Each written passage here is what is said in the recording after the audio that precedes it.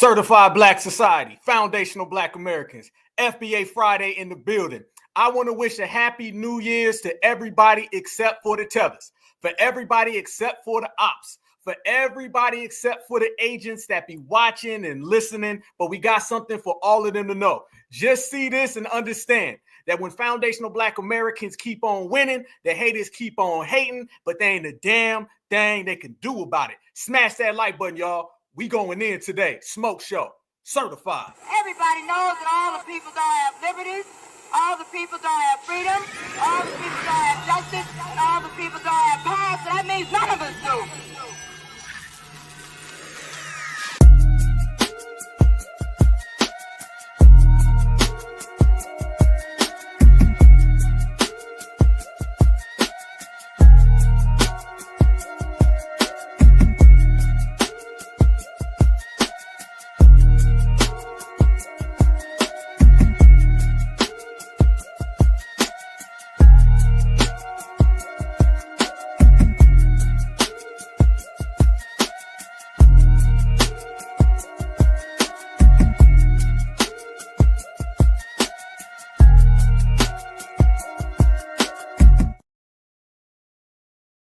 There they go.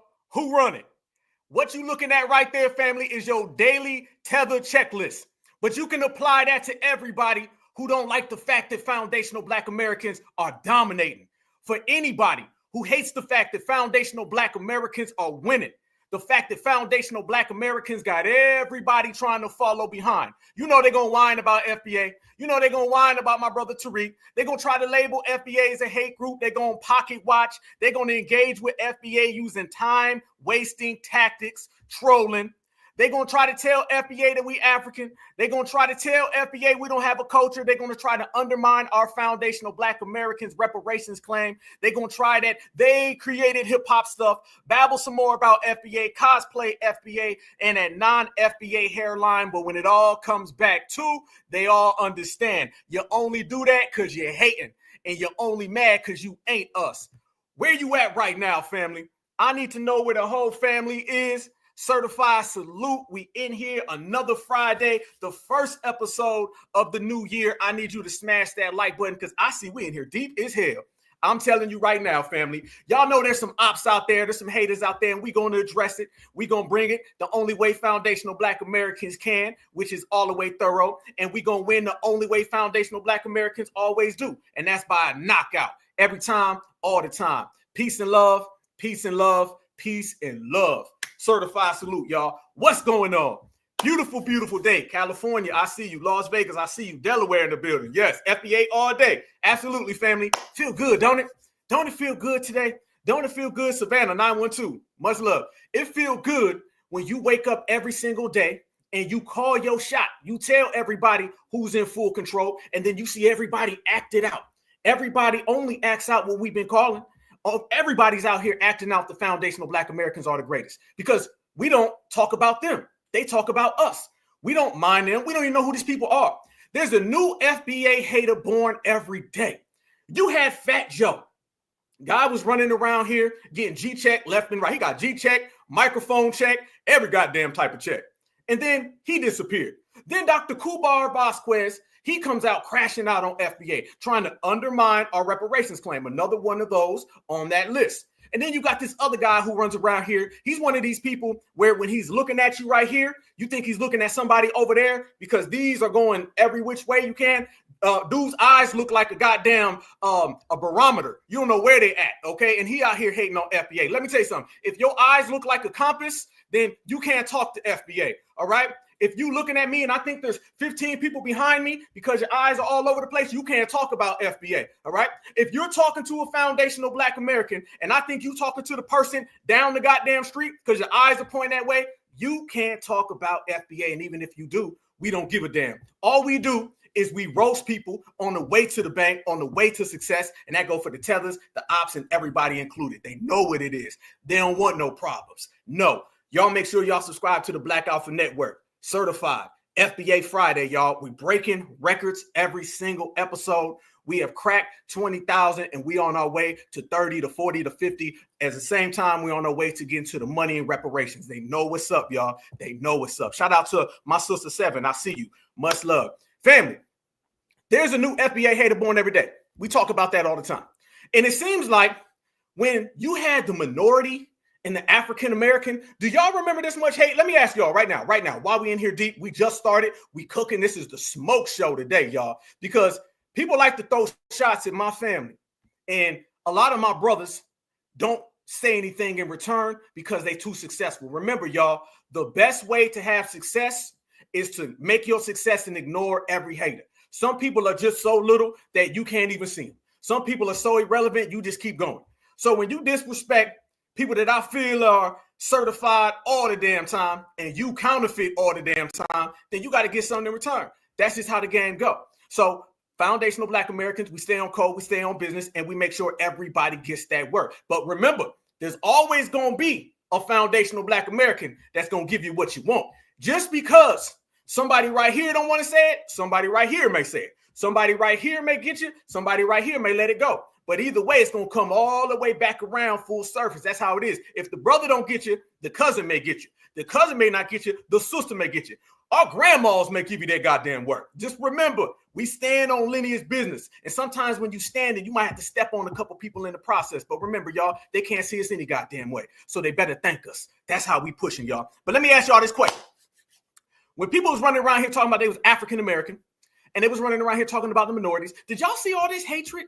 Did you see all these people upset and angry? I didn't see it. It was almost as if when they had folks talking about they was African American, they just went around and they just went on about their life. They didn't really see us as a problem, you know, because if you identify as something other than who you are, then nobody's going to respect you.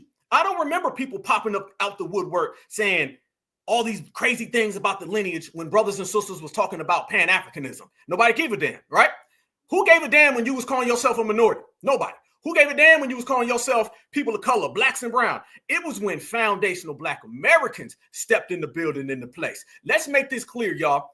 FBA has won out. Foundational Black Americans are getting stronger every day, every single day. And I'm talking about the lineage, and I'm talking about the FBA lineage movement. All those other groups and names that were popping up, y'all know what I'm talking about? Y'all notice now in 2025, them people disappeared. You don't even see these people no more because a lot of them folks was organizations. A lot of them folks was irrelevant. We're not. We are the strongest thing. So let me give this message to all the ops because I'm telling you, people are going around trying to team up on us. They're trying to click up, gather up. You got ops popping out the corner. Folks is coming from the East Coast to West Coast, flying in. We have a whole list of people who got problems with FBA, but we don't see these people. Remember, y'all, FBA is the most powerful movement in the world. And I'm telling you, in the world, not just America. Foundational Black Americans, I'm talking about all of us, the lineage movement, all right? We are the strongest movement on the planet. We affect politics, the social world, the spiritual world, everything. You're watching white folks out here trying to delineate from other white folks. Where they get that from? You got folks talking about why y'all sending money to Ukraine? How come you don't spend that money right here in America? Where they get that from? They got that from us when we were saying, how come you got money for Ukraine but not reparations? If you look, every single other person in America is getting their talking points and their narratives straight from us. Yes, indeed. You got people popping up out the woodwork every day talking about FBA. A couple weeks ago, it was an Ozempic washed up rapper. Okay. Now you got this glass eye, Uncle Ruckus coming out here. You had Dr. Kubar Vasquez flying from goddamn Cuba to Ghana, and he was trying to throw things. But guess what? All of them step up, and FBA knock their ass down. And we do it and still get to the money. You see how fun it is when you always on code? You see how great it is when you always winning? It ain't nothing but an FBA thing, and they won't understand it. I need everybody who's in the building tonight to smash that damn like button because we building, we working, we shining, we grinding. And when I say we grinding, y'all, grinding means everybody's upset. Grinding means everybody's pissed off, but everybody's got to deal with it. FBA don't compromise. We don't apologize for nothing. All we do is put in that goddamn work. Certified salute to the team. Let's go. This is why you got a lot of haters popping up, and this is why a lot of haters want to be like us. but there's only one and you can't duplicate us. I feel like the real reason that Africans, Caribbeans, and everyone from the diaspora is so bothered by Black Americans is because we do not let the African part of our lineage overshadow the American part, right? So when African Americans are creating all of this new culture and we're being the face of culture and creation and innovation all across the world, we are not giving that credit to our African heritage. And I think that is where all of the discomfort come from. Because every time there's a conversation about, the greatness of Black Americans in the world, every time a British person or Caribbean person opens their mouth to talk about Black people in America, it's always, oh, they don't know their roots. They don't know their heritage. When in fact, we do know our history, we do know our heritage, and we know that we are descendants of American slaves. And in those 500 years, we mixed with Europeans, Native Americans, Hispanics, and of course, the people who were originally here were African. But we ourselves are not inherently African in any type of way.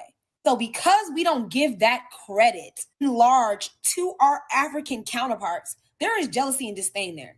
And that's why there is always so much question about our identities. It's not that we don't know who we are, because we do know who we are. It's that you don't like who we claim to be. And because our American part of our identities is just as important as the African part of our identity, as well as the Native American, Hispanic, and everything else that mixes to make an African American, that rubs you the wrong way. You think that Africa should get more credit for the creation of Black America. The proof of this is you don't give Dominicans, Puerto Ricans, or Brazilians this same treatment, right? People are okay with Latinx, Afro-Latin people highlighting the Latin part of their culture over the African part of their culture. And the only reason that y'all are okay with that is because they have not reached the heights of creation and innovation that Black America has, right? And so because they haven't done anything as world-changing and as world-effective as Black America does, it doesn't matter as much to you. But because we have reached heights with our culture that our counterparts across the seas and in South America cannot reach or have not reached, because I won't say that you can't, it's a problem for you. You need us to say how African we are so that you can take credit for our greatness. Question is why you want to take credit for our greatness? How come you ain't go get your own? How come you wake up every day thinking about us? We ain't thinking about you. How come you out here taking money under the table to try to undermine us? We ain't even worried about getting a penny from you or from anybody. So y'all see what we talk about as we expose this and we go through it. And I'm telling everybody out here right now, the whole family who's in the building, y'all, when we stand on FBA, y'all, we got to stand on FBA to the core. And I'm loving it because that's what we're doing. Let me say this. And I was just talking to one of my good brothers yesterday, and we had a conversation about how right now in America, FBA is not only dominating, but FBA has changed the whole entire discourse. You know how we say we are going to get our reparations and we're going to get our bag? Trust me, family, we've already won, and next is going to be the reparations. The reparations is a given. The reparations are coming. You know why? Because we've already successfully delineated. Nobody outside of a bunch of musty-ass tethers are calling us African anymore. When you start watching people like Ann Coulter, and she says foundational Black American, when you start seeing people like Steve Bannon, and he comes out and says Elon Musk is not American, Vivek Ramaswamy is not American, Black Americans were born and raised here, that all means that our delineation is complete. Don't listen to any of these low-budget, bottom-line people, because they're desperate and they're trying to pull us back. Everything is an attempt to stop this FBA train, but they can't stop it, y'all. We have delineated completely from the fact that hell no, we ain't African. Hell no, we ain't Caribbean. We are foundational Black Americans, bottom line, point blank, period. There ain't nothing in between, y'all. There ain't nothing in between. And I want y'all to notice, and I seen my brother said in the chat, you done heard FBA more in the last 2 to 3 weeks than you have in the last 2 to 3 months. And the last 2 to 3 months before that, you've heard it more even further, okay? Who dominated this election, FBA? Kamala Harris got completely ran out the paint because of us. Yeah, they spent trillions of dollars and failed. Right now, you're hearing everybody talk about FBA. And oh, by the way, Fat Joe, when you came out here and you was talking about FBA a few weeks ago, and all of the major news publications in America, I'm talking about ABC, NBC, Yahoo, it all picked up on it. Yeah, guess what you just did? You just blew us up, homeboy. Thank you very much. All right. Y'all going to keep talking about FBA, family, and we're going to turn that double platinum into quadruple platinum. Next thing you know, we're going to F around and go diamond. Every time they talk about us, every time foundational Black Americans come out, they tether ass teeth. It is only making us bigger and stronger. I want everybody to know that. Don't get mad. Don't get upset when these people keep mentioning FBA, because that's only putting us in the headlines. You got to pay for this type of publicity. You got to pay for this. We getting it for free. So come on. Hey, you know what we should do? Fat Joe, contact me right now. Contact me right now. I will send you a burrito, a taco, and some Ozempic. All right, and a bottle of champagne. Thank you very much. Because all you did was make FBA even more big, even more outstanding, and on the front page of everything. Thank you very much. These folks don't even know. Don't even know. The more you talk about us, the more you blow us up. You only hating on us because we that strong. And that go for every single op out there, y'all. This is what we doing. We getting real, real big. Trust me, y'all. Delineation is here. Everybody's out here talking about delineating this, delineating that. And the only reason they doing that is because they understand that FBA is in full goddamn swing. So I want you to judge the power that we have based on the ops that come out. Remember, only powerful men and women have enemies. Remember that, y'all. Every single person out here hating on FBA only makes us bigger. As a matter of fact, shout out to my brother who is from Cincinnati, Ohio, and he said it great on one of his comedy specials. Y'all remember when Cat Williams said you need haters? You remember that, right? Y'all remember that? Let's go there. Let me shout out Cat Williams. Certified salute to my Ohio brethren. Y'all remember when Cat Williams said you need haters? If there's any hater out there right now who wants to hate on FBA, come on. Church, if they out there hating on you, brother, tell them, come on. We accepting every hater. You can go ahead and put your name on the list, sign on up. You got something to say about FBA? Keep on talking, because they wouldn't talk about you if you was broke. They wouldn't talk about you if you weren't getting paid. They wouldn't talk about you if you weren't successful, and they damn sure wouldn't talk about you if they weren't scared. You only talking about FBA. Yeah, you know who they ain't talking about? African Americans. Who's talking about Dr. Umar right now? You only know about Dr. Umar when he come out and talk about us. Y'all notice you only see these people when they talk about us? Shout out to Cat Williams. I'm telling you right now, all Oakland applications hate on FBA, because here's what's going to do. You're going to embarrass yourself. You're going to hurt your own goddamn feelings. You're going to get roasted like we're going to do right here today. And foundational Black Americans are still going to be exceptional. It's got to be terrible to lose at being a loser.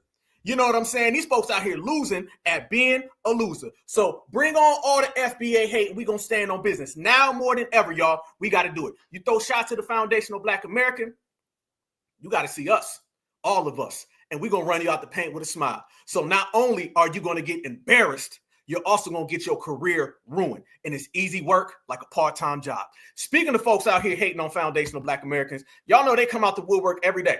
But we found out, man, that, they running in twos. They running in twos now, family. It used to be just one hate at a time. Now you got 2, 4, 6, 8, and they coming out the woodwork. There's this one guy out here hating on FBA. You don't know who he's looking at, you know what I'm saying? Because he wandering all over the goddamn place. You know what I'm saying? When your pupils look like a ceiling fan, I don't know who you are. And that's what's really been going on with some of these folks. They've been out here talking about FBA, trying to reel us in, trying to get our attention, trying to get foundational Black Americans off our square. It ain't happening. It ain't happening because you ain't strong enough. And we know a troll when we see a family. Don't we know a troll when we see one? Don't we know someone's whole agenda before they even get it out? They think they fooling us. Don't we know what an op look like before they even get near? Couldn't you tell that this particular individual was going to be hating on FBA before it even started? Didn't you know? And you know why this comes out, family. You know why these people start mentioning our names. Is because they want clout. And what we're not going to do, we're not going to be clout creators. We're not going to create clout for people. We're not going to make people feel that they special. We're not going to make people feel that they got one up on us. Because remember, y'all, we don't pay these folks no never mind. So therefore, if you do that, they're going to fall to the goddamn wayside. You won't see them again. Trust me when I tell you. But what we can do is we can go ahead and pull out them roasters and get it in easy work. Yeah, I did it. Yeah, we going there. Yeah, we going there all the way around, family. I don't know what it is. I'm going to tell you right now. If you start talking about us, you better bring a lunch, and you better have a little more flyness to you, homie. You know what I'm saying? Because what we got is a lot of people out there that I believe are getting paid on the low. I believe a lot of these folks are far more nefarious than they lead you to believe. And they crashing out every single day, every single second. Yes, indeed. You absolutely right, my brother. Especially when someone runs around here and they pretend and pump these individuals up like there's some type of pillar in the community. Always be careful of the individual who pops out of nowhere. Y'all remember Black Lives Matter? Ain't nobody know who the hell Black Lives Matter was. They pop up out of nowhere and they start putting badges on their shirt. They start calling these people community activists. Ain't never seen them in the community. And if they are in the community, they're not really doing anything that we rock with. And then their rhetoric is very, very outside. Their rhetoric is very, very opposite of what we're talking about. We know an op when we see one, man. We know it. And let me tell you something. They like to run around and try to get our attention, and they try to get our energy. What they don't understand is that we run them out the paint. Easy work, too easy. Family, at this point, let's be real. Is this type of character really going to do anything for Foundation of Black Americans? Well, who do you think going to be remembered more in 5 years? Hell, in 2 years. Who do you think is going to be remembered more in 2 years? Do you think it's going to be Foundational Black American Lineage? Or do you think it's going to be Ceiling Fan Charleston? All right. And it's Ceiling Fan because the wheels on the eyes go round and round. Who do you think going to be remembered more? I'm going to tell you the damn answer. Not him. Okay. Black Lives Matter going to go further than this. So you already know what it is. When people come out and they got this distaste and this disrespect and they always say crazy things about the community, you know the type of energy. I want y'all to remember this. They put people in front of us that they know damn well are anti-us. And then they try to like that Charleston White. I like that one. I like that. They put people in front of us that they think are going to come in. See, there's a section of the community that are those, he made some points now.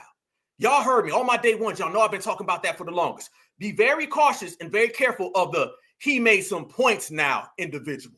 All right? Because there's this thing about a small element of our community where all you got to do is make one damn point and somebody will fall in love with you. See, we don't do that. Certifies, we don't really get on that type of time. We don't get on that time. What we do, family, we listen to what you say and we judge you based on your consistency. Not one interview, not one statement, not a broken clock is right twice a day. No. Because some folks will see a broken clock and try to tell you that broken clock is Malcolm X. They'll see that broken clock and try to tell you that broken clock is Martin Luther King, Bobby Seale, Huey Newton. We don't do that. There's people out there that always come around and they'll say 2 or 3 things. That's what Candace Owens does. Candace Owens will come out there and say one thing somebody agrees with about Kamala Harris, and then people be out there saying, y'all got to give Candace her credit now. Candace, man, she makes some points now. Y'all got to stop it, you make some points now. Nah, There's a lot of people who may make a point here or there, but they not consistent. Consistency is what made Malcolm great. Consistency is what made Huey P. Newton great. Consistency is what made Harriet Tubman great. Not saying something that you agree with one damn time. And that's an element of our community that we've been getting rid of. The thing about Foundational Black Americans, again, the strongest lineage, heritage, and culture, the biggest grassroots movement. It's a lineage movement, not a group, not an organization. It is a lineage movement. And what makes us strong is that everybody who's came in has been vetted based on consistency. Years of work. It takes years of work before we say, okay, I'm rocking with you. I'm down with what you said. That makes a lot of sense. Then you got another person to have somebody say, man, I think Black folks is too damn ghetto and we need to quit being so stupid. Somebody gonna say, he made a point now. I agree. Let's be real, y'all. You have positive and then you have low vibrational. And there's always a low vibrational person in our community. And that person is always exploited by the folks who run around and sell negativity. There's not a Puerto Rican activist that sells negativity to Puerto Ricans. There's not an Asian activist that sells negativity to Asians. Only when you start dealing with the slave-defeated Negro do you see people run around and basically their whole mantra is talking about how bad we are. Nothing about motivation, nothing about uplifting, nothing about speaking the truth. If you go and do a damn interview and you talk about how all Black women is ghetto, all Black men is thugs, and we need to get our stuff together, you're going to have about 50,000 people say, he made some points now. Man, that's a good point. I love him. He's so smart. He made one damn point. And half the time, them damn points ain't even true. It's only exploiting the defeated mentality of these low budget, bottom feeder Negroes. We preaching tonight. That's why it don't work on us. That's why it don't work on us. Why do we rock with our brother Tariq? Tariq is so motivational. Okay. In any situation, in any element, Tariq is saying, how can we win? How do we achieve in this situation? Why do people rock with Black Alpha?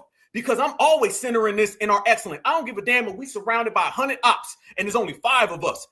Us 5 gonna win. Somehow them 100 ops is gonna get knocked the hell out and we gonna get up out of here.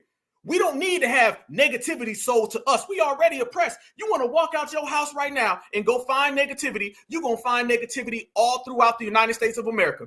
We got every single person waiting to hate on us. What the hell are we getting pep talks of negativity for? How we got these people who run around and just say bad things? Have y'all listened to Dr. Umar Vasquez lately? Have you?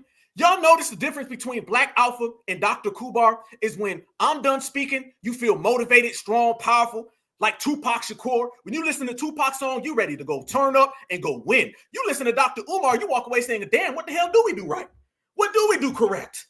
These people have a defeated mentality, and then they try to exploit the defeated mentality in all those low-budget people. Folks who rocking with Mr. Might, that's what we're going to call him, okay? Mr. Might, I like that. I'm taking that. This the chat certified. I'm going to take your stuff.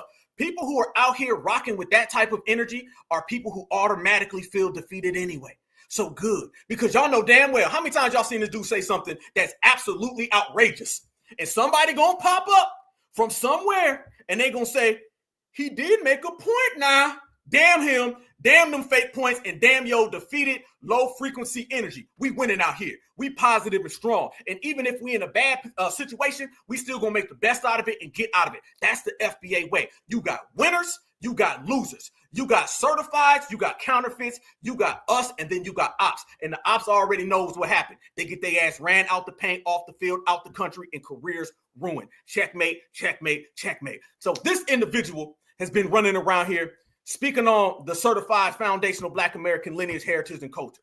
And you know right now, family, we said it after the election, a lot of these people are getting paid on the low. All right. And a lot of them want they lick back. All right. They seen what we were doing during that election. Let's go there. We're going to go all the way there, y'all. We don't play. We don't half step. They seen what we did during the election, y'all. And they seen the power that we exuded during this election. And foundational Black Americans are making too many people uncomfortable. Family, every week, every day, it's a new episode. It's a new broadcast. It's this person hating, this person hating. This person's from the East. This person's from the West. This person's from America. This person's not from America. This person is domestic. This person's abroad. This person can see straight. This person sees backwards and forward and upside down and around. This person got glass eyes and they hating on FBA. You better get your game right because you ain't strong enough, homie. G-check. Watch this right here. When you see somebody fishing for clout, you don't give them nothing in return, family. All you do is do that certified G-check roast. What I say, we multitaskers, meaning we will check your ass on the way to the bank. Let's go. Tariq Nasheed asked us to check. You got to. Tyreek wanted to be a pimp at first. Don't give a damn about no Tyreek Nasheed.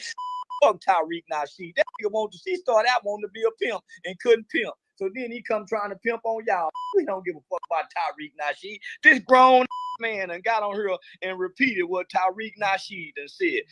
I ain't never seen Tyreek Nasheed in the community doing a mother thing. He's always been on camera talking. See, I come from the bottom, starting out in the community doing. I started doing before I started talking. Actions speak louder than words. This black son of bitch done got on here and said, Tyreek, fuck Tyreek Nasheed. That nigga started out in the pimp group over there with goddamn me Rosebud and man, come on now. Don't do us like that, repeating what Tyreek Nasheed said. Now, had you quoted Marcus Garvey, you probably would have had something. Did this man just say he ain't ever seen Tyreek Nasheed in the community? You talking about the 2 biggest reparations rallies in American history. Who put those together? I know for a fact because I was a speaker at one of them. Who got the Hidden History Museum? Who's doing anything out here in the streets? Not to mention the things that are off the books, like taking care of funerals of foundational Black American legends. How many times you seen Jimmy D. Christmas out here? You seen this guy? How many times you seen this man out there in the community, family? That's the question. What part of the game is it with somebody that just showed up yesterday and sitting here talking about somebody who's been dropping receipts, dropping facts, and empowering the people for 20 plus years? What part of the game is that? What part of the game is it where somebody can show up looking like Jimmy D. Cricket and try to talk about certified foundational Black American excellence? What part of the game is that? It ain't a part of the game. That's haterade all damn day. You're drinking haterade and them, he made some points now, defeated, low frequency, low vibrational, ain't gonna be a damn thing in life. People may go for it. But when you certified and you powerful and you feel that you're a part of the best lineage, heritage, and culture, your positivity will defeat any of that. Let me tell you something. The haters are out here so bad because we winning so strong. You did not see this with the African American. You did not see this with the people of color. How come you not talking about them? How come you not speaking on them? Oh, I forgot. Because they not winning. You see, ops always follow winners, y'all. Ops always follow winners. You show me somebody who's winning, look behind them, you're going to see 152 haters.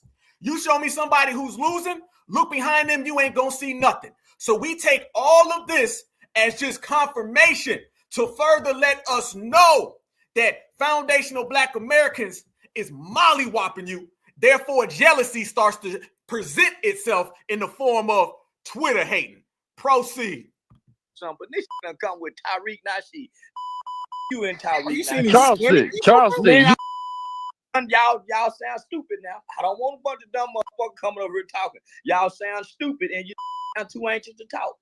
Love going y'all to ain't got nothing else better to do. Y'all ain't got nothing else better to do on New Year's Eve than to get on here and talk. I'm getting ready for a goddamn comedy show, 2 shows, and boy, the numbers is looking good tonight. I just got on here to practice some of my stand-up comedy on you. A comedy show. Oh, so you joking though? Okay. See, look how he said he. Y'all see what's happening now? This for all the he made some points now. Let's go to the he made some points fan club. Let's go to the defeated we needs to do better audience. You see, they out there getting laughed at. That's the difference between us and them, family. They ain't got nothing to stand on. They ain't got nothing that's certified. They ain't got nothing in the works. We out here winning for real. Again, unsolicited.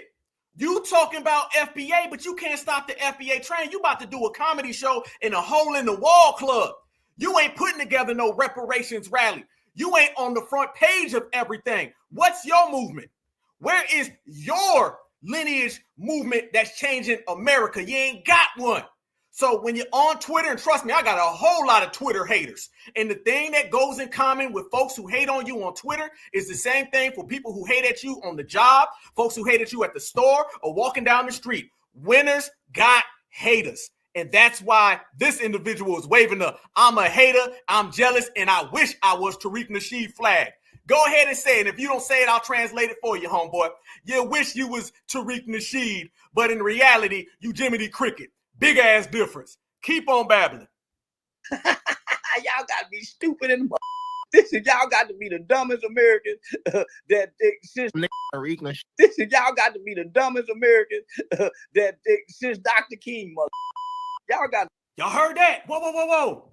Y'all got to be the dumbest Americans since who?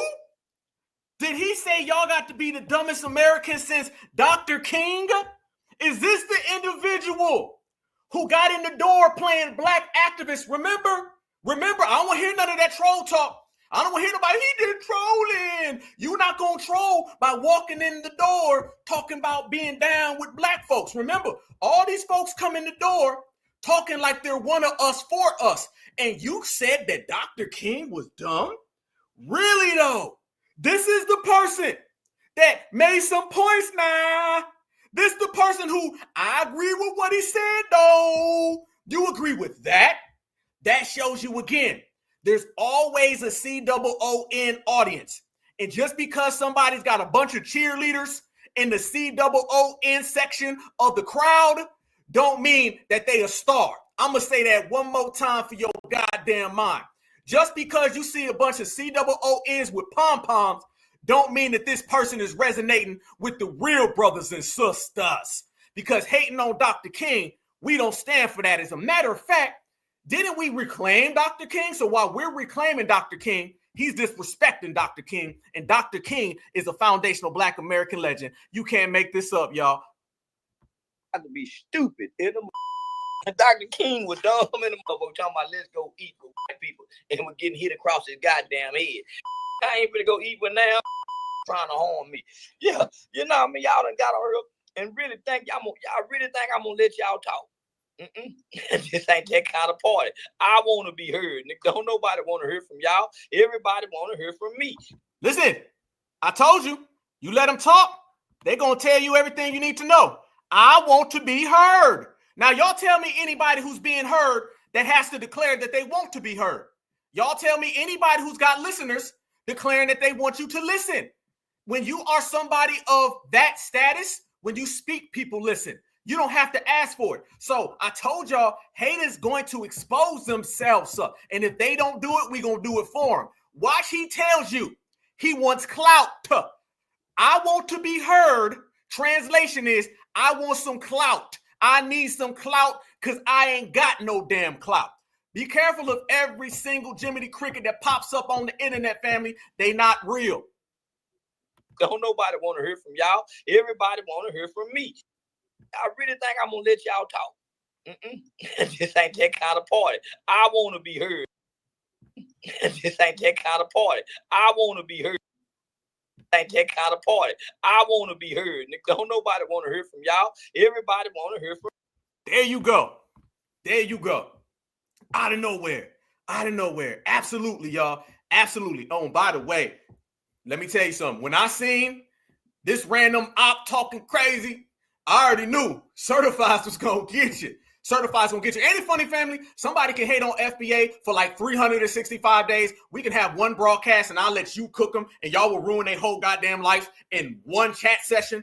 One chat session is all it takes to get canceled, deleted, exposed, and ran out of here. And if you look right now, that's exactly what y'all doing. Y'all funny as hell.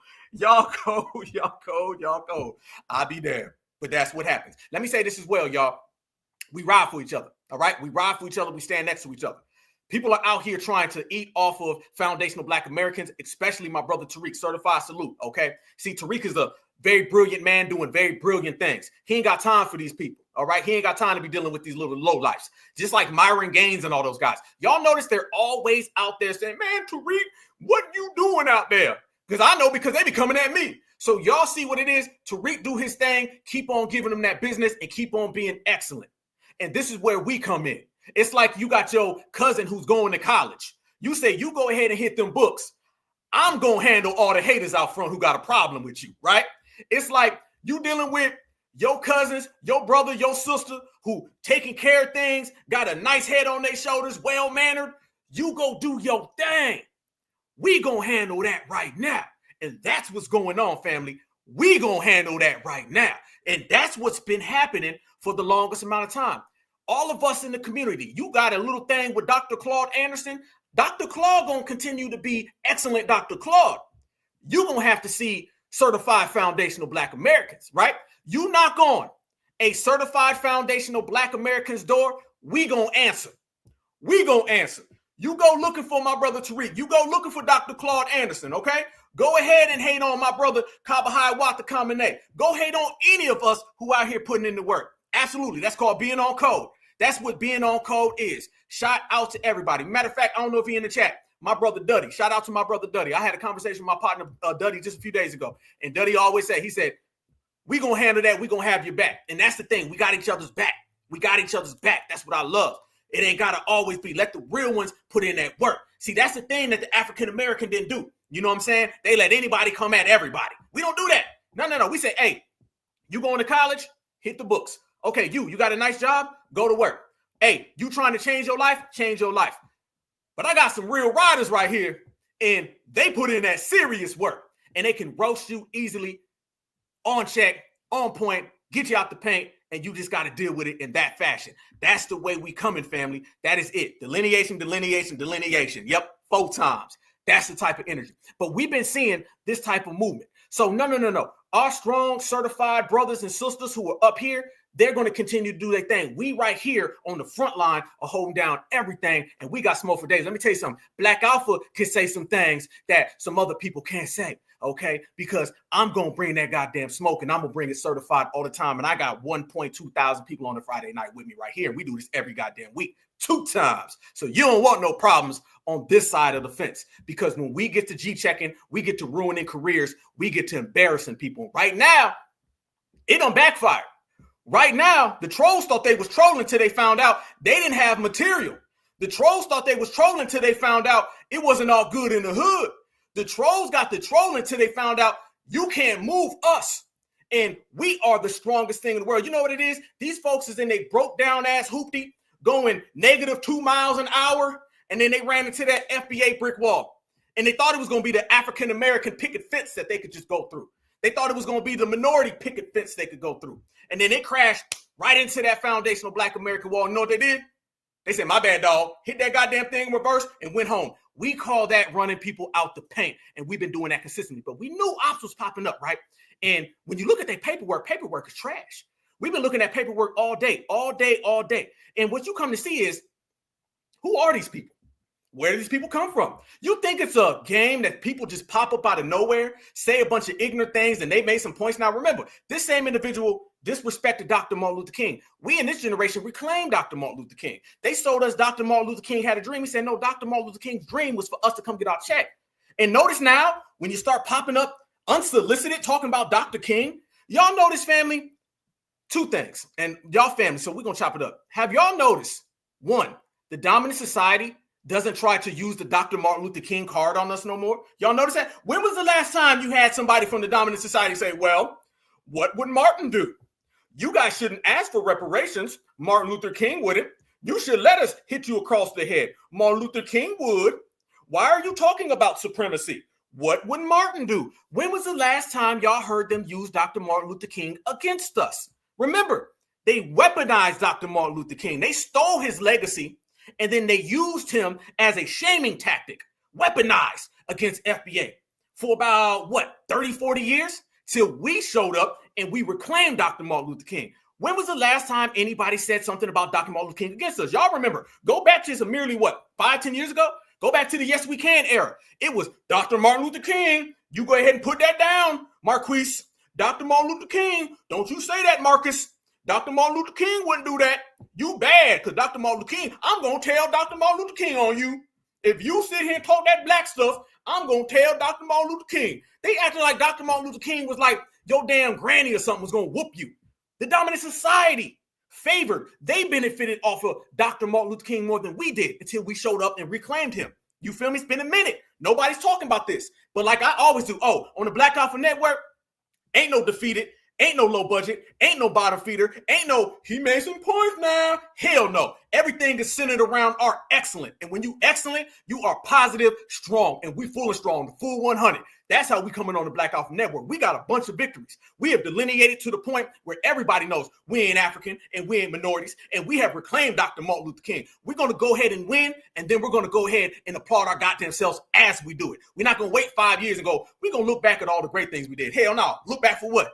Look back for what? We're going to win today. We're going to celebrate today. And then we're going to wake up tomorrow and do the same exact thing. We've been winning and winning and winning. We got a lot of wins in the last few years. So when we reclaimed Dr. Martin Luther King, everybody shook. Remember, y'all, I want to say, maybe one of the last Black Americans who got the chance to go to Dr. Martin Luther King's house. I don't know if you guys seen this. It's a short. I got it on the channel. I went to Dr. Martin Luther King's house a year ago. Do y'all know 2.5 weeks after I went is when that lady showed up and was throwing gasoline all over Dr. Martin Luther King's house? Y'all remember that? Y'all remember that? They didn't try to get rid of Dr. Martin Luther King's home until we reclaimed him. They were using Dr. Martin Luther King for the longest time. You're right, we eating, family, all day. Y'all notice that now. Soon as we reclaim Dr. Martin Luther King's legacy, they try to burn down his childhood home. And it happened 2 weeks, family. I went to Atlanta and filmed a podcast. I stopped by Dr. Martin Luther King's house, and I got a whole thing in there about it. I went back to Atlanta to go give a speech at the Fulton County Reparations Task Force. And I do more for Atlanta than a lot of folks in Atlanta. I went out there to Atlanta, and while I was literally giving the speech on the floor, simultaneously about 5 blocks away, somebody was trying to burn his house down. Really? Y'all notice that? Absolutely. I believe that was a tether. You absolutely right. I'm glad you put that in there. I do believe that was a tether. I absolutely, positively believe that was a tether. And y'all notice that story kind of went away real quick. It didn't really go long. My mother was just bringing it up to me the other day, and I forgot about it. And remember the dominant society, like grabbed the lady? Remember that, y'all? And they try to make a story. Look how these W women or this tether was saved, and these dominant society men, did a great job. That was all cap. But notice, soon as that happens, this guy goes up out of nowhere, and he starts talking about Dr. Martin Luther King. Out of all the people to bring up, he starts hating on Dr. Martin Luther King. Sounds like you got some orders. Sounds like you got some orders. Everything happened for a reason. It's always a rhyme and a reason, especially when you're dealing with ops, family. They put these people in front of us. Why? Why do they put people in front of us? So they can carry out the agenda of the dominant society. That's what it is, y'all. This is why it ended up happening. So when we start talking about Dr. Martin Luther King, because remember, coming to get our check really became like the rallying cry. And by the way, do you guys know that we're coming to get our check, Dr. Martin Luther King speech, do you know that got copyright? Yeah, that's copywritten now. You can't even play that clip because people will try to flag it. Bet y'all didn't even know that. There's some brothers and sisters, I'm not going to say their names. They actually posted that clip and they get strikes. Yes, they do. Yes, they do. That clip, I'm coming to Washington to get our check. We're coming to Washington to get our check. That has been copyrighted by some type of fucking organization. Pardon my language. It has been copyrighted by an organization. They wanted to get that out of there. They want to get that out of there. They don't want that, y'all. They don't want that out there. There's a lot of funny style people, fam. I'm telling you, I'll be hearing some things. There's a lot of people out there. They don't want none of that energy out there. They're trying to now make us forget Dr. Martin Luther King. Spend all these years trying to get us to go by their fake token Luther King that they created and trying to get us away from Dr. Martin Luther King. Yeah, for real. Absolutely, family. Yep, it is copywritten. Yep. And it only got copywritten literally right before the first rally for reparations. Yep, that our brother Tariq Nasheed put together. Absolutely, got copywritten. And they don't play about that. Nope, they will literally get you for posting that clip. Did they ever do that before? You know why, family? Because a lot of people weren't even familiar with that clip. A lot of people didn't even know about that we're coming to Washington to get our check. We are the ones who reclaimed Dr. Martin Luther King. That was our first #1 victory we had in this era. Because I remember the Martin Luther King had a dream era. I remember the y'all better sit down and do what Martin do. I remember how Martin Luther King was used as a weapon against us. I remember that thoroughly. I remember in school, the damn teachers teaching us that. If you get in trouble, Dr. Martin Luther King gonna get you. Hey, where are my 80s, 90s babies in here? Where are my 80s and 90s babies? I know y'all remember in school, they taught you Dr. Martin Luther King ended racism. And if you don't do it his way or the way that they say he was, then you're going to get in trouble. We are the ones who reclaimed him and seeing that Dr. Martin Luther King said, I'm integrating my people into a burning house. He became very, very more stern. He met up with Malcolm X literally 2.5 weeks before he passed away. He was on the phone speaking to Bobby Seale. He wasn't. He had his representatives call Bobby Seale out in California. He knew as he was leaving, the Black Panthers were coming. He made a phone call, or he had his representative make a phone call to the Black Panther Party. And Bobby Seale answered, and he said, are you willing to come to a conference out here in the South? Because Dr. Martin Luther King's out here in the South, and he's watching these young folks show up. Mind you, Dr. Martin Luther King is a lot older at the time. He's watching all of these young folks in California show up with these afros and these leather coats, men and women, okay? Because the majority of Black Panthers were women. They were foundational Black American women, the majority of Panthers. So he said, who the hell are these young folks in California with the leather coats, the afros, and them things? He said, oh, we got to get them. So he just met with Malcolm X. And then he made a phone call that Bobby Seale ended up getting.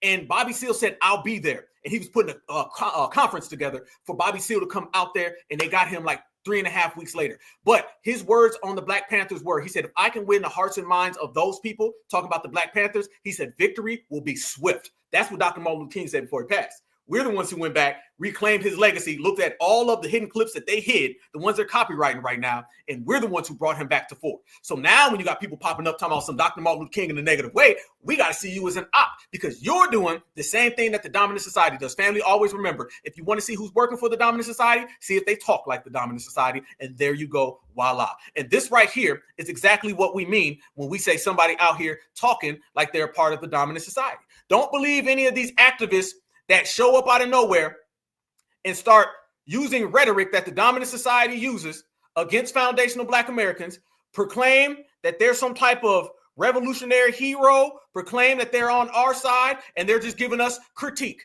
Don't allow people to tell you that critique is really just them looking out for us. No, critique is them following suit from the dominant society. Let me show you even more with Mr. Jiminy Cricket, okay? This is what it is. This ain't even Uncle Ruckus, family. This Cousin Ruckus. He ain't even good enough to be that. Let me show you Cousin Ruckus and tell me, y'all, and I need to simply y'all to put this in the chat or not. Can y'all put op if you believe this is op behavior? And when I say op, I'm meaning brought to you by the dominant society. Let's go.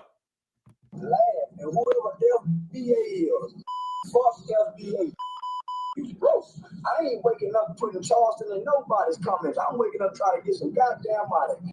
Federation of Black America. Y'all ain't went to war with the Christian Bloods. Don't come over and try to rip when I'm fighting gangsters.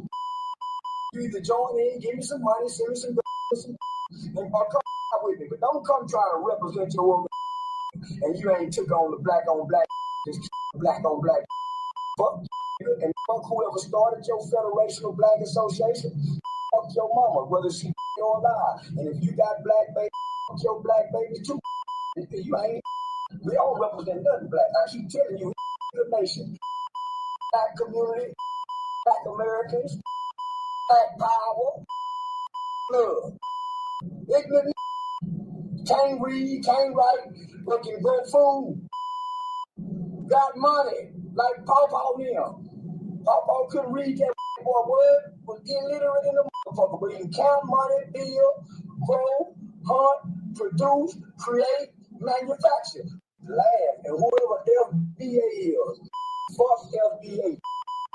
Bro, I ain't waking up putting Look like the people done spoke. Y'all name me one person who talks like this and it's for black people. We're not going to play these games. See, people nowadays, they want to troll themselves out of situations where basically we live in a circus where you can just say any damn thing and then try to wiggle your way out. People like us who are certified, we hold you on what you just said, not what you try to excuse, not what you alibi, not what you justify. Name me one person that talks like that and is for the community. Once again, you ain't seen nobody from any other community say that. And I want y'all to notice, watch how he says we're broke. Who else said that? Let's see. Didn't Fat Joe say that? He says we're broke. That seems like it's coming from the same place. You can't say that Fat Joe ain't getting broke off that money, which we know because he's being sponsored by the Democrats. And this guy says the same exact thing. He says FBA is broke. Same thing Fat Joe said. Watch it. Laugh, and whoever FBA is, fuck FBA. Bro, FBA is broke, is what he said. That's what they talk about.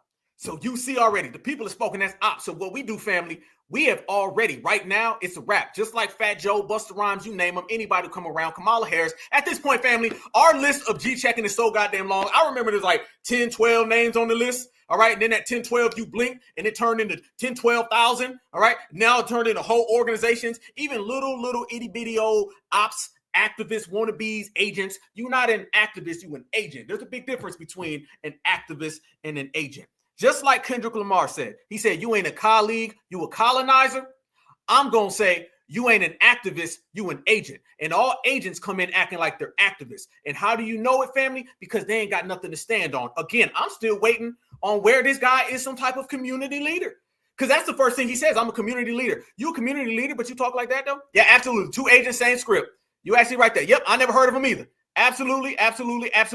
You guys are 100% right. It ain't that hard, family. We got these folks figured out. It ain't no different than somebody bringing a person to your barbecue. You say, who the hell is this? I don't know. Who brought him? We don't know this guy.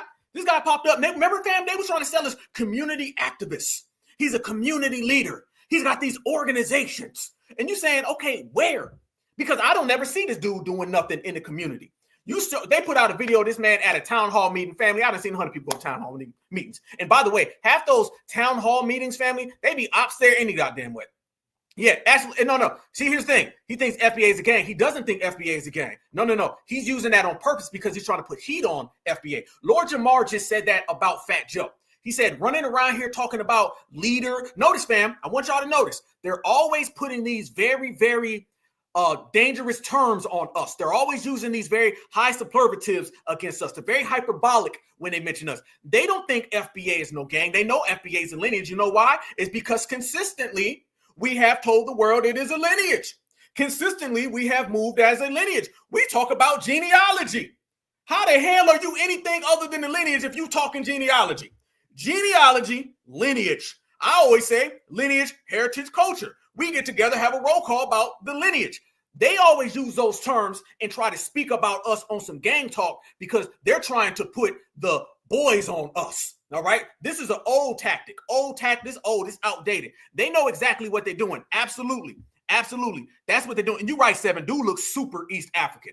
To keep it a buck. To keep it a super duper buck, I'm going to be 100 on that one. Now, whether he a domestic, COO, or he's a foreign, you already see how to bounce. But we're going to keep that box right there ready. Good observation. Good one. I see you, family. Yep. Ayo, you right. Real talk. It look real oppy. But this is what they do, y'all. They always come out here and they use those terminologies because, like I said to somebody a long time ago, if they cannot jail us, they'll try to jail the movement. All right? They'll try to jail the movement. They know what they're doing. When Fat Joe comes out here and says, yo, leader, all right? When Busta Rhymes says, yo, leader, when this guy comes out and says, yo, leader, or they start saying gang terms, they know what they're doing. What they really trying to do, y'all, they're trying to say, if you're listening, feds, go get them. They over here talking. I mean, I'm not saying nothing, but if you want to go get somebody, I know y'all, it's the same thing the dominant society does. Same thing. You know what I'm saying? Who's your partner? You got your partner, don't you? What do you claim? What set are you from? I'm not from any set. You sure? Aren't you in a gang? You're wearing red. You must be a blood. You're wearing blue. You must be a Crip. You must be a Crip blood if you got both on. You know what they do, family? They've been doing this. This is what these people doing. Now we're in the real shady side. This desperation. And we're seeing through that right now. We see what's going on. We understand this is what they're doing. Dog whistles. Absolutely. Absolutely. They be doing that all the time. They always try to put these tags on us. They're trying to get us to wear a jacket and we won't wear it. This is why they get so frustrated. They've been trying to put that on us for how long, y'all? But they can't get it. I'm going to show y'all something real quick. Matter of fact, while we're here right now, let me show y'all this. And y'all going to be like, hell to the no. But it's so true. Dr. Umar has been doing that. I literally just sat back and watched something with Dr. Umar today. And Dr. Umar literally was saying the same exact thing. Dr. Umar, this guy, Fat Joe, they all got the same rhetoric about foundational Black Americans, and they're all trying to put that jacket on us because they can't beat us. So they're basically saying, let me bring in some help. Let me try to disparage their lineage movement. Best way to disparage the lineage movement is to go ahead and call them boys on. They're trying to dry snitch, but there ain't nothing to snitch about. You feel me? We made it clear we're lineage, heritage, and culture. That's what unifies us and brings us together. And they know that. They know that. That's desperation. Desperation. Let me show y'all this right here, though. Look at this, y'all. Can y'all believe this is what's literally out there floating around? And remember, Fat Joe said we're radical Black activists. See, when he starts using a term like radical, that's automatically him trying to get the attention of the authorities. Fat Joe basically pulled a Karen on us. All right. Y'all know how Karen to say you're walking your dog in the park. I'm going to call the police on you. Remember poolside Karen and Walmart Karen and damn parking lot Karen? And they always try to call and accuse us. I call it a black-usation. They're making black-usations. Yes, that's my term. Black-usation. It is an accusation against Black empowerment. Anytime someone's trying to make an accusation against Black empowerment, that's a black-usation. So when he starts saying FBA and talk that gang talk, that's a black-usation. All right. When Fat Joe says these people come across like radicals, that's a black-usation. Dr. Umar says the same exact thing. So I have to tell you, people who talk like that, they don't want Black empowerment. They're trying to keep us off of Black empowerment because we're getting so strong. It only happens when you win it. Remember, there was no blackizations against the African-American. Pan-Africanism, they can't get one because don't nobody give a damn because they ain't moving nothing. This all comes from them trying to stop us. Look at this right here, y'all. And we deep. Everybody in here, smash that like button. We working. I seen this pop up on the internet, y'all. Y'all see what they doing, y'all? Y'all see? Look at that. Look at that right there, family. That's what they putting out right now about FBA. Yeah, and everybody is complicit in this type of nonsense, this type of rhetoric. They're literally trying to compare us to everybody. That's why Fat Joe said that we're radical. This is why this guy's running around here talking about the Federation, all right? They never want to acknowledge what it really is and the fact that it is really about a lineage, heritage, and culture. These people are trying to tattletale on us. But there ain't nothing to tattletale about. You see what we saying, y'all? These folks is out here desperate as hell. They don't make these about the actual people out there. Y'all notice that too, right? Notice that they haven't made any of these about the actual organizations out there. No. They don't do that about them. They spending all their time on FBA. Yeah, absolutely, that's out of line. Absolutely, and it's absolutely desperate. These are desperate people in desperate times, call for desperate measures. And right now, they're so desperate, they will try to do anything and make it stick because they just don't have nothing in their favor because we're winning. So you start seeing some crazy rhetoric popping out. That's why I say, family, now is the time we're going to stand on lineage business together. We're so unified, family. Like Tupac said, no man separate what we create. This lineage is moving strong. You're not supposed to be on this lineage. You're not supposed to be representing this. This has gotten too strong, too real. And what's it really about, y'all? It's about reparations. Two things occurred, lineage and reparations. This is, whether people want to admit it or not, this is the lineage reparations generation. I'm always telling everybody that. Back during the Reconstruction era, you didn't want to have to be a part of the Reconstruction era, but you were. Okay. During the Civil Rights era, you didn't have to want to be a part of civil rights, but you were. All right. This is the lineage reparations generation, and they go hand in hand. They're intertwined. We are so strong. You get your lineage, then you get your reparations. That's what's occurring right now. So you're starting to see this type of behavior and this rhetoric come out because we claimed and identified our lineage, and now come the reparations. You can't get the reparations by being an African. You can't get the reparations by being a minority. You can only get it by being a foundational Black American. That's why they're trying to undercut it. And that's why they're sending people out here like this guy so he could try to stop us. Watch this, though. He was on a Twitter space. And how do you know it's about reparations? Because what they'll do, y'all, they'll say a bunch of rhetoric and a bunch of babbling, and they'll always spin it back around to reparations. Look at the list again. And remember, it's not just about tethers, y'all. It's also about ops, because they all act the same. I want y'all to see the one right there, the second one that's highlighted. Undermine FBA reparations claim. All right. This is what they do. Also, the pocket watching. You see number 3, label FBA a hate group. I don't know who made this, by the way. Somebody made this on Twitter. Shout out. There's some good ass people. So if you're watching this right now, you made this, certified salute to you. They pocket watch FBA. That's some, y'all, where you get that money from? And then also they try to label us a hate group. They don't talk about all the hate groups out there. They don't want to talk about them. They want to talk about us. These people got more smoke for us than they got for every supremacist. That's what they do. But look at the bottom. Undermine our reparations claim. That's what they're really trying to do. That's what this is really about, y'all. They want to take away reparations. That's what they're terrified of, petrified of. They know reparations is getting way too goddamn close, so they want to stop it. This is what they're up to right now. There was a Twitter space that went on.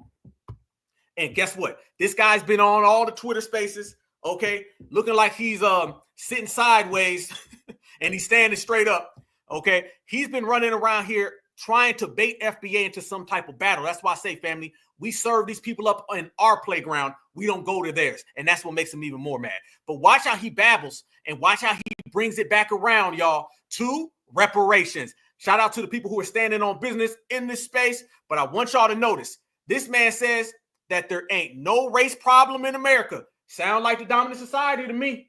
This man says that we don't deserve reparations. Sound like the dominant society to me. This man says the dominant society ain't ever did nothing to us. Sound like the dominant society to me. So it all goes back around full circle. Watch this. I look at it another way, right? I'm gonna say as a foundational, right? First, I'm new to this foundational talk. What's the foundational Black America? I got you. So I'm a descendant of American chattel slavery, right? I just call myself a Black American, but I hear what I subscribe to FBA, right? So I built the foundation of this country, right?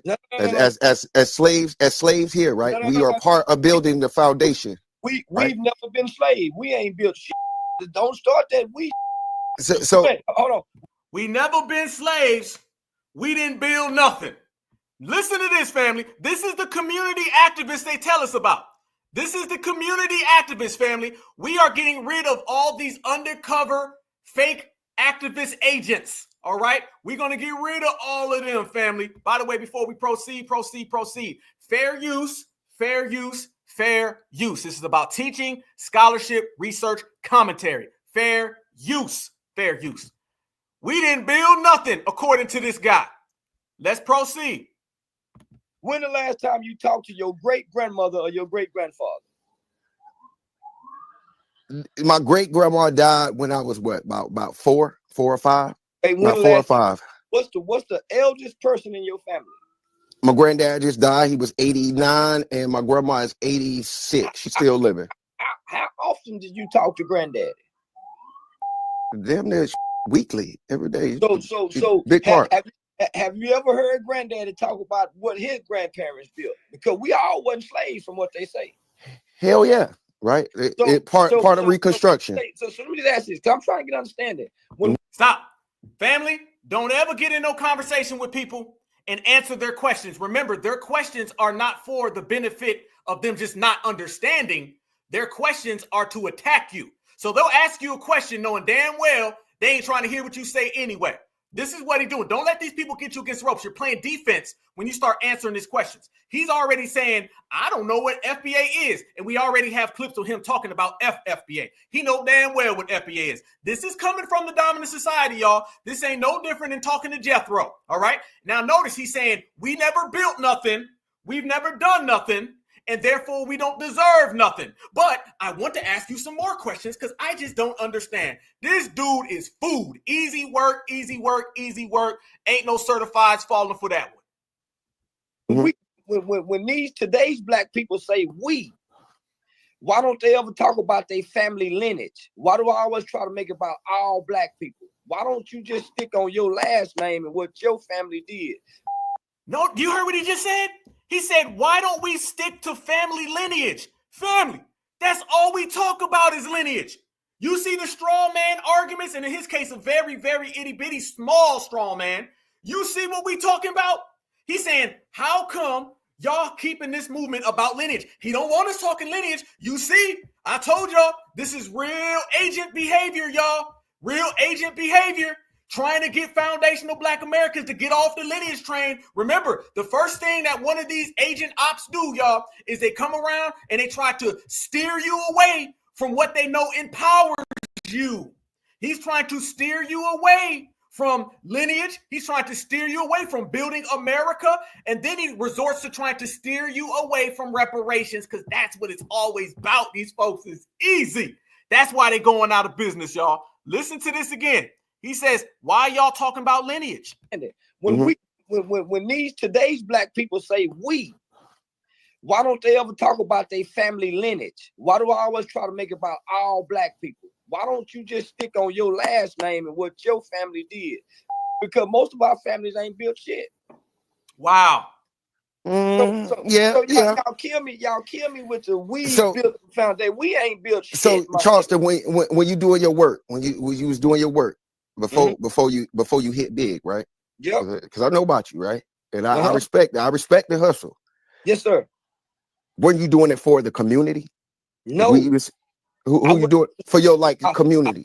I was doing it for juvenile delinquent children. It wasn't for the community. It was for kids who was like myself. Underprivileged, Not underprivileged, juvenile delinquent, because I wasn't an underprivileged kid. My mother was well off. Just got a little trouble. I was doing it for kids who was going into the juvenile system that needed to have better laws set for children because America at the time was sentenced a 12-year-old kid to juvenile life without parole. So I was advocating for children to have the right kind of program to go to in the juvenile system. It didn't have nothing to do with the community. Shout out to that. Yes, sir. So I wasn't fighting for the community. For one, I ain't Jesus. I ain't Mohammed. I ain't trying to save everybody.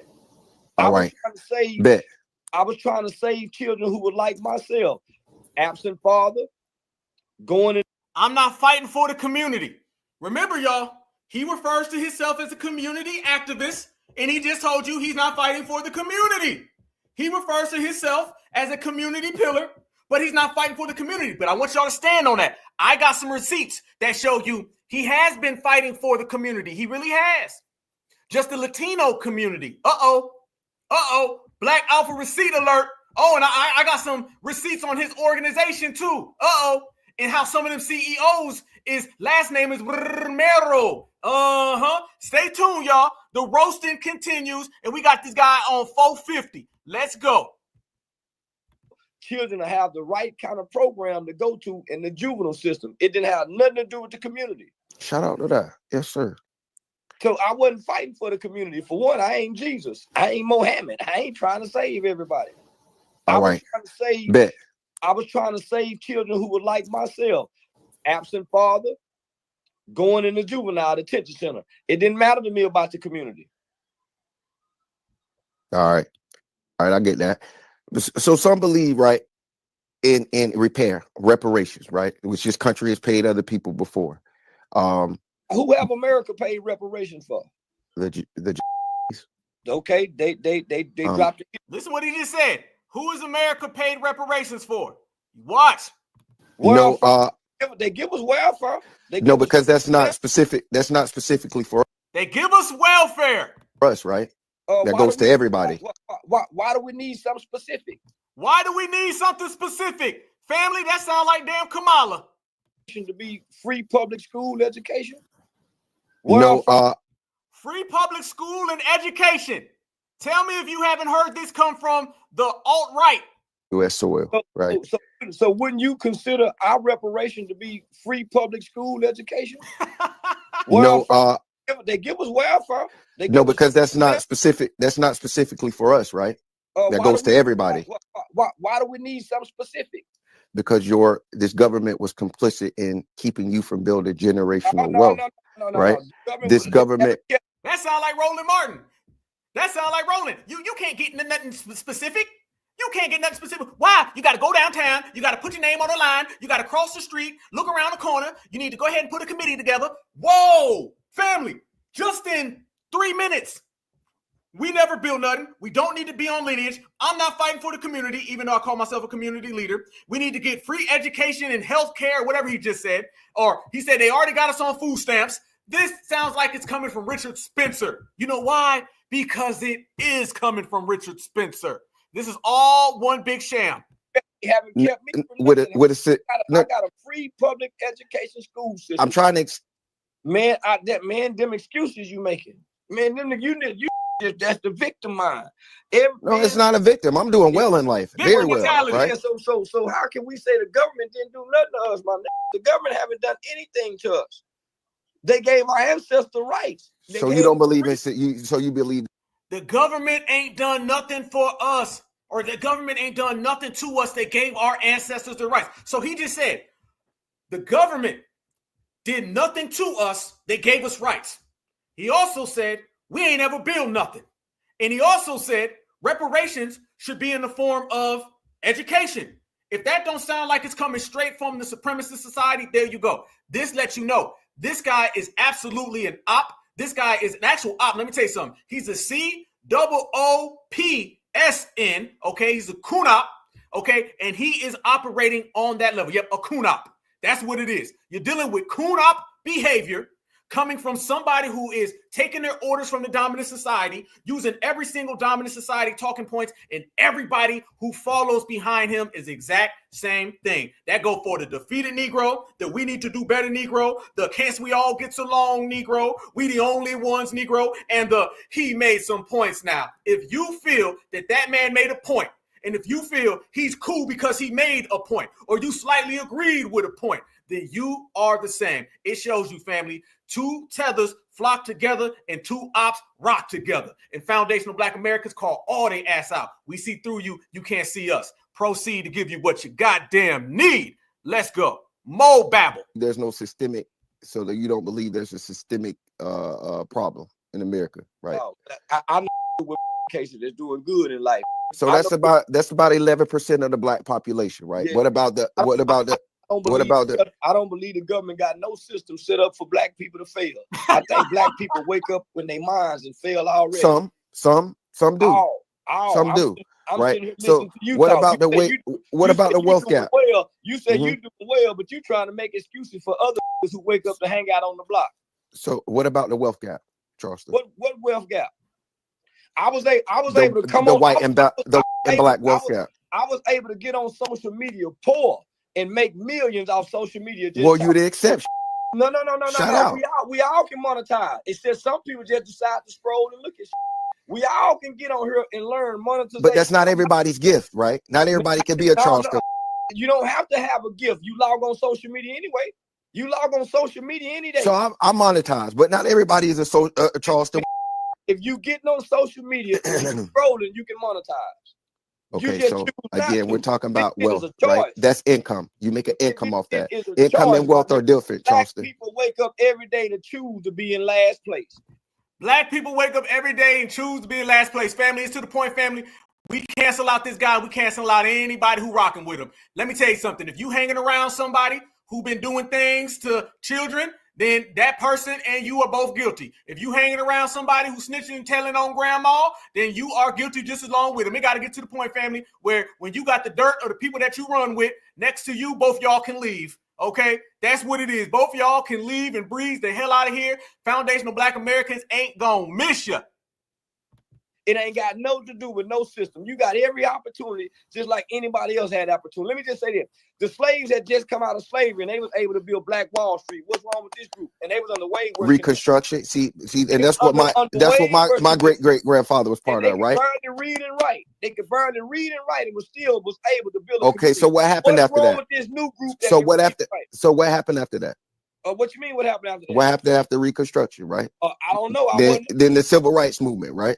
Look at that. The man, I want y'all to know he could have been there with me. He couldn't be there with me, family. He still be smoking right now after I put that G-check on him. He says, the previous generations after slavery built Black Wall Street. What happened to Black Wall Street, family? Because he said he don't know. He said he don't know. The gentleman asked him, he said, what happened after that? And he said, I don't know. I wasn't there. Did y'all catch that?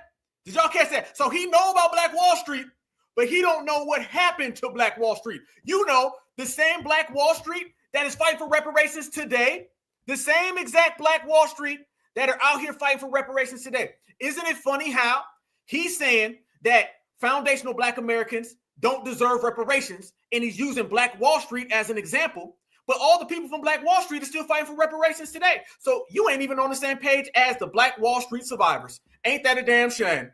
So you're using the Black Wall Street survivors as an example to downplay us, but in reality, the Black Wall Street survivors upplay and they elevate us because they want reparations too. I'll be damned. It's the same way the dominant society uses Dr. Martin Luther King against us. The same way he was trying to use Black Wall Street against us. This is op, agent, foul, complete trash talk. Damn, this trash all damn day. Wrap it up, bag it up, pack it up, gone. All right, this is a joke. Yeah, I know he say a comedian, but family, damn the comedian. Okay, you can be a comedian, but beyond that, when you leave that stage, you a joke. When you wake up in the morning, you a joke. When you walking down the goddamn street, you a joke. When you looking both ways, you know, by the way, too, it's interesting, you know, when you talk about foundational Black Americans, you talk about what we don't deserve, but then the people that you're using as an example, they want it. It's a damn shame. This is shameful, and can't nobody tell me otherwise. He getting the same treatment Fat Joe got. And I'm telling you right now, family, by the end of this month, this guy will be on the internet begging for attention because nobody comes against foundational Black Americans and wins. They all get canceled. G-check in process. Then what happened? They got rights. The civil rights movement, they got rights. And then what happened? Black people chose to follow Dr. King and go live amongst people. There go Dr. King again. That ain't got nothing to do with white people. It was Dr. Look how he keep going back to Dr. King. What's your problem with Dr. King, bro? What's your problem with Dr. Martin Luther King? Are you jealous that we reclaim Dr. Martin Luther King? Because I believe if this was 10 years ago, he'd be bigging up Dr. King because that's what the dominant society was doing. It's funny how he starts downplaying Dr. Martin Luther King the same time the dominant society starts downplaying Dr. King, meaning you're both coming from the same aspect. If you want to know, is this a op getting orders from the dominant society? Watch how what he says matches identically. Easy work. Dr. King's idea, and everybody say, okay, let's go with Dr. King's idea, and let's go hold hand with people eat at restaurant. You wild, Charles. You wild. Man, I'm sick of you kind of I'm sick of you kind of that wake up every day looking to blame the white man for something. Nobody's blaming white people, sir. I'm looking for repair. Listen. Your United States let me explain to you like this. I ain't blaming your United States government subsidizes everybody, bro. I want my subsidies, bro. Black people. The United States government today have not done nothing to black people. Too much disagree with you, right? Well, I'll look at it another way. The United States government ain't did nothing to black folk. He said nothing. He didn't even say kind of halfway. This man said nothing. And by the way, I like that. Coop. That's what we calling them now, family. And by the way, didn't he sound like that Jesse Lee Peterson dude? Didn't he? Trayvon Martin was a thug. Did he sound just like that? He was about a step away from saying, what about black on black crime? He was about 2 inches away from saying, what about black on black crime? Family, that was a whole list of what the dominant society says about us. He went back to what they say about us in the 1980s. This man been reading off that script real well. Every single thing that he said was completely anti-us, to the point he was just making stuff up. He was making stuff up completely. He ain't know what he was talking about. Dude said, what happened after Black Wall Street? I don't know. I wasn't there. So how you know about Black Wall Street, but you weren't there though? But you just used Black Wall Street as an example. How are we talking about that? So you automatically see that this man is reading off the script. This easy. All the folks out there, let me tell you, I'm going to tell you how this is, how it go. All the people out there trying to big this dude up, talking about how this guy is some activist. He makes some points, kind of. You an op just like him, all right? You got an op with an op fan base trying to perpetrate FBA certified. You can't perpetrate us. We see through that easy, family. You got people who are deceptive and they are very good at their tactics. And then you got this right here. That was trash. I'm telling you right now, that was easy. That was garbage. You got to do better than that. I remember the days when the agents didn't look like agents. I guess the agents that got so damn sloppy that they just say they're going to come in and just do anything. This dude he need to go back. How you sit there and you got a PhD in riding the dominant society's D. He got a PhD in riding the dominant society's D-I-C-K. You need to go ahead and go back and learn better, because them tactics was trash. All the way trash. That was garbage. You need to step your game up. Step your agent game up, bro.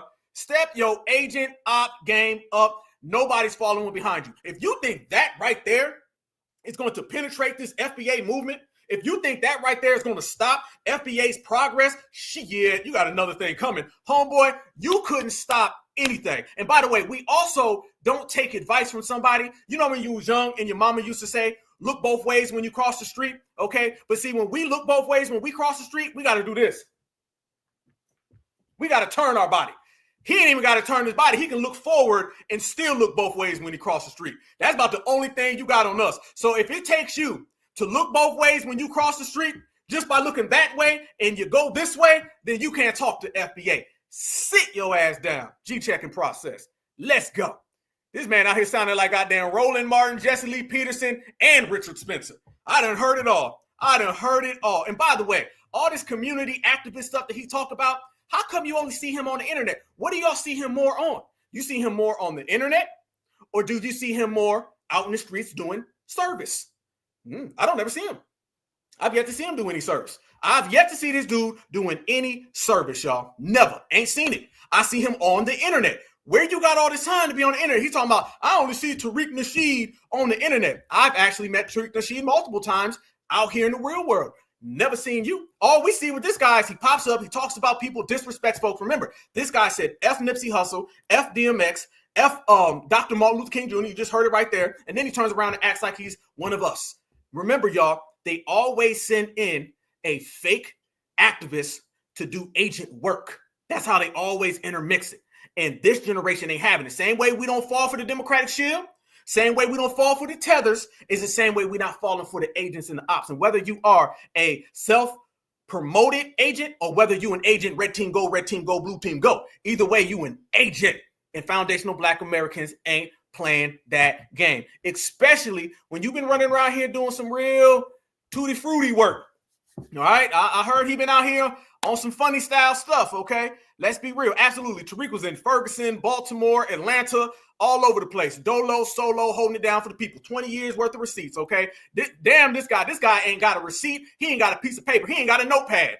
This man ain't got a paper plane, all right? You ain't got a little piece of paper. Don't nobody know your background, okay? And also, when we looked at your background, we started seeing some real funny style things. One of those funny style things that we were seeing was this right here. How the hell you got this right here, but you been out here in the streets, y'all? Who wore it better? Who wore it better? Because when I'm looking at right here, family, look like he been out here, Cousin Ruckus and Uncle Ruckus been out here causing ruckus. Yeah. So when he sits there and he talks all that talk, family, we looking at him real sideways, real funny style. Say, man. Say. Let me say. Nah, ain't no damn say. Sound like you been getting laid on your back. It ain't no good. Shout out FBA Goddess. I see you, family. Much respect. This guy know what time it is. He know what it is. You ain't out here putting in work. Brothers and sisters been out here putting in work, the real time, the strong time, and you can't stand in line next to us. Never, not at all. But you know, this wouldn't be the Black Alpha Network. We ain't go ahead and get receipts. And one thing about it is, family, anytime somebody violates, I know that the receipts are going to be there. You ain't even got to look for receipts nowadays. All you got to do, family, is just open your eyes and the receipts will come to you. you'll start seeing some things easy work because these people are easy to call out. Understand, too easy. That's one of my mottos, too easy. We winning right now. It's too easy. We getting to the money right now. It's too easy. And we running all of these people out of our section too easy. This guy's easy work, family. Once again, if you can't look at me and see me like this and you looking around me, but you looking this way, I don't even know who you are, family. I don't know who you are, family. You can't talk that. When you look like your eyes is at like 12, 15, I need some 12 o'clock. If you're going to be 12 o'clock, be 12 o'clock. Don't be 2:15, 2:12. Don't be 2:13, okay? Look straight forward at me, okay? Ain't nothing direct about you, homeboy. So when you're sitting here and you're wobbling like a goddamn ceiling fan and your paperwork is super duper trash and they've been trying to pump you off as some type of community leader, fake activist, you know goddamn well we was going to pull up every receipt. You knew it was coming. You knew it was coming. You knew it was coming. And Black Alpha Network, I'm going to put it on the table because that's what I do, man. The best, #1 activist. Y'all look at this right here. Look at this. They've been trying to tell us about this guy for the longest amount of time, right? Let's go into his background because it's real Black Lives Matter-ish. Remember, they were always saying that he was some type of community leader, some type of community activist, somebody that came up in the community that we need to go ahead and understand and see who he was and try to get fake clout, all right? Because these are clout chasers. Remember that, y'all. These are clout chasers. These people are out here chasing clout. They are not standing on no business. They ain't got nothing about themselves. Nobody knows who they are. Charleston White is the driving force behind helping young people excel. Hype, HYPE, okay? And so much that he is the founder and organizer. Charleston White is a native of Fort Worth. At the age of 14, he and 3 of his associates were running out of a mall because they had stolen some athletic jackets, blah, blah, blah, blah. Some people got capped up. He went to jail. Okay, easy. Y'all notice right here, though, family, it talks about this organization that he's a part of and he's the leader of. Isn't it funny that he's always talking about us being the leaders? But when he starts talking about himself, it's real funny style. Notice that, y'all. You can't really get a clear description on what this man has ever done. Just like all of those Black Lives Matter leaders. Y'all remember D-Ray? Who remembers D-Ray? Y'all remember that D-Ray was running around here? And they was trying to tell us that D-Ray was some type of community leader. Y'all remember that? I know y'all do. They said that D-Ray was one of the leaders of Black Lives Matter. All of them people from Black Lives Matter. Nobody knew who the hell they was. Our good brothers out there in Ferguson were saying, who are these people? We ain't never seen them before. But they was pumping this guy up like he's some type of main guy.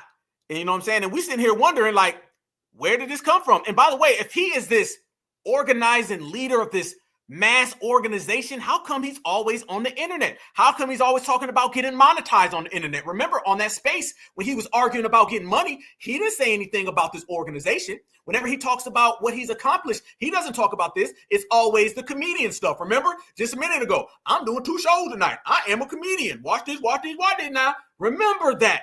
Well, they tell us that this hype organization, remember, we are the organization. He talks about this hype organization and how big it is and all these things he's done.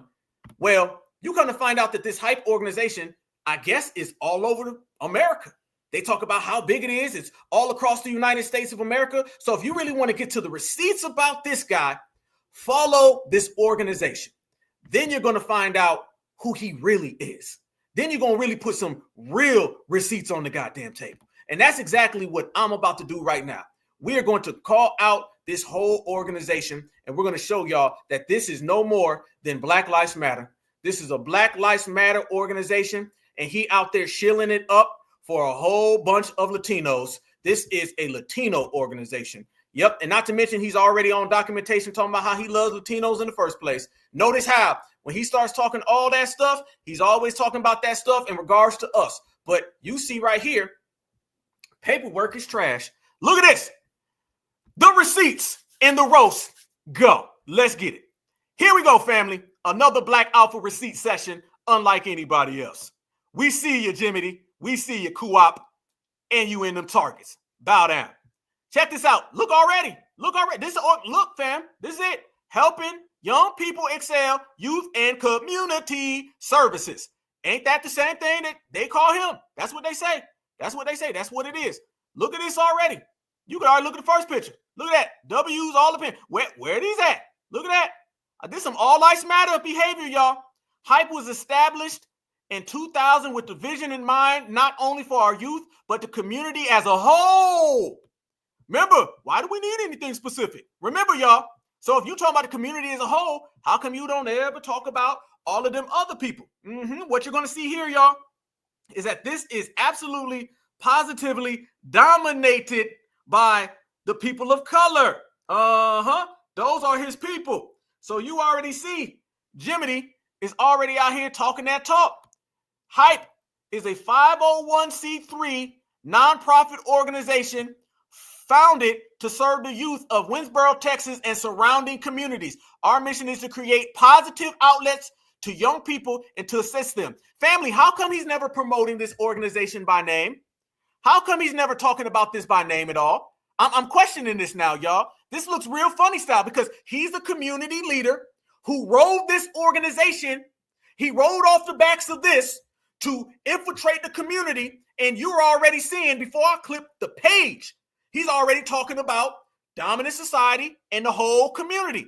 But wait, there's more. This man says that it's a 501c3. Family, that sounds a lot like the damn NAACP. Sounds a lot like them, but let's look who they serve. Let's go to the gallery. Can we go to the gallery? They say a picture's worth 1,000 words. Well, let's go ahead and look at some of these pictures. Who y'all see in these pictures? Whoa, hold up. Wait a minute. Let's put some receipts in it. Family, we are the world. There go all the Latino children. I don't see no FBA, so he ain't giving. Whoa, whoa, whoa. Look at this. This is straight up dominant society. This is his organization. This is what I've been hearing about. This is black empowerment. Is that black empowerment or is that Julio empowerment? That look like Julio empowerment, family. No, no, no. That family, 1, 2, 3 black folk. Look at that. Look at the little black girl up here. Look like she don't even want to be there. Look at this. Look at this. There go little Romero. There go little Diaz. There go little Estrada. There go little Gonzalez. I don't see no black folks here. You seen the name? The name was right then and there. I just showed you what the name was. It is helping the youth to inspire them. It's the same organization that he's a part of. This is what you started. This is what you out here doing, but you're not talking about these people. You talking about our people. Black history at work. This look like some Democratic Shield stuff. Look at these. These look like some old boulets. This look like the Boulay family. I ain't seen no brothers, no sisters up in here on no business. Look at that. That look like church folk.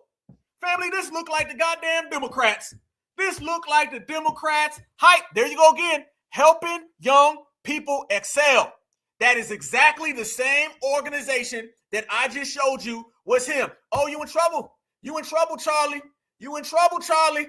Oh, no, you done came across certifieds now, Charlie. You in deep, deep trouble. Let's go. We not done. We don't hide. We don't run. We out here. We on one. You know, party ain't a party if we don't come. Check this out. Here we go. Furthermore. Remember, you see the name right there. Charleston White is the driving force behind helping young people excel. The names add up, y'all. The names adding up. It looked like these are the same organizations. So who's the leader? Who's the organization? Nah, something ain't right. Absolutely. Yeah, and in 2020 is when all this begun. Okay. Sound like when brothers and sisters were starting to stand on business, they made a phone call, said, we need to go ahead and get us somebody in here to say all these rudely disrespectful things about FBA. Look at that. We're not done, though. No, we're going to go. Let's go down the gallery even further. That's their Black history. Look at that. The Man of the Year Award. It's the damn picture blur. You can't even see the damn picture. Man of the Year Award. Dedication and memorial. Look, the pictures ain't even loaded. Look at this. Janky Webster. Oh, no. Hold up. Look at this, you guys. Look at this. $100 if you can find me 2 black people. Where you at, Jiminy? Jiminy Charles. Come on, Jiminy Charles. Come on, where you at, bruh? I don't see nothing. Oh, so you thought you was going to disrespect foundational Black Americans. You thought you was going to disrespect Dr. King. You thought you was going to disrespect my brother, Tariq Nasheed. But see, Black Alpha is here. And we 1.4 thousand deep on a beautiful Friday. the first Friday of the year, and you don't want no smoke. You can, man, say, man. No, man, say. You can say your ass the hell out of here because we got receipts on you, Charlie. There they go. Here we go. This man's name is Charlie. Last name Grifton. This Charlie Grifton. Can we get some Charlie Wilson in here? This is Charlie, last name Grifton, because all the black folks is missing. And you wishing that foundational black Americans weren't out here putting in work. Look at that. White folk. Latino. I don't see no brothers. Damn sure don't see no sisters. This is your organization? You at a park? You at a park with a couple people. This is you being outside? This is you putting in work? Y'all know I was about to smash the pedal. Y'all know I was building. You know I had my foot on it. Consider the pedal smash. Consider this all gas, no brakes. Yes, this is his organization. Look at this. Look at this, family. Look at this. This is what he's talking about to the community. No. Restoration. This is what you're doing? This is you. So you want to do this style of restoration. This is your claim to fame.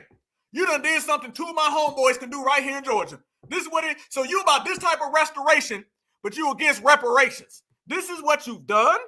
This ain't moving the crowd. This ain't getting nothing. What? Family, we can do this outside right now. Who needs you to do this, Charles? No. More restoration. Family, notice how they got all these restorations. Look at that. They got the little kids. Look how small the little picture is. Got the little kids out here. A lot of brown kids. Look at this. Look at this, family. Look at that right there. That look like the damn TV show Rugrats. I think I see Tommy in there. Is Angelica in there? Is Feeling Lil? Hey, that's Feeling Lil. I see Feeling Lil in here. You out your mind, Charlie Grifton.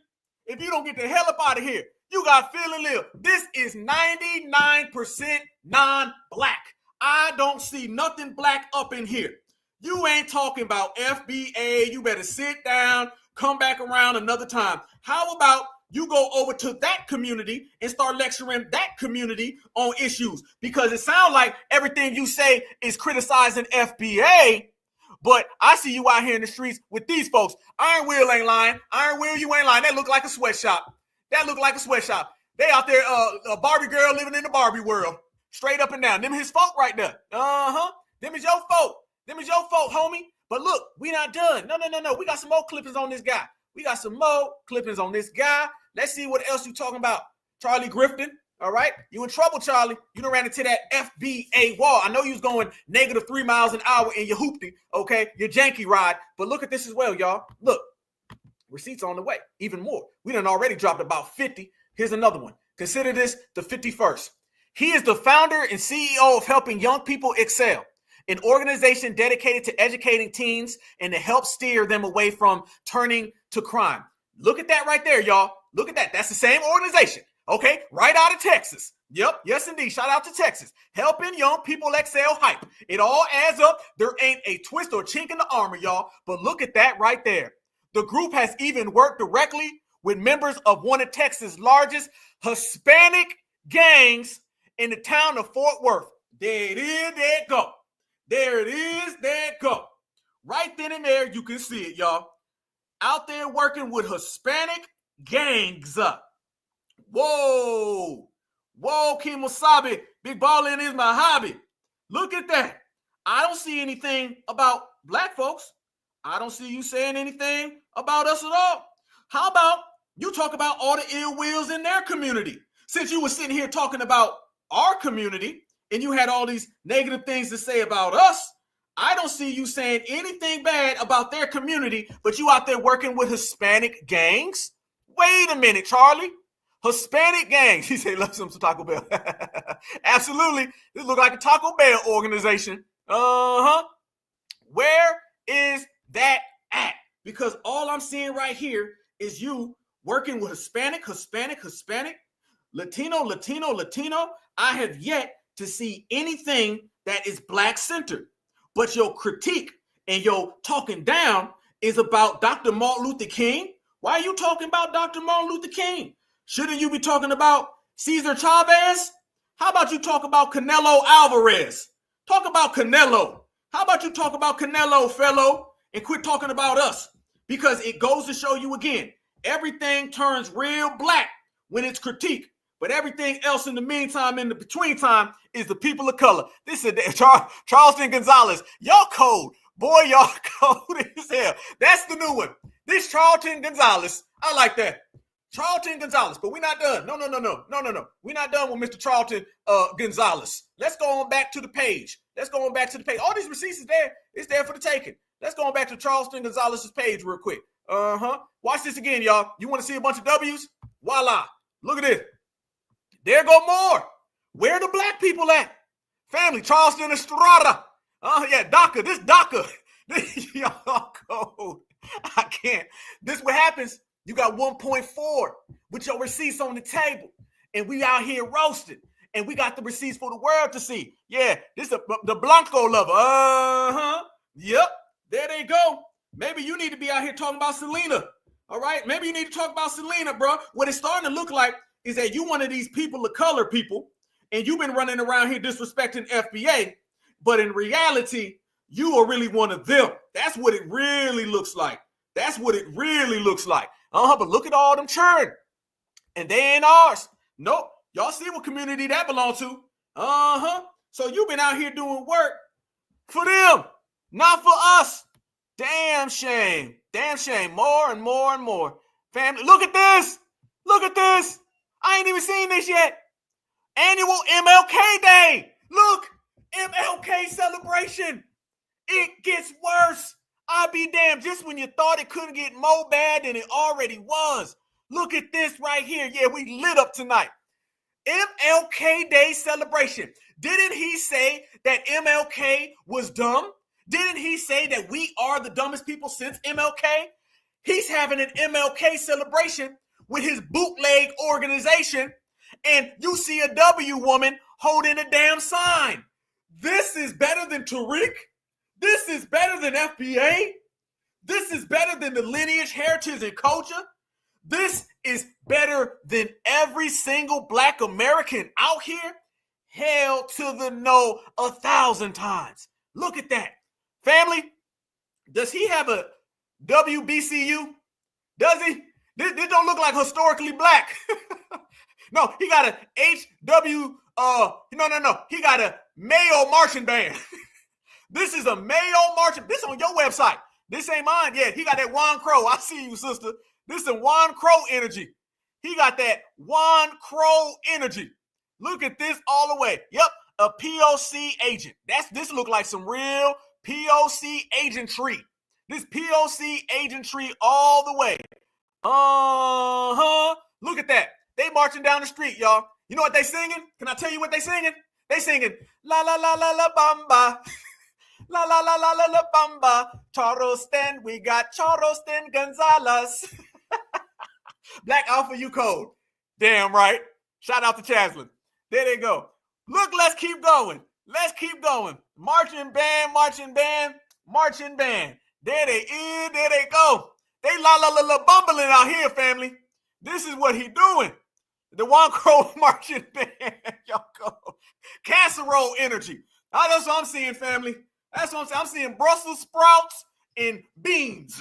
This is the Brussels sprouts and beans. This is the BB. All right? And not no BB King. We do BB King. They do Brussels sprouts and beans. This is what this is, y'all. If you don't get out of here, you gonna fall flat. Matter of fact, you done already did. This is sad beyond repair. I can't see this enough. Let's go further on your website. You want to be activists? Your full-time agent Vista? This is what you is, DACA. This is DACA agency right here. You better get out of here. Look at this. Look at this, family. Look at this. Look at this. Look at this, family. Look at that. Look at this man rolling. Proudly serving since 1928 Bookshire. They in a big shopping cart. Now, I'll be damned, but I was at the rally for reparations, and I ain't seen no damn shopping carts. This man got a Food Lion shopping cart talking about who is real in the black community. That is from Food Lion. If you don't get out of here, you got a Food Lion shopping cart, and you trying to talk down on FBA. If you don't get the hell up out of here, out of Dodge, hit the deck, split, scram, skedaddle, the hell up out of here with that easy work. Look at this. There you go. There they lolla little bumbling again. They got somebody on the damn trailer, a tractor trailer. I'm done. Family, we can do this for days. We can do this for weeks. Wait, hold on. I know I didn't see the chat. I know I didn't see what I just thought I saw. Hold on. Y'all, it's cold. If that is what I see in the chat, is moving so fast. Y'all in here lit up. Yeah, I thought I saw Charleston Chico. I'm not, the 1,000 burrito march. Mayo Madness. Hey, this is Chico. This is Chico right here. Yeah, they got taco seasoning all over the damn place. Cool Whip marching band, Campbell soup and pig feet. I'm done with y'all. I'm done. Yeah, that look boring as hell, don't it? What the hell? Yeah. Oh, say Charleston the Churro. Hype, a.k.a. DACA. You ain't lying. This old DACA organization trying to pass this off as FBA. Trying to pass this off as FBA. You gonna get the hell up out of here. This is how you got in the door. This how you got in the door. This is how you unrolled that damn DACA. He rolled this. This is the DACA tractor. He done rolled that DACA tractor right here. They goddamn pigeons and stuff. Boy, if you don't get out of here, roosters. This and continue the 2023 MLK celebration. Remember, y'all, MLK was bad according to him. Remember, y'all, he just disrespected MLK. Remember, y'all, he said that Martin Luther King did nothing, but he does everything.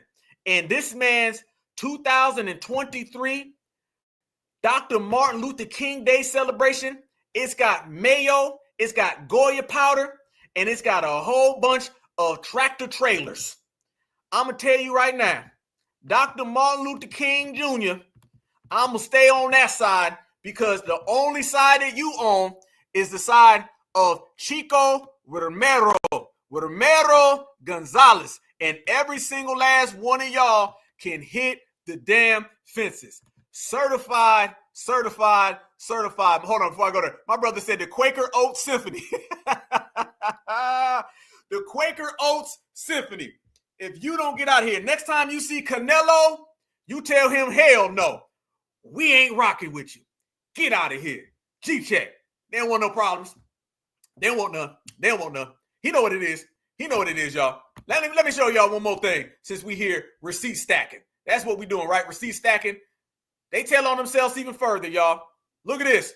Even further.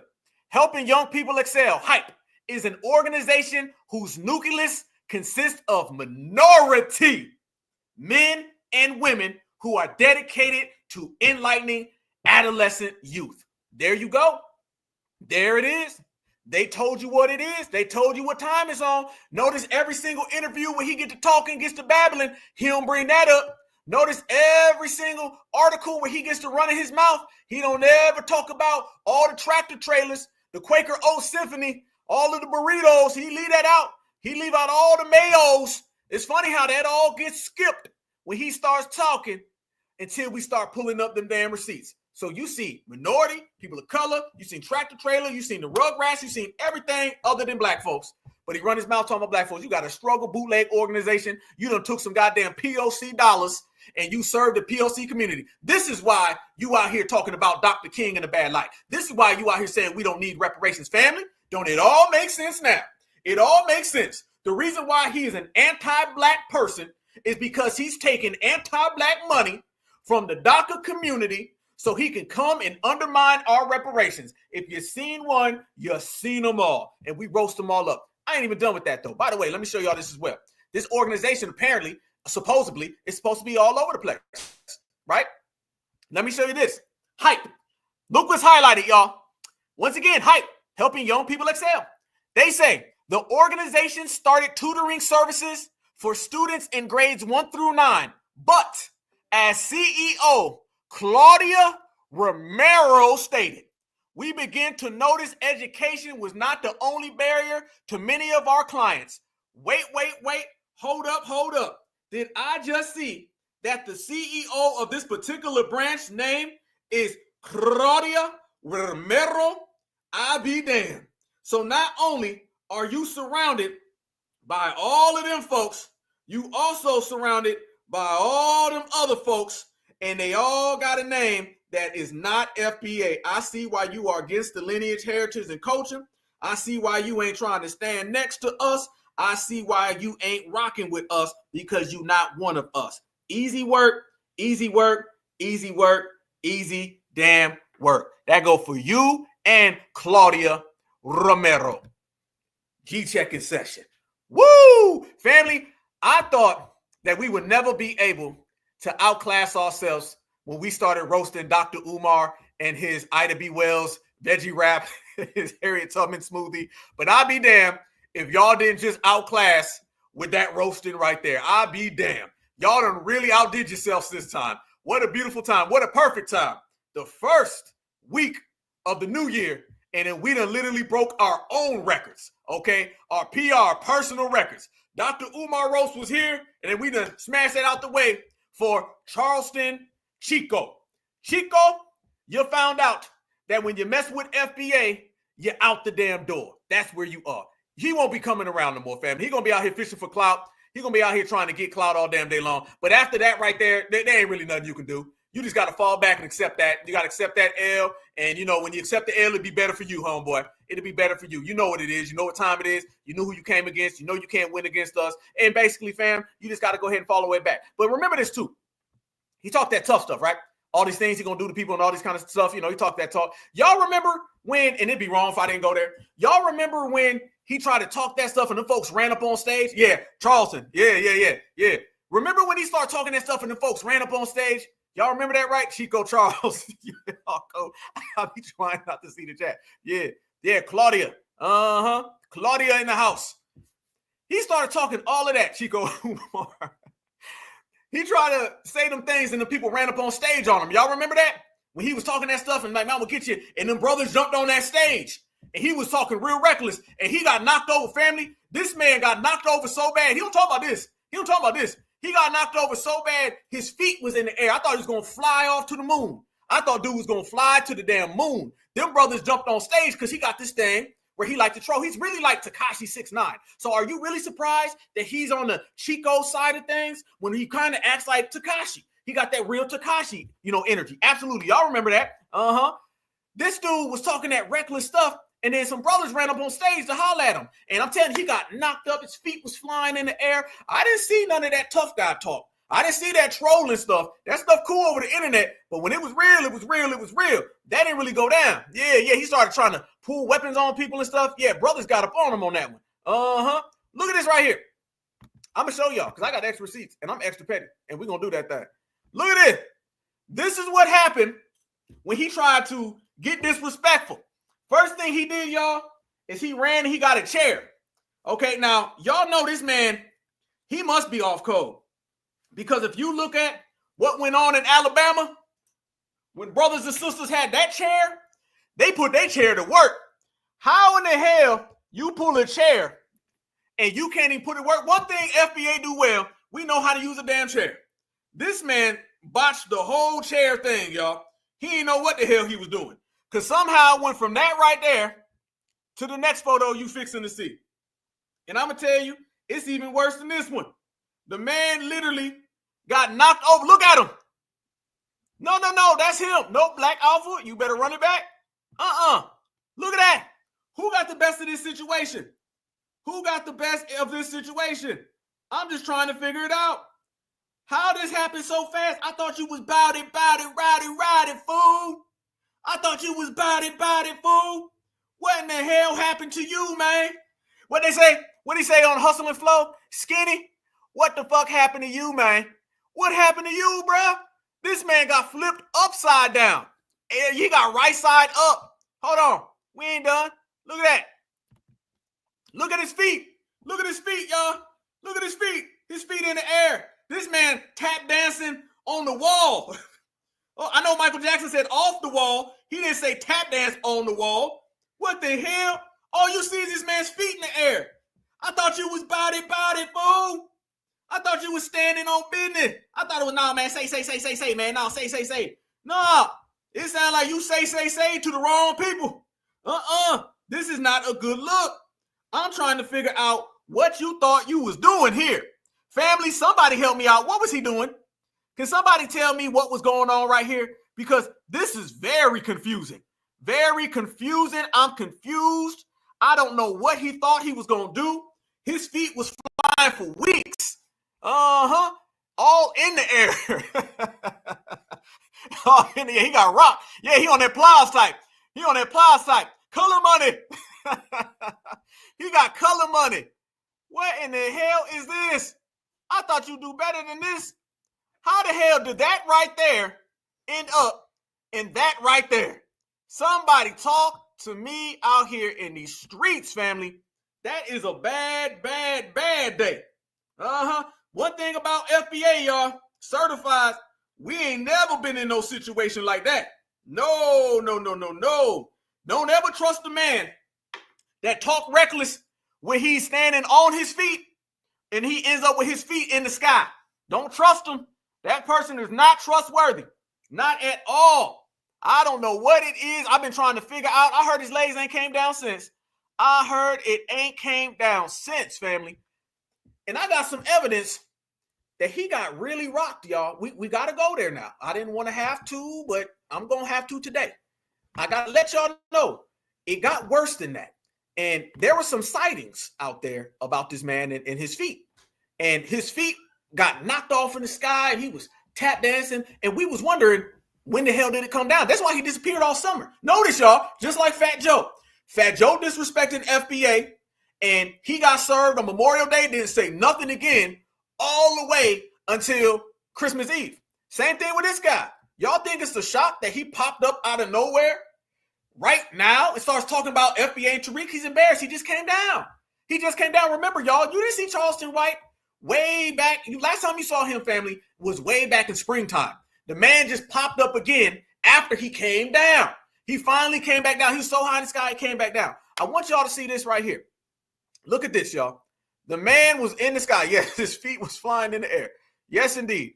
Look at this. The man was so high in the air, there were some sightings of him. There were a lot of sightings that people seen.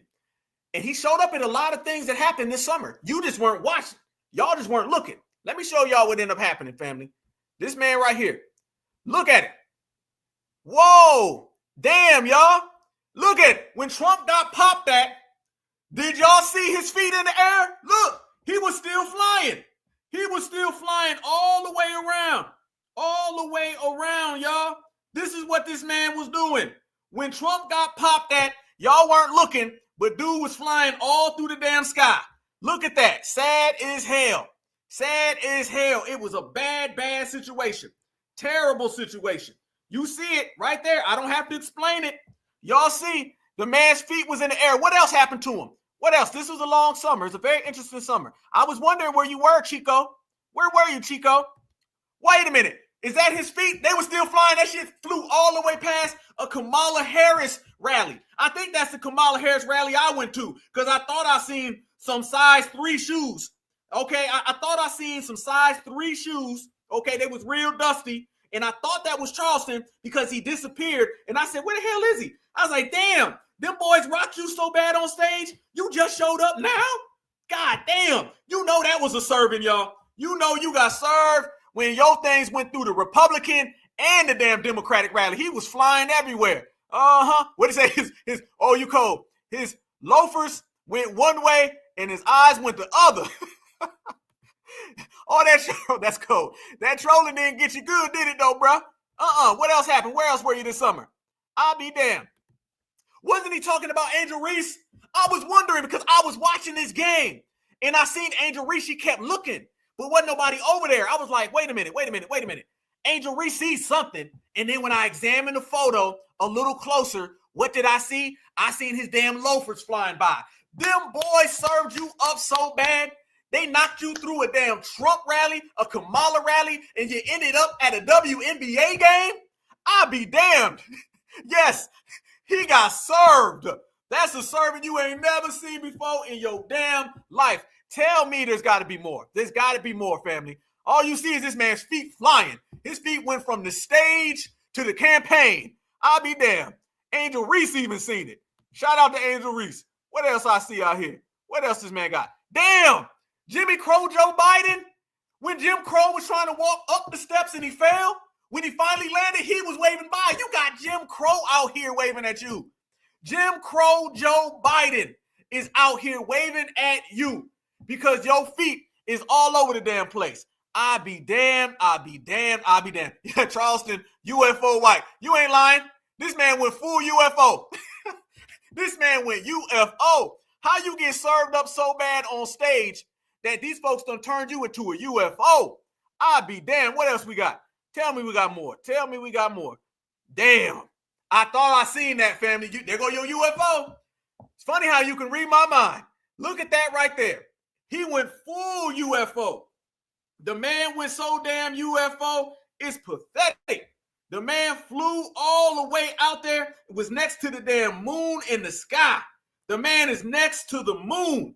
You know you got served up when you end up next to the moon, all because one person ran up on stage when you was clout chasing, and when clout chasing goes bad, and it went very bad for you, and that's why we're all right here talking about how you got served. It's a bad day if you're talking down on FBA. And you know the crazy thing about that is, family, we ain't even have to do that. He did that to himself. He did that to himself. He did that to his damn self. Damn Skippy. Easy work. You know what time it is. That man out there at the moon. I'll be damned. And then on top of that, y'all know there's been a lot of sightings out there. You know, people have been seeing a lot of things flying around in the sky. They don't really be knowing what's going on. You know what I'm saying? So what we come to find out is that those weren't just drones flying in the sky, y'all. No.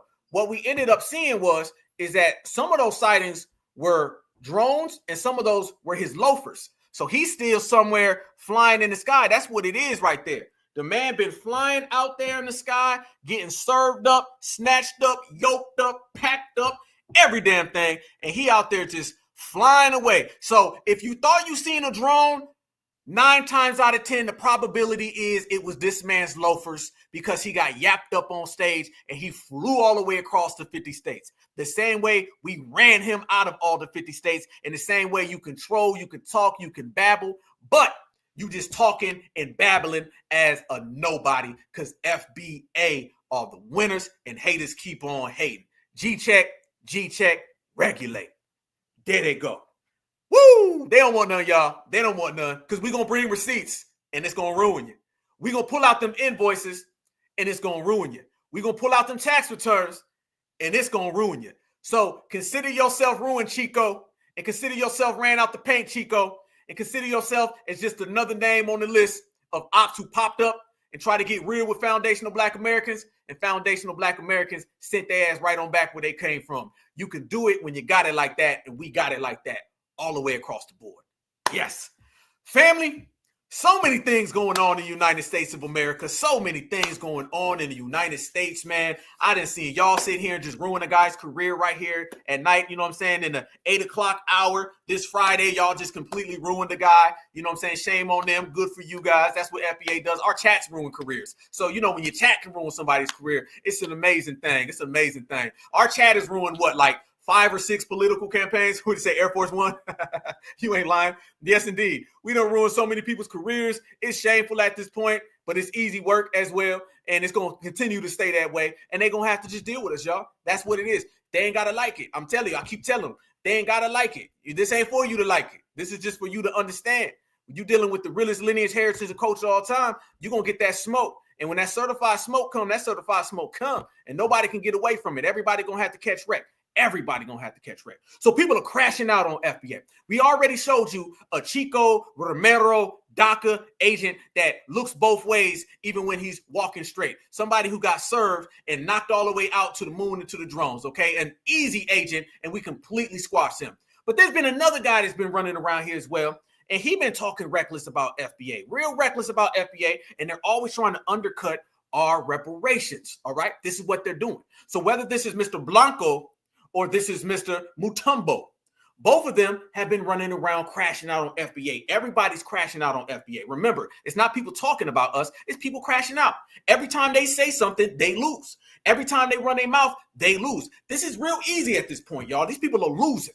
They losing coming against us, and we're winning. So basically, they talk, they lose. And the more they talk, they lose. Did y'all see Dr. Umar Vasquez come out and run his mouth about reparations? Did y'all see him go completely off the rails about reparations? Let me show y'all this. Let me show y'all, okay? This is what we talk about these people out here hating on FBA, family. It's a sad, sad, sad day. But I'm going to show y'all what it's like.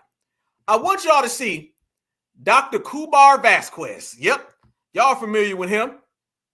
Dr. Umar came out and he started speaking about FBA, and he started speaking about how foundational Black Americans, this, that, and the other thing. You know, your typical try to run interference against the lineage, heritage, and culture. Y'all know what I'm talking about. You know, the typical person who tries to say, well, y'all don't really need money. Y'all need this. Remember, if you listen to what these people say, then you know exactly where they're getting it from. It's all coming from a place of hate. It's all coming from a place of you not like us.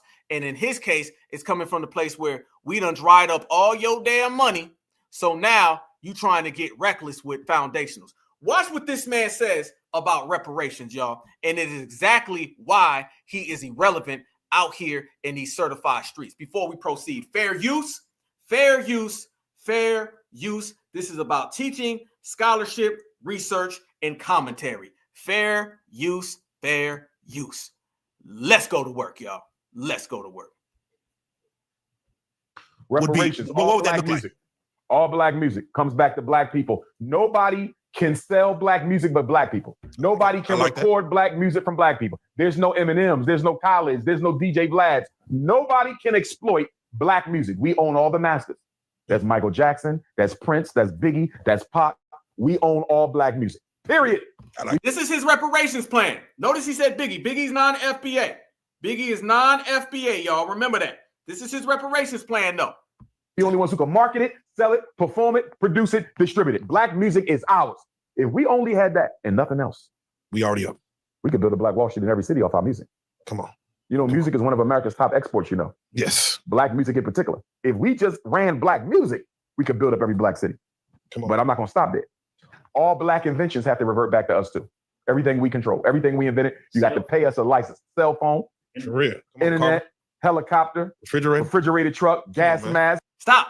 So this man says we don't need money. We need to get the control of all the helicopters. This man says we don't need money.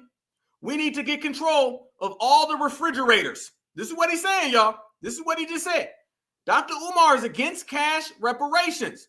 He said that we need to get all of the refrigerators back. That's what we need. If you get all the refrigerators, you won't need cash payment reparations. You see what he's trying to do here, y'all? This is exactly what we mean. Stoplight. Come on, man. A third of your medications. Insulin. The machine to make shoes. Come on, man. All kind of stuff, man. All kind of stuff. The lights. Come on. The incandescent light, the permanent light. Not Ivan Van Sertima. What's my brother? Louis Latimer invented that. I want inventions. I want music. I also want control of the main port in the 10 states where 60% of Black people live. Yeah. That means whatever we get for reparations should likewise never expire. If it runs out, you got played. Because as long as America exists, she benefits from your slavery. You feel me? I feel you. So that's why when people say money, I don't want no money. Why we? There you go. Listen what he said. He said he wants all it. Y'all thought I was playing. He said he wants control over all the refrigerators, but he don't want no money. He wants control over all of the helicopters, all Black music. He said he don't want money in America, y'all. In the United States of America, the biggest capitalistic country, Dr. Umar said he don't want money. He don't want your money. This is his reparations plan. You know my reparations plan. I know your reparations plan. This is his. Where 60% of Black people live. Yeah. That means whatever we get for reparations should likewise never expire. If it runs out, you got played. Because as long as America exists, she benefits from your slavery. You feel me? I feel you. So that's why when people say money, I don't want no money. Why we got money on the list? If you are asking for cash, then your reparations list ain't worth money. That's what I said. Because your reparations list should put you in a position to make all the money you want on your own. If you are asking for cash, that means your reparations list don't need nothing. Let me ask y'all, do y'all want control over all of the refrigerators in America? Or do you guys want money? That's the question I present to the certified chat tonight. Is it cash payment reparations, or do you want helicopter reparations? This man who went so far off the damn deep end, he said he wants helicopter reparations.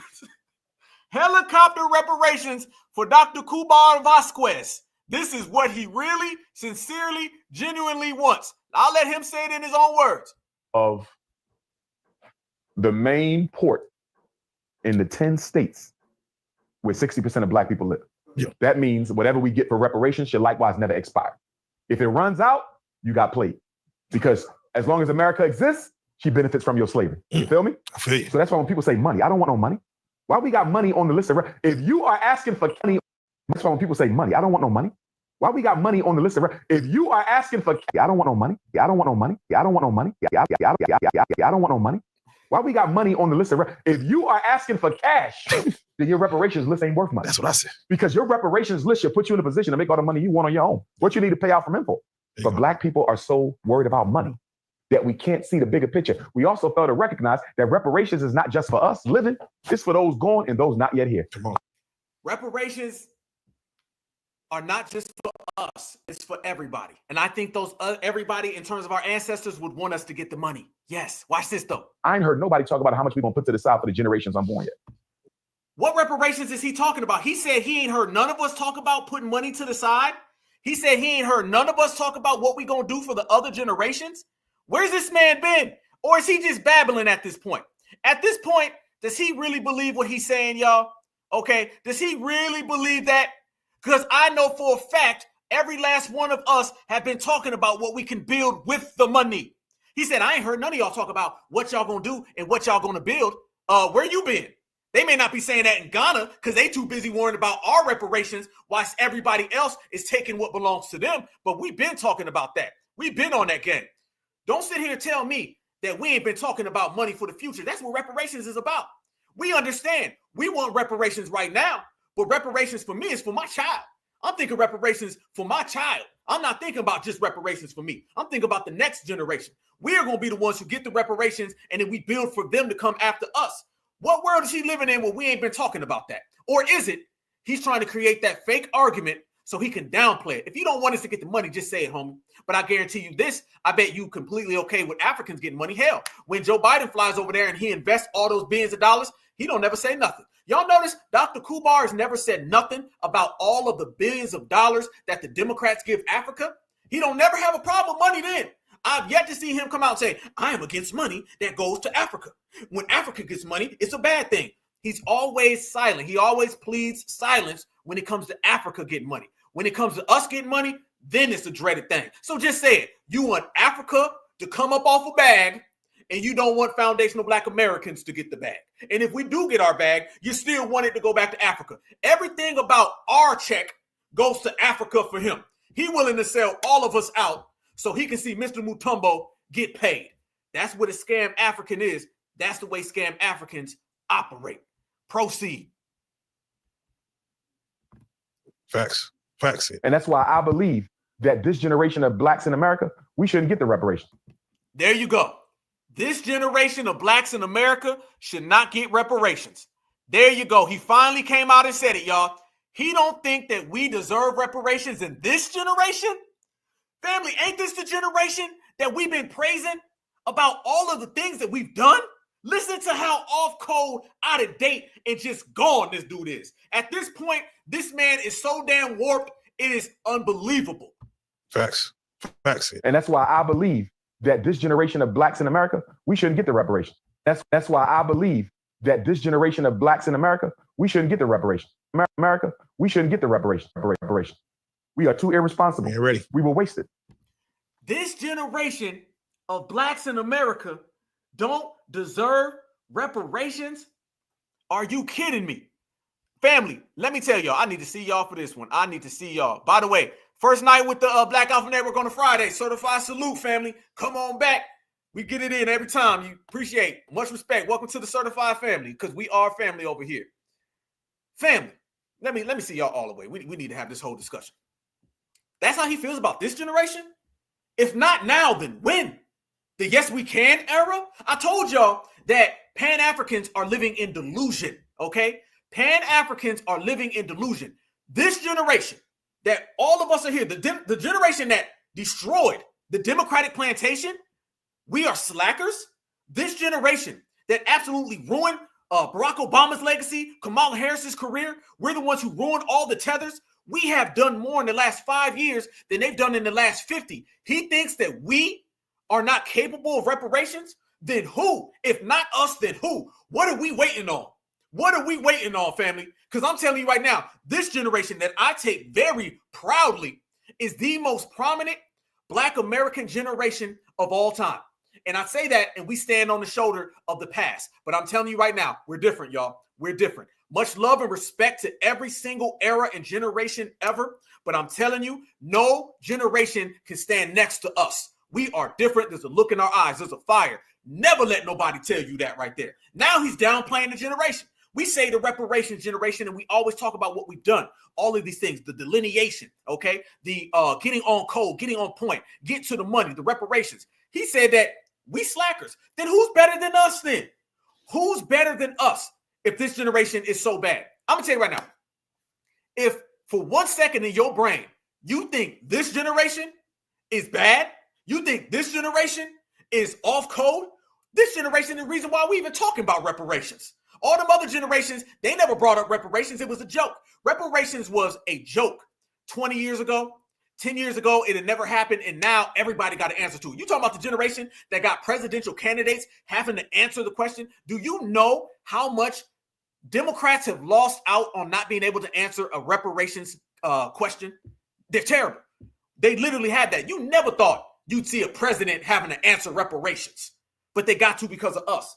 We are the most prominent generation, and according to this guy, we are out here and we don't deserve reparations.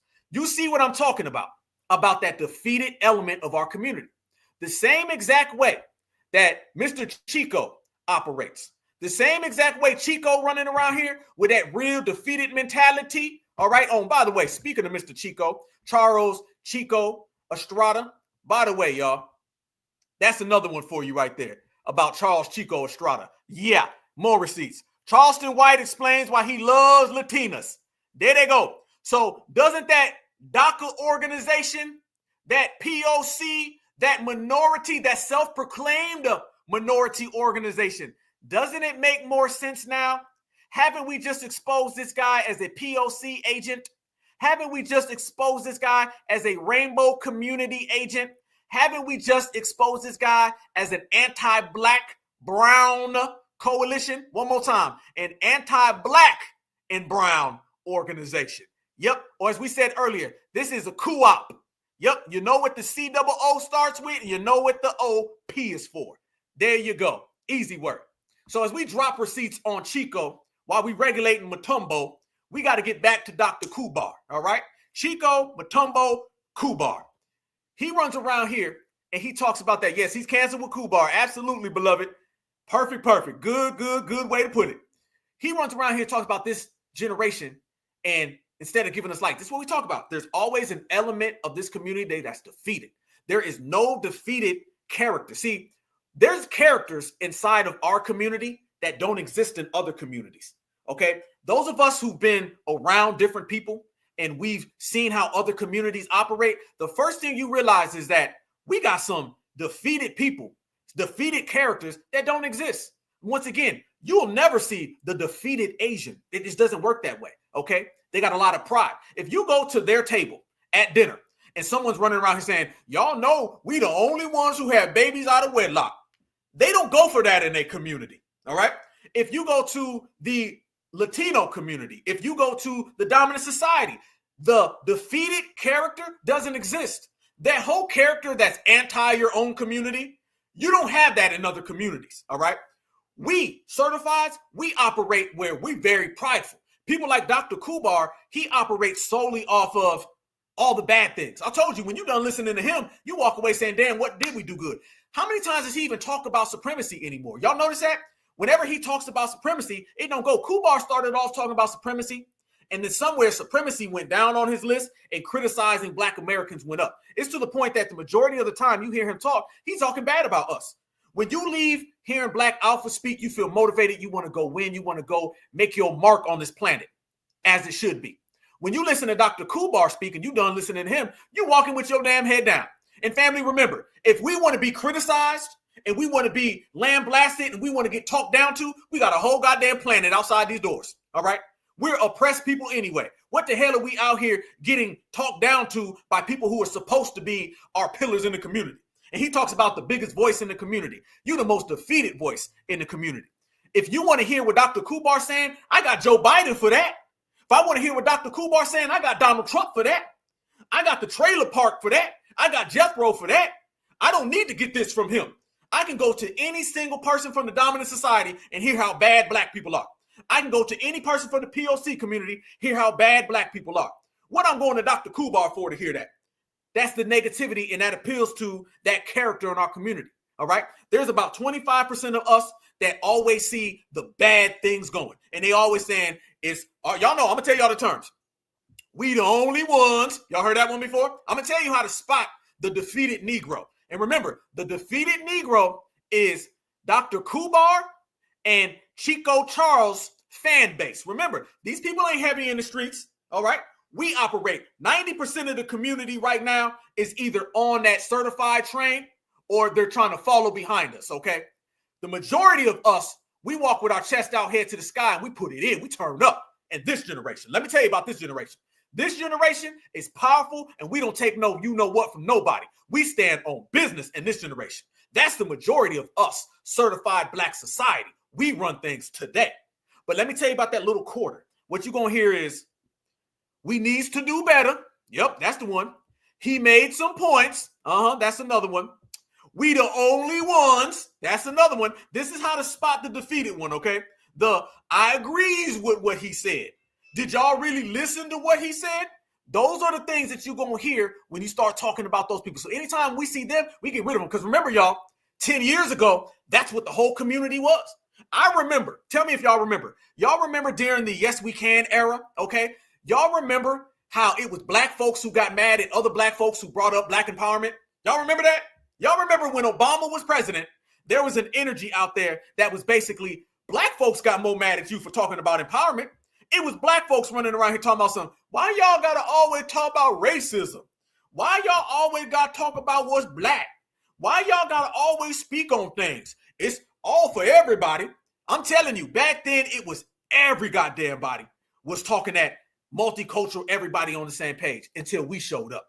We showed up and we said, hell no, we ain't like nobody. We different. We separate. We regulate. We got a different energy. You ain't got to like it, but that's what it is. We quit giving a damn. As me and my boy always say, I think in the world, you need to care less. All right. That's the problem. Okay. Y'all care more. And then you get the defeated mentality. Care less. Care less about what the dominant society thinks. Care less about Chico, Romero, Gonzalez, Charleston. Care less about Dr. Umar. If you're not talking about empowerment and uplifting the community, then you ain't doing a damn thing for the community. We're already exceptional. We're already great. And nothing makes that activate more than having brothers and sisters who build. Y'all build. We build. We go together. We strong together. We're always on page. You guys bring that energy that uplifts me, okay? And then we all get together and we rock out as one.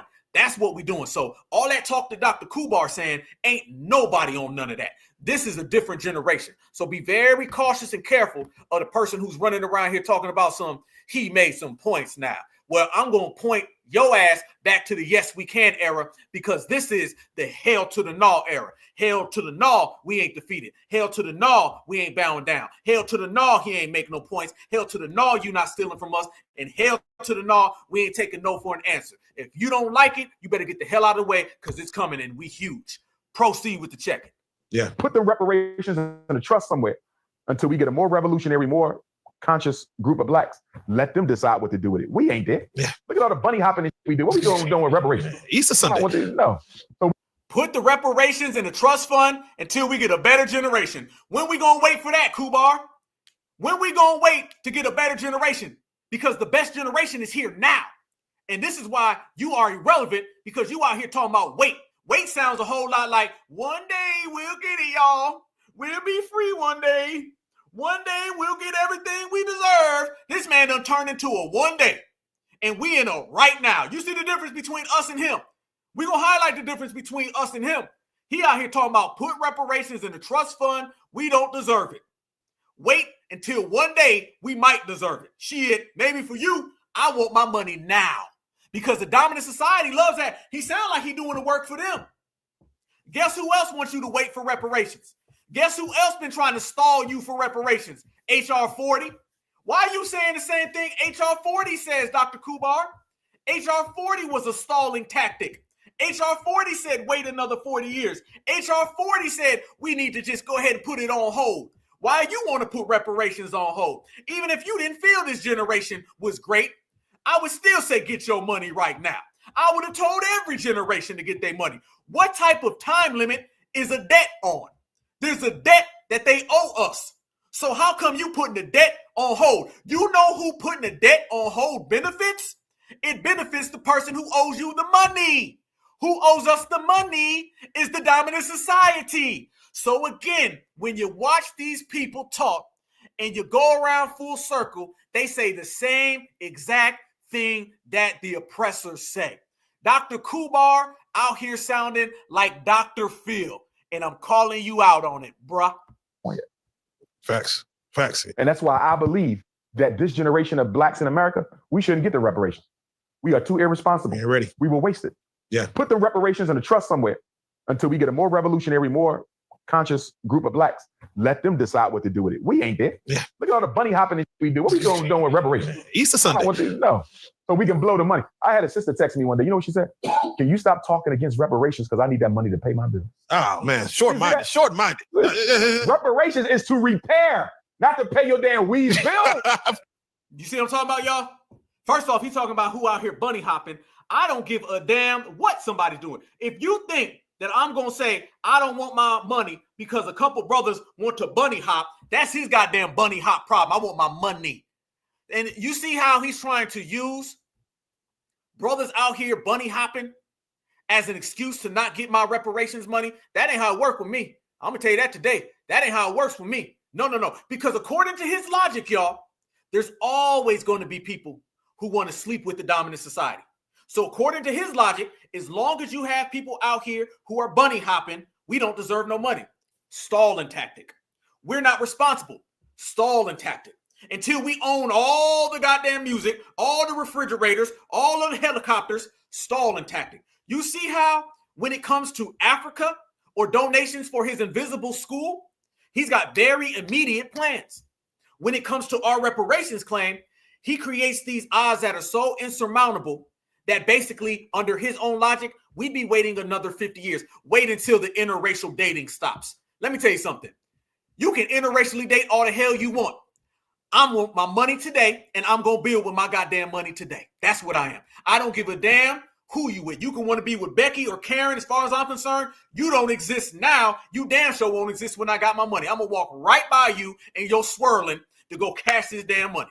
So it sounds like he's trying to put these little stops and these breaks in between. HR 40. And notice how he's throwing our generation under the bus. Why? It's because our generation has delineated. This is all because we've delineated and his scam African money is dried up. And notice how he don't mind asking for money, though. So he wants to prevent us from getting money for reparations, but he wants to accept our money for donations. He's donations over reparations. And watch what he says right here. It gets even worse, y'all. Watch what he says right here. It gets even worse. Watch how he talks about that sister said, can you stop talking about reparations? And he starts talking about her weave. How you know that she wears weave? And even if she did, and I still want my money. Easter Sunday. No. So we can blow the money. I had a sister text me one day. You know what she said? Can you stop talking against reparations because I need that money to pay my bills? Oh, man. Short-minded. Reparations is to repair, not to pay your damn weave bill. to pay your damn weave bill. To pay your damn weave bill. Fix my debt. Oh, man. And you see Bob Johnson, the former owner of BET? Yeah. Bob Johnson said every black person in America, what did he say? Should get 300, or was it 500? I think it was $375,000. Yeah, something like that. Something like that. Buy that Ferrari. $375,000. Is that even a house of dollars? No, not really. That's not even a house. Damn it. And this is one of your black one of your black billionaires recommend. Yeah. Stop. Bob Johnson said that every black American should get $300,000 to $350,000. And Dr. Umar said that's a bad thing. Dr. Umar said trying to pay your light bill is a bad thing. If there's a sister out there or a brother out there and reparations would assist them in paying their bills, then I would never go against that. I would never go against that. I know Dr. Umar wants us to own every single refrigerator in the world so he can fill it up with a bunch of foo-foo and jollof, but I want reparations to assist and to help all my people. What's wrong with that, y'all? What's wrong with that? Don't we give money to immigrants so they can pay their bills? Don't we give money to migrants so they can go sit up in hotels and EBT cards? Didn't we just give another $1 billion to the Ukraine so they can pay their bills? So how come it's such a wrong thing when we want to pay our bills? How come? And you notice how immediately he shifted that to weave and all these other things. This man, absolutely, sister, this is not our spokesperson. Hell no. He's putting on this thing that he's our spokesperson. And by the way, $350 for every black person in America. Y'all know that's almost $500,000. Y'all know that? And look how he starts using that as a bad example. This right here shows you the type of time he's on. The type of time he's on. And let me show y'all. This is where Dr. Umar is way out of bounds. Remember, we live in capitalism. $1,000. Is that even a house of dollars? No, not really. That's not even a house. Damn it. And this is one of your black billionaires recommend. Look, we got rappers around here walking around with that. Yeah, that's what I'm backpack. Come on, man. Now they're using rappers. This is what I told you. They always go to the defeated section. It's the rappers. It's the single moms. It's the single dads. It's the thugs. They use every lowest denominator in the community as an example to hold all of us back. You can always tell how somebody views the community based on the examples they give. If someone's always using the example of the lowest denominator, that person views us in the lowest light. You know who else does that? The dominant society does. So don't let Dr. Umar run around here and talk about how mighty and how prideful he is of being black, because every time you use an example about black Americans, you don't start with all of the doctors, the nurses. You don't start with all the intellectuals. You don't start with all the writers and revolutionaries. He always starts with all of the lowest denominators, because if he can use the lowest denominator as an example of our worth, then he can stop us from growing. He thinks that he is a prideful black man, but in reality, he's a defeated black man because FBA has defeated scam Africanism. You easy, dog. You easy. Man, $375,000, and that's a billionaire. A billionaire. There you go. Now let me tell you something about $370. Do y'all know the average American makes $30,000 to $32,000 a year? The average American makes $30,000 to $32,000 a year. Do you know that is basically $300,000+, which is almost half? That is almost half of $1 million, okay? Do you understand that just simply taking that right there, certified salute, sister, much respect. Do you know that if you took $32,000, which the average individual makes, okay? He's $370,000. Okay, $370,000. Do you know that is basic? That is over a decade. That would literally equate to what you would make in 1 year for 10 years straight. Not even to mention that we're not going to take the money and quit. You're still going to have your job. You're still going to work. You're still going to invest. So your income from what you do on a day-to-day is still going to come in. Your money's still coming in. So you have your income from your average job, and you just got a $370,000 check, which, mind you, you are only going to see $30,000 a year anyway. And that even goes for white folks. All right. The average American, black Americans by an medium income, we don't even make $32,000 a year.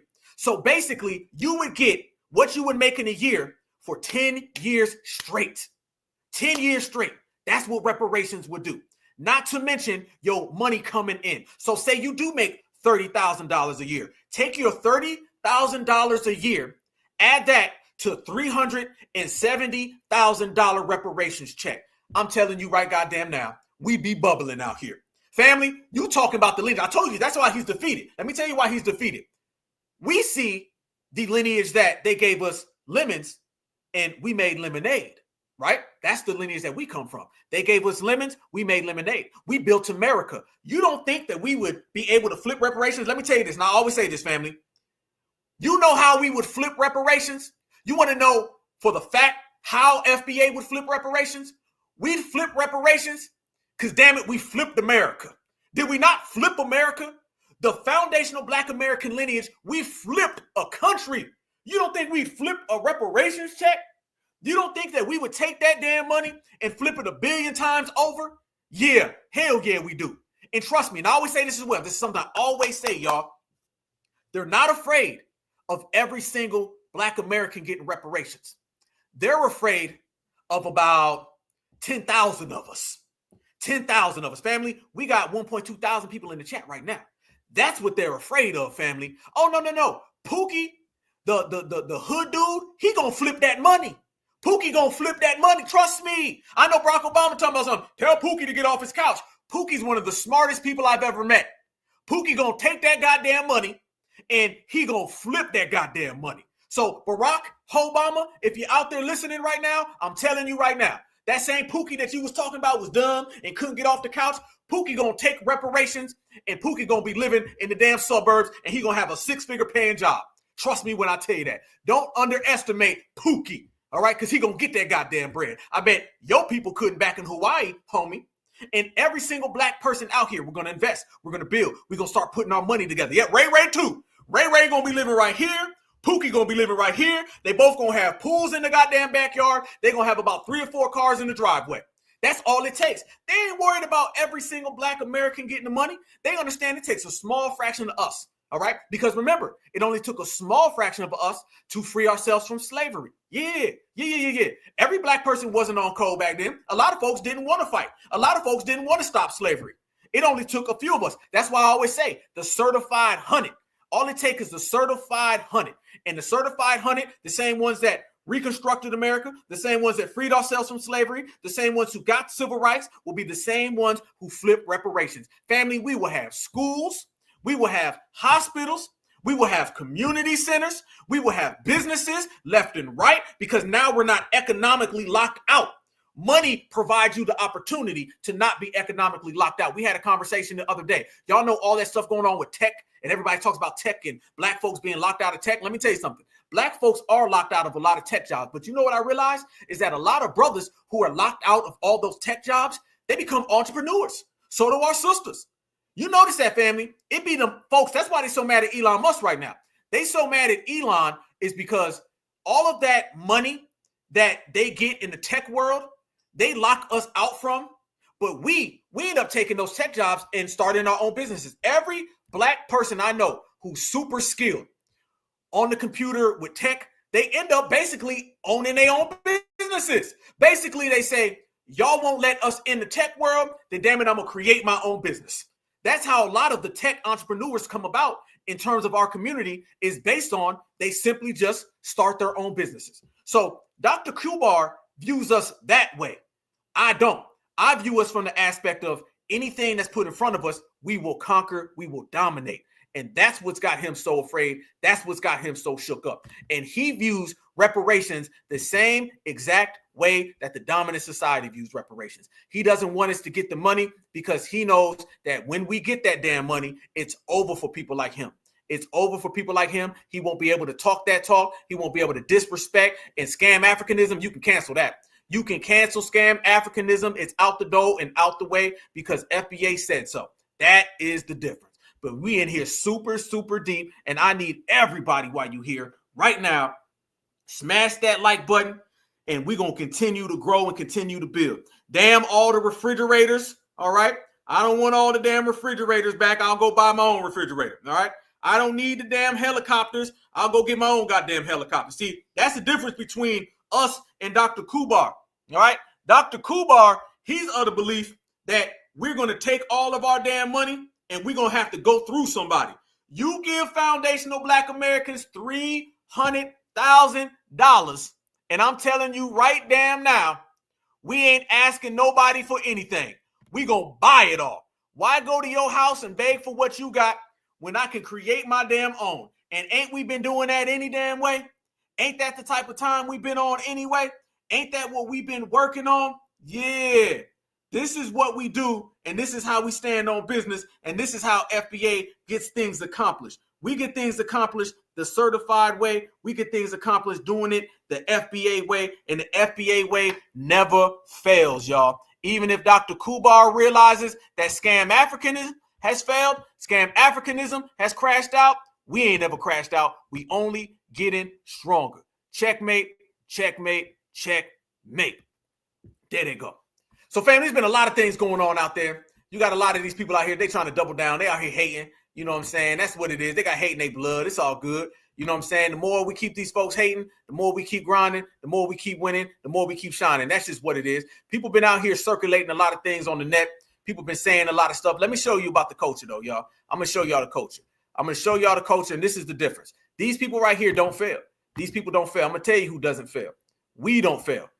Y'all know that a lot of people been running around here talking about who created this, who created that. That's a thing that we've been putting the rest on a lot of these ops. But this right here is FBA, family. This is what we do over here on our side. This is foundation of Black American culture. This is foundation of Black American energy.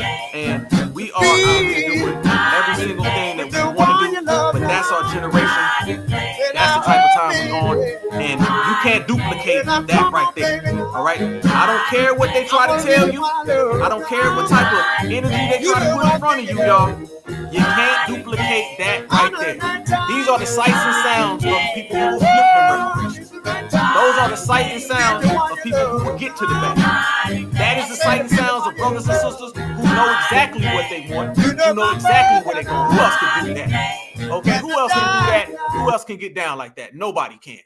Nobody can. Nobody ever will. It's an FBA thing, y'all. It's an FBA thing, and they know it's an FBA thing. That's why they out here trying to run every bit of interference. They don't want us getting to the money. They don't want us getting to the bag because that bag terrifies them. But that's some of that FBA love right there that we put in here. So at the root of all of this hate, because remember, y'all, hate is just love turned upside down. That's all it is. Hate is just love turned upside down, and these folks are upside down, just like Chico's eyeballs, all right? So we out here doing it real big, and we in here holding it all the way down. But I want y'all to notice that right there. Look at how energetic we are.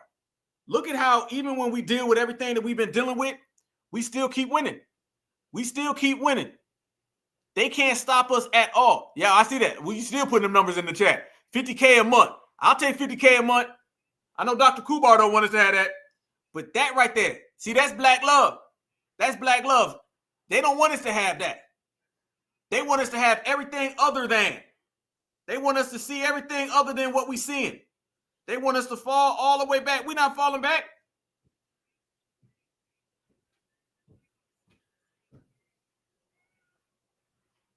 Freeze on that.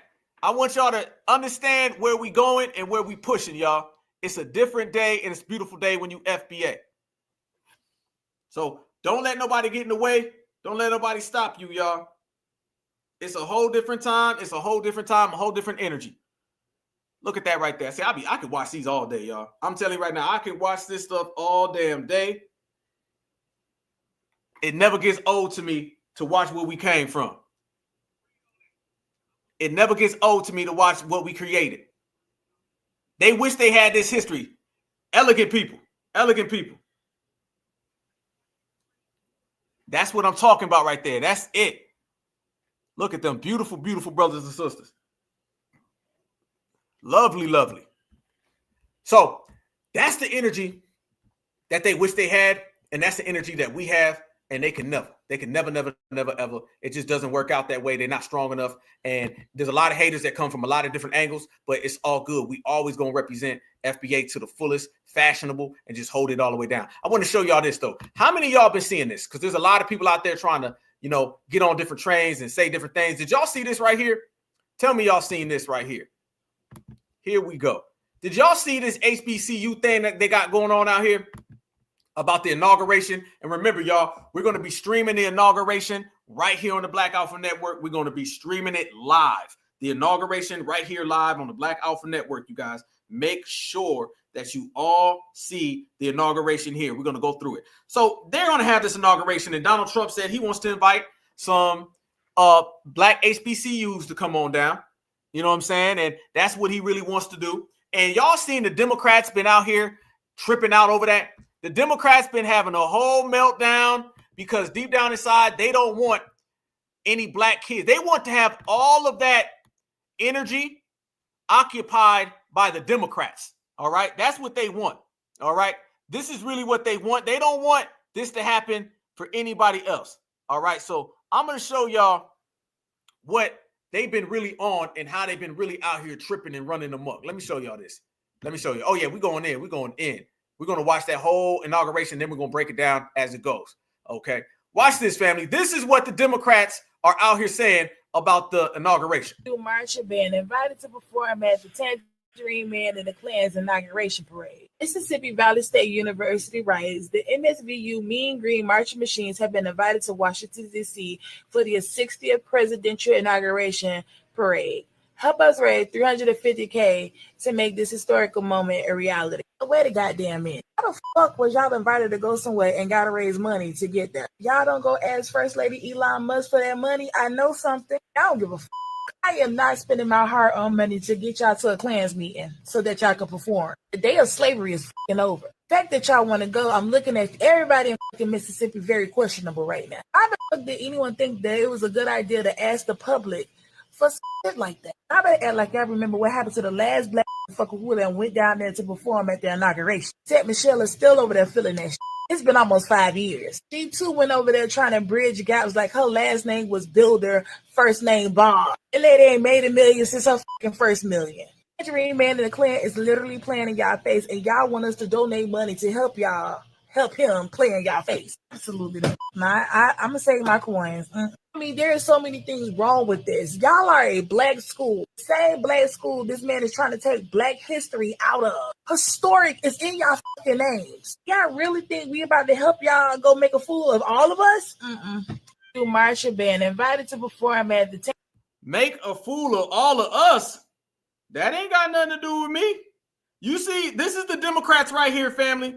They don't ever call out racism until they can put that off on Donald Trump. That's all they do. I could care less. Be honest with you, family. The Democrats ain't had no problem with Megan Thee Stallion, though, did they? Did they have a problem with Megan Thee Stallion, y'all? Did they? No, they didn't have no problem with Megan Thee Stallion at all. No, that's okay. See, that's the thing, y'all. They never had a problem with what Megan Thee Stallion was doing because they basically say if it's buffoonery that's sponsored by the Democrats, then it's okay. They just don't want it to be sponsored by anybody else. Nah, they better try another one. But they pissed this brother right here off. Let me show y'all this brother right here. Of a fucking lifetime. And what do we get? Grown men and women bashing these babies, man. They get to play at a presidential inauguration. Something that I thought many people would be fucking satisfied and proud of, that fact, man. That these young African-American children get an opportunity to play here. Now, people were bashing Trump when he picked his political party. There's no blacks in there. Well, now you're making me believe that if there would have been a black in there, you would have called them an Uncle Tom, man. Whatever you have against this man, that's cool. Who gives a shit? But the point is, let these kids have something that they can carry with them for the rest of their lives, man. These babies are being confused as to, do I really want to do this? Because people are going to hate me. If you children can hear me, this is Charles speaking. Fuck them. Do you. This is your opportunity. Live a dream. Because I'm going to tell you something now. This dream may never come again, but you'll have something to hold on to and pass to your children. Leave them damn kids alone and mind your own damn business. These children are giving an... Woo! Boy, it was hot right there, wasn't he? He was pissed off. They done pissed that man off. You know what I'm saying? But that goes to show you, family, this is them completely broke down. They don't mind calling out racism on Republicans because they live in a world where only the Republicans are racist. We live in a world where they're both racist. But you notice how she was talking about she don't want to go to a Klan meeting. Is this the same Klan that we talk about right there? They look like the same Klan that we talk about right there, though. You know what I'm saying? Notice how, family, it never gets acknowledged about the racism that comes from the Democrats. Notice that. This is what we always say, family. When the racism comes from the Democrats, they play blinds eye to it. And what people have done and why the Democratic Party is completely in shambles, the Democratic Party is in shambles is because they try to play fake race crusader. They always want to act like they're race crusaders, and it looks very hypocritical because you only talk about racism when the Republicans do it. But the Democrats can literally sit there and have a president that was giving eulogies for Klan members, and you just act like it don't happen. See, this whole thing where I'm going to play race crusader to get black votes, but I'm actually okay with racism, nah, that's a wrap. That's a wrap. And this is why they don't really stand anymore. They're in a very difficult space right now based on those things. Let me show y'all this as well for the whole HBCU thing. Okay, let me show y'all this as well. There's always a lot of debate about HBCUs and who funded what and all that. Well, there you go. There you go. They didn't ever want to talk about that. HBCU funding falls from $45 billion to $2 billion under latest Biden spending plan. All right. They didn't ever want to talk about that, though. They always want to leave that one on the corner on the curb. Well, they can leave that one on the corner on the curb all they want to because we've been calling that out all damn day. The days of the Democrats again, and I'm still rejoicing. I'm telling you that today. I don't destroy careers and then just move on. No, I'm going to talk about it today. I'm going to talk about it tomorrow. I'm going to talk about it the next day. I enjoy what we did to the Democrats. They had 60 years of disrespecting us, so they're going to get 60 years of me clowning them for losing. By the way, I just had somebody on Twitter. I just checked Twitter a minute ago. Somebody just said, man, Alpha, can we leave Dr. Umar alone? I don't know if you're in the chat or not. You know what I'm saying? But no. See, that's the damn problem right there. All right? People disrespect us, and there's always someone who comes around and says, man, leave them alone. Why you keep going in on that? Because I got a responsibility to the foundation of Black American people. That's why. Okay, as long as he undercuts reparations, he gonna get G-checked. Same with Mr. Opp. All the ops who come around, we not being lenient on them. You used to be lenient on them back in the day. That's why you had to deal with the damn HBCUs out here selling us out, and you had the damn NAACP for hundreds of years. Literally, family, the Democratic shields, and particularly, like you said, the Boulets, in particular, the NAACP been around for hundreds of years because nobody checked them. And when somebody did check them, somebody stepped up and said, can you leave them alone? Just be nice now. Why y'all got to do that? How come everybody else come to us and tell us to calm down? How come ain't nobody ever telling them to calm down? They'll sell us out. They'll sell out our children. They'll take your kids' money and give it to Julio Jr. They'll take your kids' money, give it to Miss Sanchez III, but you got to calm down. Hell no. You're going to have a change of attitude. You're going to get a change of results. We made the decision as a lineage that we're changing our attitude. Ain't no more Mr. Nice Guy. Ain't no more Mr. Nice Girl. Ain't no more yes, we can. It's hell to the no. Dr. Kumar keep talking about FBA. He going to get that work because this is how you change the minds and this is how you change the energy. Energy changes everything. Energy changes everything. We put out this real energy of regulating, then everybody else is going to watch and say, yeah, I'm down with FBA. Because they're the ones out here dropping receipts. You can't be down with the scam Africans. They ain't got no receipts. They empty drawers. They pulling out the cash register. Ain't no money in it. Okay? We out here putting it down. So no, I'm not going to stop G-checking anybody who crosses that goddamn FBA line. And we're going to roast them. We're going to ruin careers. I just want you to simply look. Why would we stop? Look at the results of us G-checking and look at the results of us being nice and playing nice. Being nice, playing nice does nothing. All right? G-checking and regulating ruins careers. G-checking and regulating stops political campaigns and organizations. Imagine if we played nice with Kamala Harris. Imagine that, y'all. Imagine where we be if we took the advice of somebody saying, y'all leave Kamala alone. That is a black woman. Why we got to keep talking about Kamala? You'd end up with Kamala Harris right now as the president, and you'd be seeing Latinos come into your communities who are not from America and being placed each and every one where you are. Nah, we ain't playing them games. Nope. That ain't happening. We out here for real, in real time. And people out here who got that real attitude. Attitude changes everything. And that's why we changed everything, because we've made a decision that we're not going to go off on some little tirade and give these people some type of kudos. We are out here and these people are trying to take what we created. These people are trying to erase us. How you playing nice in the erasure? So again, family, the same way you have all of those be nice crowds, they out here calling you a hate group. You gonna still be nice? The same folks who are out here telling you that they created what your ancestors created, you don't deserve no reparations, ain't no such thing as racism, ain't no such thing as oppression, you choose to have a defeated mentality, you gonna play nice with them? And here's the kicker. Just because we ain't playing nice don't mean that we playing mean. Hell no. We being regular. We being certified. We just talking how we talk, speaking how we speak. We ain't doing nothing out of code. No, FBA, we don't get bent out of shape. No. That's the thing, family. We win with a smile. So we ain't out here getting reckless. If you look at the feminist movement and the Me Too movement, they're far more reckless than we've ever been.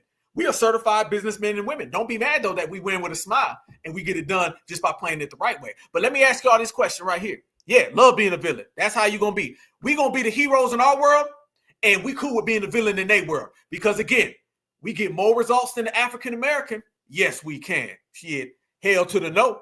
Y'all going to play nice with this right here? Y'all remember this? Remember this. For the person talking about can we leave Dr. Kubar alone? How many of y'all remember when Dr. Kubar had this interview with my brother Marcel? African people from the Caribbean contributed to the greatness of America. DJ Herc, the father of hip hop, he is of Jamaican origin. And by the way, you said Dr. Herc started rap. You know he didn't. And Marcus Garvey, he's the father of hip hop, my brother. He's the father. He's recognized, universally recognized. He's the father. He's of Jamaican ancestry. You have an issue with Africans. Of hip hop. You have an issue with Africans who are not born in America. No, I actually don't. You are part of the division amongst African people. I actually don't. You have an issue with Africans not born in America. What I have an issue with is what's happening right now. You are part of the division right now is with people. I'm going to pray for you to grow past that. Y'all remember that right there? How many of y'all remember that right there? Remember he was saying that Kool Herc started hip hop. Y'all see why now he came out and threw a lifeline to Fat Joe? Oh yeah, a lot of people don't remember this interview. So you see why Dr. Kubar threw that lifeline to Fat Joe. He threw that lifeline to Fat Joe because he's in belief that the Caribbean created hip hop. Don't let him play dumb with nobody. Yeah. The man sat there and says that Puerto Ricans 50-50 hip hop, and then he split and went to Ghana. Y'all notice that, right? Yeah.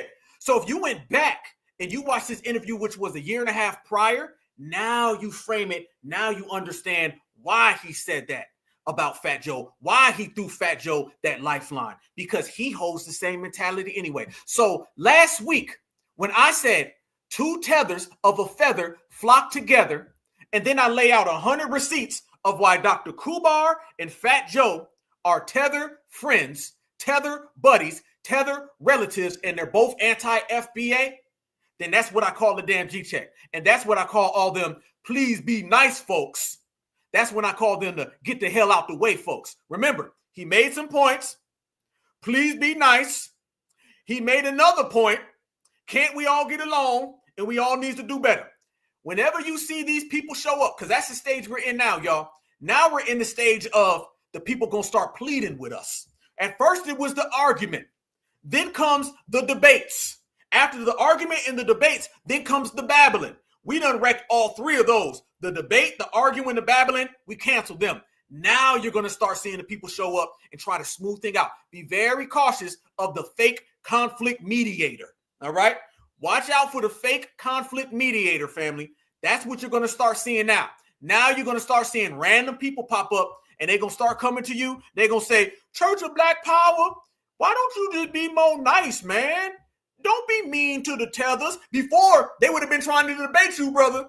They would have been trying to go back and forth, but you wrecked them with your skills. So now they say, damn, I can't babble. They stop me. Damn, I can't debate. Damn, I can't argue. Now let me play the fake mediator. Now I'm going to play the fake nice guy. And remember, key word, fake. That's what they're going to try to do. They're going to come at you trying to be fake. Okay? My brother Derek, I see you. Black Butterfly, I see you. They're going to come to all of y'all. And Gene, I see you. They're going to come to y'all and they're going to start talking this. Gene, man, you don't need to be that mean, man, because we all really are friends. That same person who's trying to be the fake nice guy, the fake conflict mediator, he was the same person trying to fight you 2 years ago. He just knew he didn't want no problems with you. So now he's going in the 3rd, 4th, 5th stage of, can y'all be nice? I'm telling you now, 2024, we regulated so many people. Their last resort is to say, I come in peace, my brother. It was go home Makata. It was FBA's a hate group. It was y'all bad. Now it's turning into, can't we all just get alongs? No, the hell we can't all get alongs, but you can get to gons because we in the building. Let's go. More receipts, family.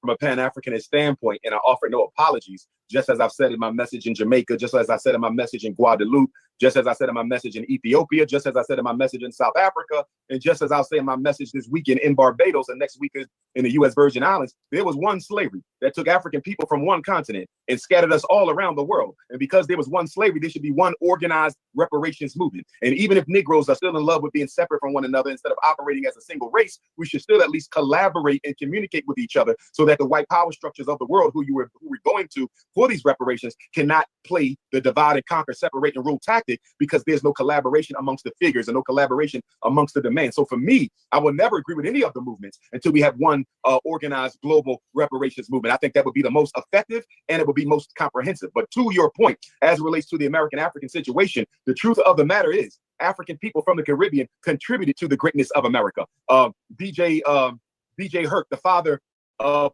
hip hop, he is of Jamaican origin. When we go to and Kool Herc said that he got it from FBA. You left that part out. I'm telling y'all, no, we don't play games. Playing games is for athletes, family. No, we businessmen and women. We play on the football field, on the basketball court. We ain't come to play. All right, that's the problem. You out here playing. Ain't nobody playing with you. You walk up and down these streets all day playing. We ain't out here playing, homie. We very serious about this lineage, and we very serious about our destination and our goal. And if you want to play, you better play out our way, because we coming for real. Nationalism. Marcus Garvey, the greatest black organizer of all time, who built the movement from New York City, he was of Jamaican origin. When you look at the Harlem Renaissance, many of the writers and the poets and the actresses and actors of the Harlem Renaissance, they came from across the Caribbean. They came from even from Africa. So my point is, you cannot delineate where blackness begins and where blackness ends. Even in the Civil War, many of the... He said you can't delineate. You can't, family. A simple hell yes. Y'all know how we do on the Black Alpha Network. For all of my new subscribers, we got something called the hell yes and the hell no. Simply by stating a hell yes or hell no, I want you guys to answer Dr. Kubar. Can you delineate? He said we can't delineate. According to him, reparations is for all the refrigerators and all the helicopters, and we don't need money. And according to him, we cannot delineate. So simply stating by a hell yes or hell no in the chat, can we delineate or can't we? I'll wait before I proceed with this video because I want to see what the family's got to say. Because according to Dr. Kubar, Romero, Gonzalez Estrada, we can't. There they go, there they go, there they go. Hell yes, hell yes, hell yes, hell yes, hell yes, hell yes. An astounding amount of hell yeses. Shout out to my sister Miriam. I see you, I see you, I see you, beloved. Yes, indeed. Damn. Dr. Kubar said that we can't get reparations and we can't delineate. Hell, what can we do? According to this guy, didn't I say you walk away from this guy wondering what the hell can we do? This man trying to put shackles on us. We can't delineate either.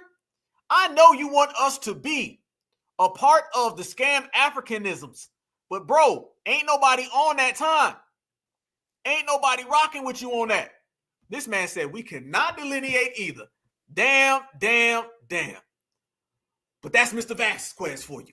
Mr. Vasquez is out here running that game, and he's running it from every place that he can be. And you know who we was talking about earlier, y'all? They keep crashing out. Y'all know how we kept saying there's like a crash out thing going on with a lot of people over FBA, and it's our job. Remember, y'all, it's our job to regulate. Okay, somebody said a long time ago, I cannot remember who it was, but I agree wholeheartedly. Let me tell you this right now. If you do not enforce, then you don't have a code.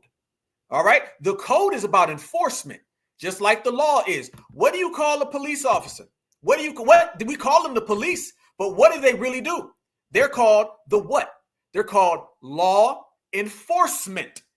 So how come the United States government can have law enforcement, but we can't have code enforcement? See, we matching energy. See, that's the thing, y'all. We're matching energy, and watch out for anybody coming around here telling you not to match energy. Again, you got all the examples you need. Go back to the time when we were not matching energy and we were losing. Watch now in this generation, we're matching energy, so we're winning. You gonna get the W or you gonna get the L. And we dishing out all them L's, family, and we getting all the W's. I remember a time Well, we didn't match energy, meaning somebody can come in, disrespect us, talk down to us, disrespect grandma, kids, disrespect your dog, walk in your house, not even wipe their feet on the floor, mark mud all through it, walk in your refrigerator, take your food out. And folks is out here saying, I'm not going to match no damn energy. Soon as we seen the people show up, we G-checked them, sent them in the other direction. Now we matching energy and results come. We matching energy. So this is the reparation generation. This is the lineage generation. This is delineation, but it's also the matching energy. Tethers talk that talk, we match energy. Ops come around, we match energy. All right? You start to see anybody come around here disrespecting us, we match your energy. Remember, FBA, I say this wholeheartedly, remember this, FBA did not start it. FBA finishes it. If you did not start with us, it'll never go further. Let me tell you something, okay? One of my master teachers I know personally, Dr. Kaba Hiawatha Kamene, certified salute. Much respect to him. Dr. Kaba always said it best. He said, our only problem is that you got a problem. Woo, I love that. I love that. FBA's only problem is that you got a problem with FBA. I.e., meaning, if you didn't have a problem with FBA, there wouldn't be no damn problem at all.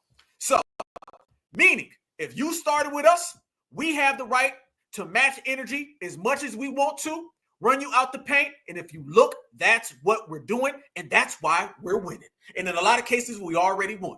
This is why FBA is right here on top of everybody in America. We are dominating the political discourse, the social discourse. Everything is revolving around us. You listen to the dominant society. You listen to all these different groups that pop up left and right. Listen to the politics. Everything is some type of remixed, recycled version of what we started. Everybody talking about immigration, we started that. Everybody talking about money, we started that. Let me tell you how much, family. Let me show you. I'm going to show you something. Everybody thinks I'll be out here riding that real FBA train and just saying things. No, family, we're conducting this FBA train because this FBA train all belongs to us. If people don't believe that FBA is running the yard and that everybody has some type of bootleg version of what we created, y'all watch Karen right here. Y'all watch Karen. Look what Karen is saying. Tell me right now, would Karen be saying this right now if it wasn't for foundational Black Americans? Y'all watch this. Y'all need to go back to Ukraine and get my fucking money back. Get my money back. I do not pay taxes to take care of anybody else except for the American people. Whoa. The American people. My friends and family in my home state of Florida should not be fucking struggling. My friends in North Carolina that are going without water and electricity for almost 2 weeks now should never fucking happen. And that $750, you can shove it right up your because it's not going to give them nothing in this shit. Y'all need to go back to Ukraine and get my fucking money back. Get my money back. I do not pay taxes to take care of anybody else except for the American people.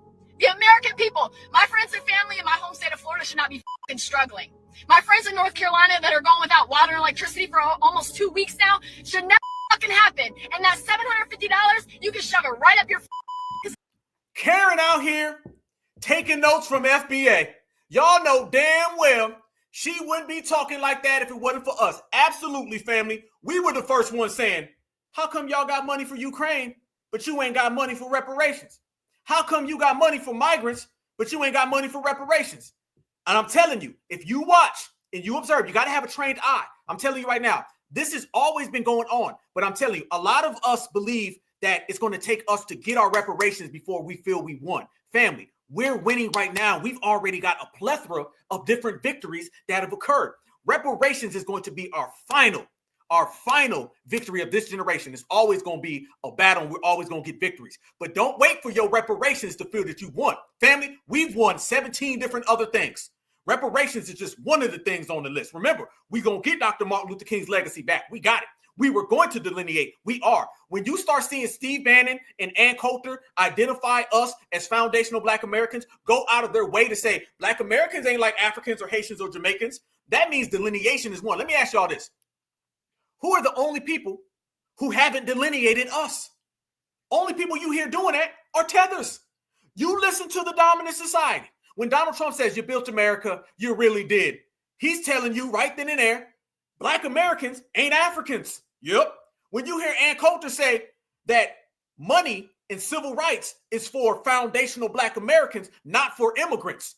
That is her delineating us right there. When Steve Bannon says you got to listen and watch all of these colleges, and if Black Americans who are homegrown here aren't on that list, and you see a bunch of immigrants, that's the problem. That's him delineating us. Nobody refers to us as Africans or Caribbeans other than tethers. And it wasn't like that a couple years ago. A couple years ago, we was all mixed and blended in. FBA, foundational Black Americans, have delineated. Delineation is solidified in America. And nobody else is out there going to tell you that. First, Black Alpha will. I'm telling you right now. Delineation is for real. I think we think that we're in some type of process of delineation. Family, we're not in the process of delineation. We have full-fledged, full-blown delineated. Delineation is absolutely in full control right now. And when you start seeing the dominant society say it, it's out there. Let me tell you something else that's happened. When you're hearing all of this stuff going on about Elon Musk, y'all notice everybody's out here talking about who's a naturalized citizen?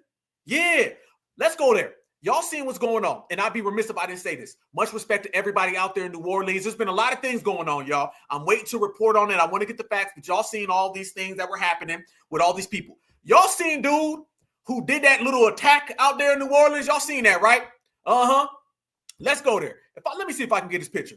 Hey, if anybody right now can give me that guy's picture that did those attacks out there, can somebody send that to me on Twitter? I want to pull it up, but I don't want to look right now because we flowing right now. I don't want to stop the movement of the room or whatnot.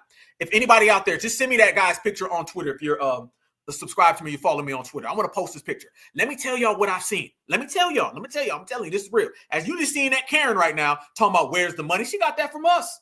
We were the first ones to talk about why isn't American money being spent on Americans? Because we had a reparations claim, and now everyone else is saying it. Do y'all know I seen that picture of that guy, that whole New Orleans situation, that whatever his name is.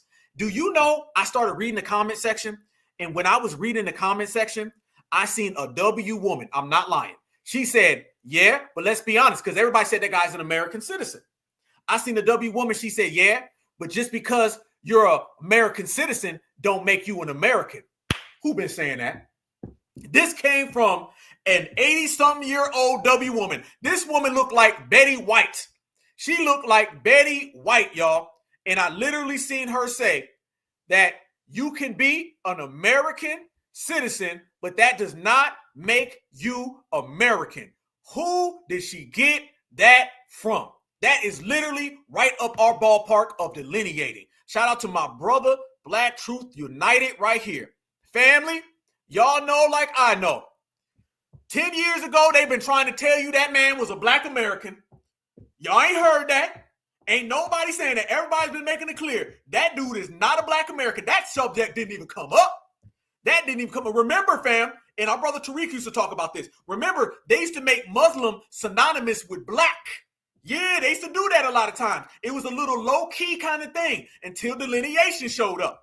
When delineation showed up, they quit running that game. There are so many con games and hustles that they don't run no more. Y'all know damn well in 2006, 2007, 2008, they've been telling you that that guy right there is a Black person. Now they sitting there saying, nah, he ain't Black. He ain't FBA, damn sure. You see the power of delineation? You see why we don't allow people to get in the way of delineation? Delineation prevents all of that from occurring. So I seen an old woman. I'm talking about old as ever. And this woman came out and said, yeah, he could be an American citizen, but everybody who's an American citizen is not an American. And then I shit you not, y'all, I started reading more in the comment section. Somebody said, well, yeah, he's an American citizen. And then I seen an old ass W dude. And he said, yeah, but let's check his lineage. I'm not lying, y'all. Somebody literally said that. They said, let's check his lineage. Now you're hearing lineage pop up left and right. Y'all notice that, right? Y'all notice everywhere you go, everyone now is using the term lineage. Everyone now is talking about what's your lineage look like. You know, like I know for sure, lineage is an FBA thing. Ain't nobody was using that term until we did.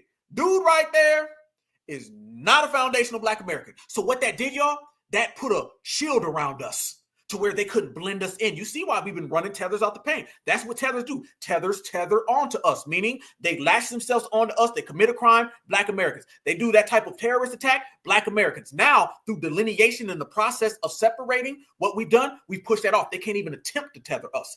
That guy cannot be tethered onto us because we created a delineation shield. And that delineation shield keeps that away. Don't tell me that's not results. Don't tell me that ain't a victory. And don't tell me we ain't out here winning.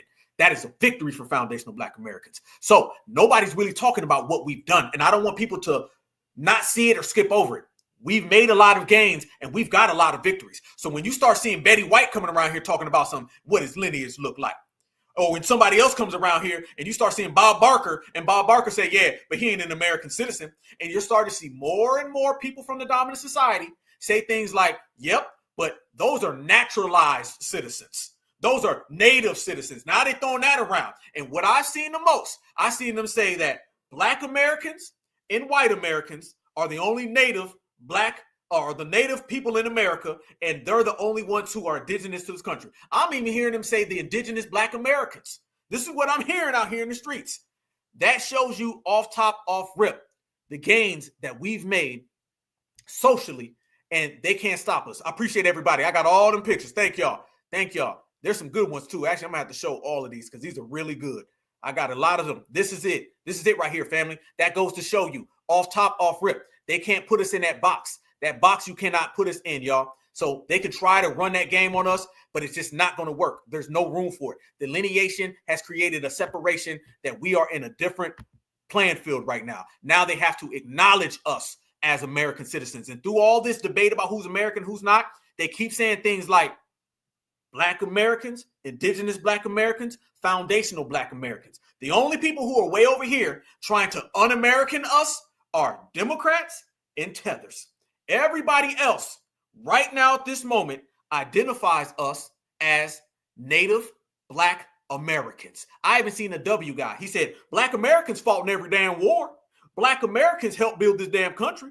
Black Americans speak the language. So you see, now everybody's put a line in the sand and they've been known it. Everyone knows it for sure.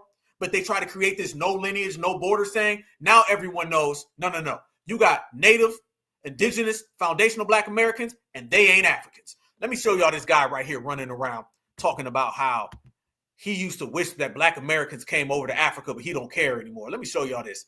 This is what we're talking about these people being left behind. Watch this, family. Hey, I used to think I wanted all our Black people to come.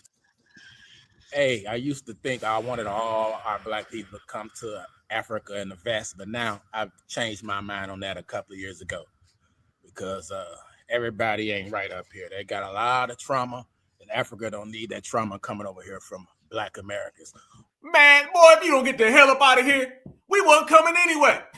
Now, let's be real. What it is that we're going to come over there and our hairlines, I don't think this guy is a Black American. Hold on. Y'all know what time it is. Hold on. I ain't even think about it.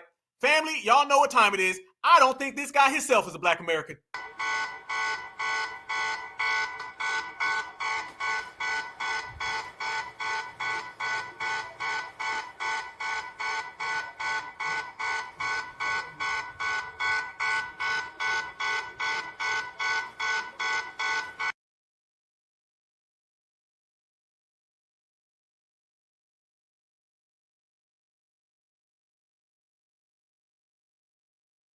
You know damn well you ain't no Black American. Family, let's stop the games.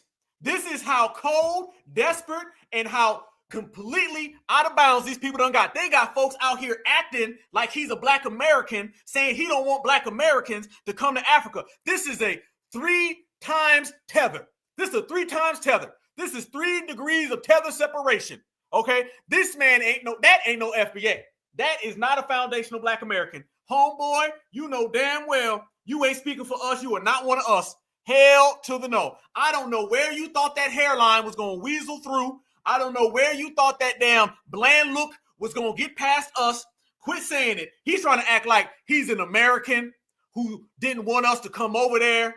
And he's an American who really didn't want to see us there. And he's looking out for us. Nah, brother. No. Once, twice, 3 times a tether. Try again, homie. All those FBA, this our land, we built it. Why come to Africa? Keep your ass in America. All them Africans don't like us, no way. Keep your A in America. Ain't nobody forcing y'all to come over here. Really, who I want to come over here is my Pan-African people. We have the same mindset and mentality. And you got the same hairline. Yep, you can have your hairline relatives come on over there. He want all of his tether, cousins, and hairline buddies to show up. Let's be real. Family, we weren't coming over there any goddamn way. Talking about who's forcing you to come. You can't force us to do nothing. You better be worried about getting forced out this damn country, okay, when Mr. Tom Homan show up.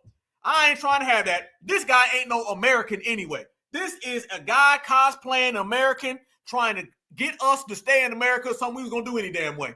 Please. The other brain dead Negroes, keep your A in America. Keep spit shining the man's shoes. We don't want you over here. We over here trying to nation build. Like they say, nobody. Africa nation build. How you nation building? Yeah, you nation building. You know what? Africa is nation building. They building a nation for China in Africa. That's their nation building. Yep. So yeah, Africa's very good at nation building. They just building everybody else's nation. With your movement into his moving. You got to come over here to Africa with an open mind. It'd be all good. Boy, if you don't get out of here, if you don't go find you a damn zebra and hop on it, homeboy, because I know you ain't been around no woman in a long goddamn time. Please, y'all see what we talking about. Y'all see what we saying. Y'all see how it is. Yeah. No, I see you say he fled. I don't think he fled. I don't think that's an American. I'm telling you right now, that guy is not from America. That is not an American dude. Nope. That hairline is doing the backflip, backspin. Absolutely. Where is that damn hairline? I don't know where it was. Y'all FBA, y'all going over there. I told you, everybody crashing out, y'all. Everybody crashing out. That's just what it is. And they keep blowing this up. I'm telling you, this is good. Keep on talking. Y'all keep going. You can't pay for this type of publicity, y'all. You can't pay for this. Everybody keeps talking about FBA. It's going to get to the point where they're going to have to address FBA. That's just what it is. The more they talk about us, the more they're going to have to address us. This is good. All of our political aspirations and everything. Now the world knows. People used to act like they didn't know what FBA was. They were like, what FBA mean? Remember that? Man, I don't even know what that means. Now everybody know what it is. Everybody knows what FBA means. Everybody knows exactly what FBA is saying. This is a good damn thing. It keeps FBA right there front center amongst everybody. This is good. Y'all keep on talking. What I told you before, the one denominator with a winner is they got a lot of haters following them. Okay, but guess what? The more them haters keep on talking, the more we going to be on the main stage. That's just what it is. That's just how it goes down. This right here shows you even further. This is what I'm talking about people like Mr. Kubar Vasquez. This is what I mean when he starts talking about the lineage and how desperate he is. White district. He wants to know why the foundational Black Americans don't like Caribbean district. He wants to know why the foundational Black Americans don't like Caribbean Blacks. Honestly, you should probably ask their quote unquote leader. I think their quote unquote leader would have a better answer for you. But as the voice of Garveyism in the 21st century. You see what I'm talking about that leader stuff, y'all? I told you, all of that is they trying to make the block hot for us. He knows damn well there ain't no leader. How you going to be a leader of the lineage? Okay? And we've been telling everybody that ain't none of that any damn way. So I want y'all to see, and I want y'all to notice, every time he starts talking that leader stuff, he's trying to basically dry snitch on us to them boys. That's what he's doing. And as the voice for revolutionary Pan-Africanism in the 21st century, I do not support that organization or its rhetoric, nor do I support the other organizations that are similar somewhat in scope, function, and philosophy. I believe in the total and unconditional unification and liberation of all African people in the world. I do not put conditions on my loyalty.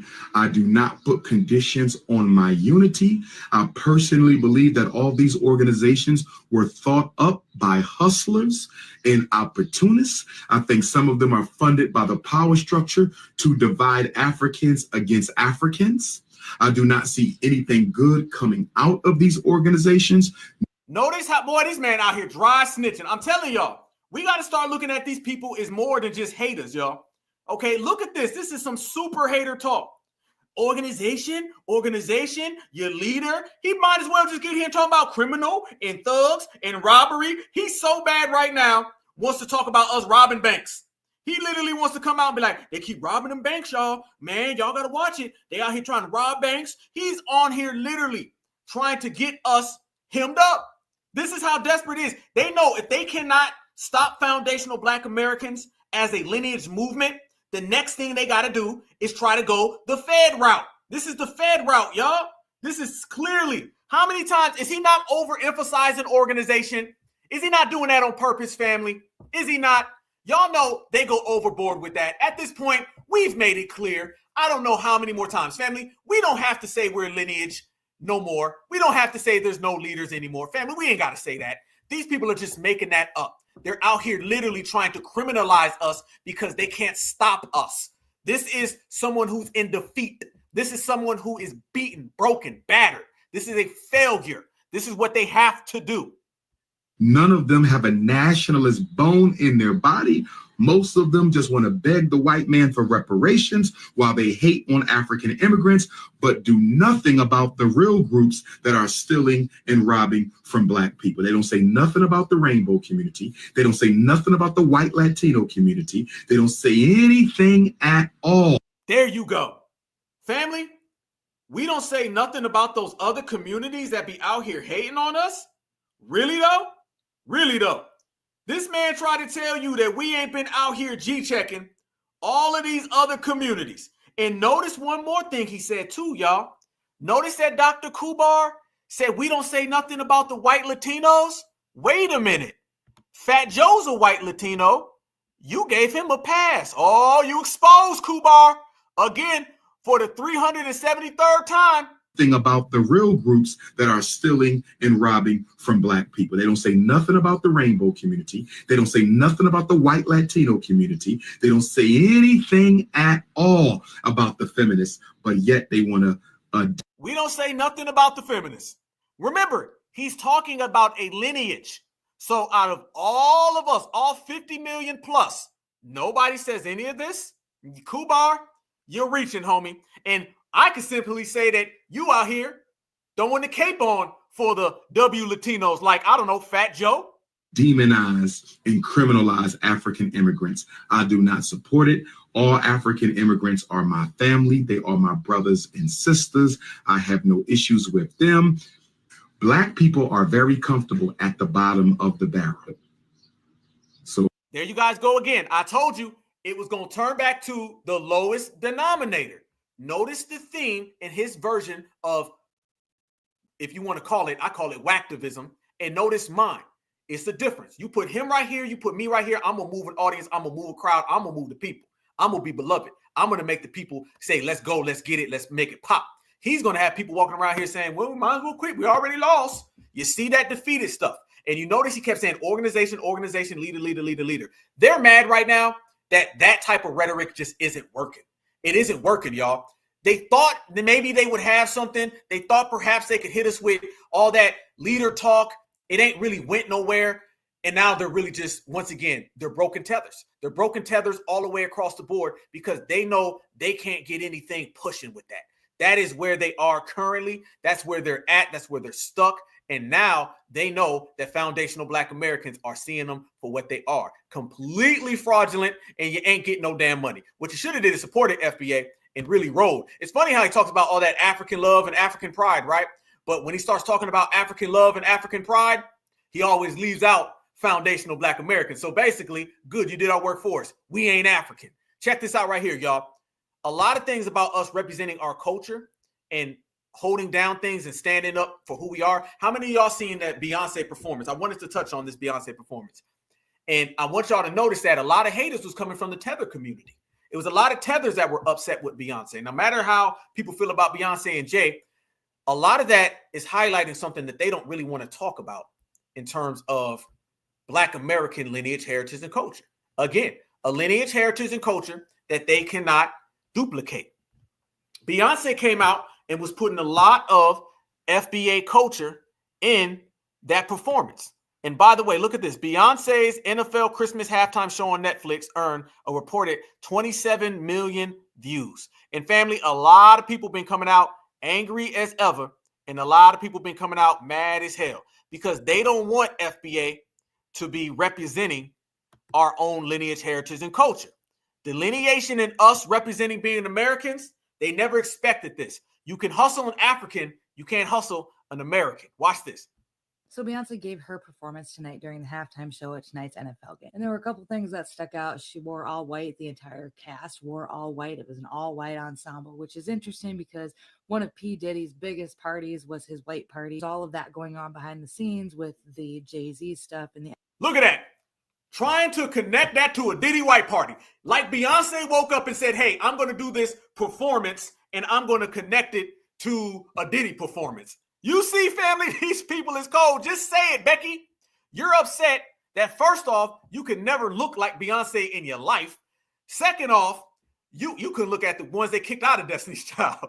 However, you're upset because this is us claiming our lineage, and you're trying to undercut and reduce this a damn Diddy party. So Beyonce gave her performance tonight during the halftime show at tonight's NFL game. And there were a couple things that stuck out. She wore all white. The entire cast wore all white. It was an all white ensemble, which is interesting because one of P. Diddy's biggest parties was his white party. All of that going on behind the scenes with the Jay-Z stuff and the accusations, and then the NFL standing by him, and then her coming out riding on a white horse with writing in the crowd saying my house or this is my house. She did the finger guns, which people are really pissed off about because NFL players can't even do touchdown dances, but she can come out and do the finger guns. Also her very threatening rendition of Jolene, which, you know, whole thing. Anyway, that's First off, you ain't mad at no day. This is from the same community of you better come take my damn weapon from my hands. Now you upset about damn finger pointing. Okay, yeah.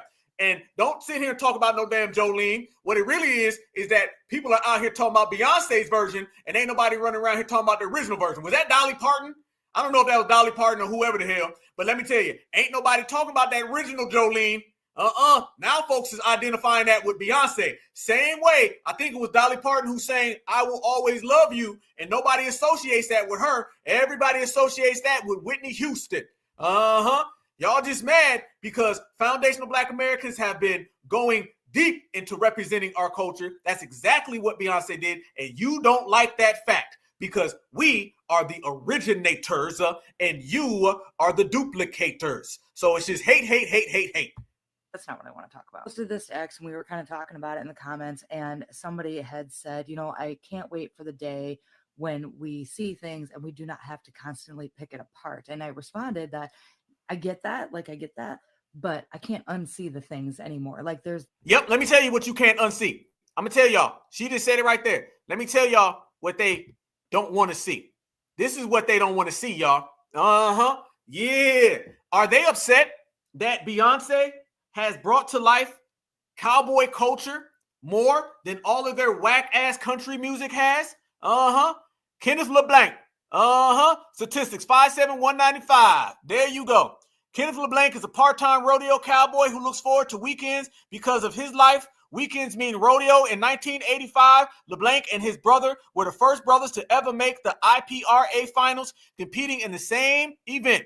The same year, they were also the first Blacks to make the IPRA finals in steer wrestling, commentating on the level of competition in the rodeo. The competition in Black rodeos is getting tougher. We've come to the point where Black cowboys are beginning to take this sport serious. What else do we got on that forefront? Because I believe there's more. Let's see if there's more. Oh, my goodness. This shows you the Black rodeo, the largest in the Southeast. Look at these pictures, family. When they're black and white, you already know it's right in our time. They can't compete with none of this, y'all. This is what they cannot stand. This is what has them so afraid. This is what's got them so shook. We can go back in any aspect of America. You cannot look at America without talking about FBA. You just can't do it. So delineation is here. And for those who don't want to accept it or acknowledge it, they just have to deal with it. This guy right here on the hater train. So I went viral on Twitter again for saying that Beyonce's performance is propaganda. And I have two things to say about this whole situation. I don't give a fuck about them lyrics on Cowboy Carter. Because yes, this shit still is pro-America propaganda. She's essentially trying to reclaim the American flag for Black Americans. I want to ask you, what does American nationalism ever benefit the working class or Black people? Why you care? Why you care, homeboy? Look at this, family. He's just I'm telling y'all, listen to what they say and they're admitting it. This ain't got nothing to do with Beyonce. Notice it started off talking about Beyonce. Within 2 seconds, he started running around here talking about what has it ever done for Black people? What has it ever accomplished for Blacks? So really, you upset is because Black Americans are seen as Native Americans and you're not. This is what it's really about, American propaganda. Well, maybe you just need to go home. If you don't like America, then you need to leave. How about that? Somebody get Tom Homan on the phone. Target acquired. I already got the perfect target. But let me show y'all this as well. Family, get ready. I'm going to show y'all something that's going to have y'all tripping. Do y'all know that Africans are out here acting like they cowboys? Family, I'm not lying. I'm not lying. I'm not lying. This shows you that Africans literally believe that they are FBA and they out here do-si-doing on the damn rodeo. So Dr. Umar and all the scam Africans with the 3-foot backwards hairlines. Who is cosplaying who? Look at this right here, y'all. Look at this right here. That is not America. Look at this. Y'all tell me right now. Is that an American or is that this?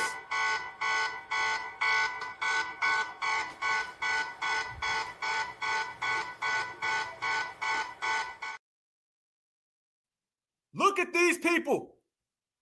Look at them, family. They really believe that they on some cowboy talk. This is what's happening. This is what they're doing. Don't throw your phone, family. I know. These tethers are out of control. Out of control tethers. He's out there saying, do you got some food? No, he said, this ain't Nigeria. We don't hold them. This ain't Zimbabwe. The lion's roaring. This is what they doing. This ain't Foo. This ain't Joloff. This ain't Mutombo. This ain't Lumbumba. These folks really, I would play the song, I'm telling y'all, but it'll get real bad from there. Look at this. Look at him. That's what he said. Look at that. This ain't Foo, and I ain't Joloff. That's Miss Mutombo, Miss Lumbumba. The Chinese coming to colonize my land. Dr. Umar and Pan-African. You Pan-African. Get the hell out of here. It's rap season, man. It's rap season. I'm sorry, y'all. I'm sorry. That's what they do. That's what they out here doing, y'all. Y'all know how it is. Family, at this point in America, we ain't got to guess. We ain't got to look. We ain't got to search. All we got to do, family, is just have 2 working eyes and you can see it all. Africans are out here cosplaying us, all right? They want to be Beyonce, all right? I'm down with Miss Carter, all right? Cowboy Carter. I'm completely down with Cowboy Carter opposed to Cowboy. I'll take Cowboy Carter over Cowboy Mutombo. I'll take Beyonce. I'll take the rodeo. I'll take everything that we've done over what they're trying to do. These people think they're us, all right? All right? We're out here riding horses, not zebras. There's a big difference. I know they run around here trying to talk that talk. They can't walk that walk. If you think that you're going to come in here and talk about some goddamn zebra, okay, cowboys don't ride zebras, all right? So, once again, like I said, give me Cowboy Carter opposed to Zebra Mutombo. There's a big difference between those two, and they going out bad, y'all. How bad are they going out at this point? Man really was out there trying to do the damn two-step. Man was trying to do the tether two-step. If you don't get up out of here with the tether two-step, bruh, we ain't accepting you. We ain't rocking with you. You just gonna have to deal with it. And it's okay. It's okay. This is my homeland. You got your own homeland. Your homeland is not like mine. Your homeland is nowhere near ours. You out here faking the front. You can't come around FBA on that bad timing. I mean, damn. You're out here, what they say, they still keep swimming. You know what I'm saying? They just doing a bunch of stuff that's off-coded, out of bounds, and they just can't be like FBA. Matter of fact, let me show y'all this. Let me show y'all.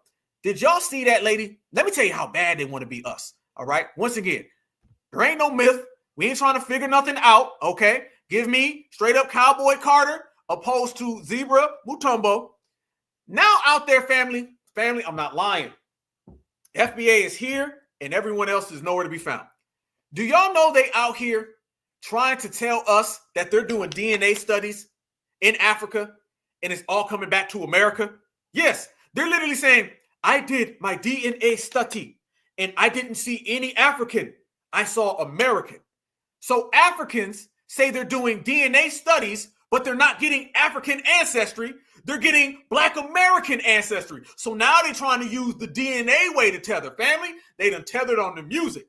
They done tethered in to sports. They done tethered in to civil rights. Now Africans are trying to tether into our DNA. They are out here DNA tethering.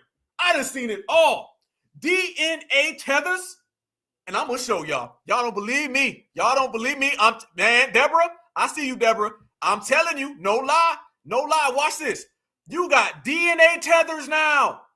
DNA tethers. My ancestry versus my heritage. DNA results comparison. Watch this, y'all. They're saying that their DNA results are coming back FBA and not African. Watch this. We're victims of slavery. Here we go. Cook. Especially in Congo, we're victims of slavery, especially in Congo. Their family was stolen from them. When me and my brother were looking through the relative matches, it was just surreal to see hundreds and hundreds and hundreds of African-American relatives. This is the legacy of my stolen family, which is deeply traumatic. And by Indigenous Africans taking these tests, you can find your family, you can find your long-lost family, and you can also help them discover their roots as well. You can give them information that Ancestry DNA might not be able to give them, because not all of the DNA tests have accurate information on ethnic tribes. I asked my dad if there was any stories about, family members who were captured or disappeared. And he said that he didn't know any personal stories, but he says that it was probably likely that some of my relatives far back were captured. And these DNA tests basically confirm that. Over 100 relatives in America who are exclusively African American. Clearly a good chunk of my ancestors were stolen. With my family matches, they were all exclusively African. Whoa. Watch it. Watch what she's saying. Here we go. You knew Americans was going to come up. Were captured. And these DNA tests basically confirm that. Over 100 relatives in America who are exclusively African American. Clearly a good chunk of my ancestors were stolen. With my family matches, they were all exclusively African American. I didn't have any Caribbean matches. I didn't have any South American matches. And the people of Congo who were enslaved and shipped, South America was a big hub. The Caribbean was a big hub. So I was suspicious that there wasn't any matches from there, but it has a small database. So I'd be interested to see if I have more South American matches and more Caribbean matches with my ancestry DNA. Man, if you don't get out of here, these DNA tethers, y'all. Relatives far back were captured. And these DNA tests basically confirm that. Over 100 relatives in America who are exclusively African American. Exclusively African American. Clearly a good chunk of my ancestors were stolen. No, and you made a good point in the chat. You ain't getting in on my reparations. I already know what you're trying to do. You're going to try to come over here to America and start talking that talk and say something along the lines of, well, can I get some reparations? I mean, technically, we all the same anyway. Ain't we? No swees, not swees, together swees. Nice goddamn try. Nice try. This is what they're trying to do. Shout out to my brother Red Joker, by the way. Look at this one. Look at this. My man Red Joker put this up. Shout out to Red Joker, man. Y'all make sure y'all subscribe to him on Twitter. Check this out. My DNA only links to Black people from the USA. He made that right there. That's what they trying to do. They trying to put that all on the same page, all on the same line, y'all. You see that right there. This woman was literally trying to link herself up to us. They said if we can't get in through the normal ways, we can't get in through the damn border, then what we gonna do is that we gonna link our way in through DNA studies. And notice the first little DNA thing she was talking about, it sounded real janky, didn't it? Well, we don't really know, and we're not sure what it really could be. So, I mean, if you try it, it may not be the best, but if we try it out, it could be. No. You know exactly what you're trying to do. We know exactly what you're trying to do, and it ain't gonna work, Miss Fufu. You better go get another one, because FBA, we done closed every door. That's the thing, y'all. They think we only shut the front door. Nope. We done shut the front door, the back door, every door. You can't come around the house, hit a corner, none of that. See, they thought at first they was going to come in through the front door. They said, damn, they locked that. Then they said, okay, I'll tell you what. You go around that way, I'll go around this way. We'll go to the back door. Nope, we locked that. Then they said, okay, let me tell you what else we're going to do. We're going to go back around there, and then we're going to come in through the attic. They said, damn, FBA's over there too. So now they just realized, you said, is that Charleston's sister? That do look like Charleston's sister, don't it? Yeah, it do. They every damn where. Now they're trying to come back in around everywhere. So the delineation, as I said, y'all, and I'm going to say it again, delineation isn't coming. Delineation is here. Delineation is full effect. The victories are stacking up, mounting up. There's another individual that we completely destroyed their career. You know what I'm saying? Since we destroyed a lot of careers have been ruined by foundational Black Americans, and we're going to ruin more. Family, let me tell you something. And this goes out to everybody out there talking that weak talk. Anybody out there who's mad at FBA for ruining careers, ruining ops, agents, tethers, or whoever we ruin this week, if anybody's mad at that list that we keep adding on to, well, just go ahead. I'm going to tell you now, go ahead and get a head start and advantage and just get more extra mad, because there are plenty of more names that we're going to ruin. I'm going to give you a forecast, a prediction, and you don't need Miss Cleo. FBA will ruin the careers of plenty more tethers, plenty more ops, and plenty more people who try to cross that damn line. I'm telling that now so you don't get mad in the future. Thank me later, all good. Watch this right here. We've been calling out people and exposing them. Watch this individual. This is another person that we done ruin their career. This is who they was trying to tell us to be nice to. Oh, there she go. She put the bottle down, y'all. Watch her talk about celebrating Kwanzaa. And I got one more thing to show you about Kwanzaa for her. You know, my sister and I, we grew up celebrating Kwanzaa. Every year, our family, and our extended family, we would gather around across multiple generations, and we tell stories. The kids would sit on the carpet, and the elders would sit in chairs, and we would light the candles, and of course, afterwards, have a beautiful meal. And of course, there was always the discussion of the 7 principles. And my favorite, I have to tell you, was always the one about self-determination, Kujichagulia. And, you know, essentially it's about be and do. Be the person you want to be. You know, it's about be and do. Be and do. Be and do. Be and do. Be the person you want to be, and do the things you want to do, and do the things that need to be done. Good. Thank you. Good point, Kamala. Do the things that need to be done. And what needed to be done was us ruining your career so we don't ever have to see you anymore. Good job. But I want y'all to notice what they put out. Kamala Harris has been regurgitating that same line over and over and over and over. And people called this out as well. Oh, by the way, speaking of us dominating things, everybody else followed our lead when it came to calling out the fraud that she was. Check this out right here. 18 hours ago, this was right around Kwanzaa. 18 hours ago, this is what Kamala Harris tweeted.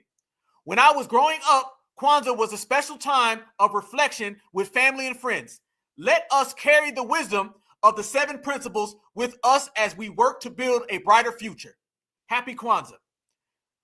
2022, Kamala tweeted this.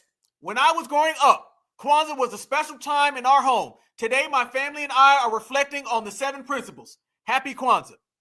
2021, when I was growing up, Kwanzaa was a special time. Family and friends and members would fill our home. We would listen to the elders tell stories and watch them light candles on the Kanara. During dinner, we would discuss the 7 principles.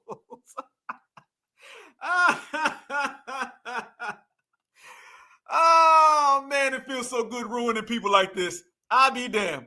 I be damned. I be damned. Family, she done try to come out there and say that same line over and over and over, like this stuff ain't documented, like people can't see it, like ain't nobody heard of it. I be damn, I be damn, I be damn. Camilla, sit down, be quiet, and quit embarrassing yourself.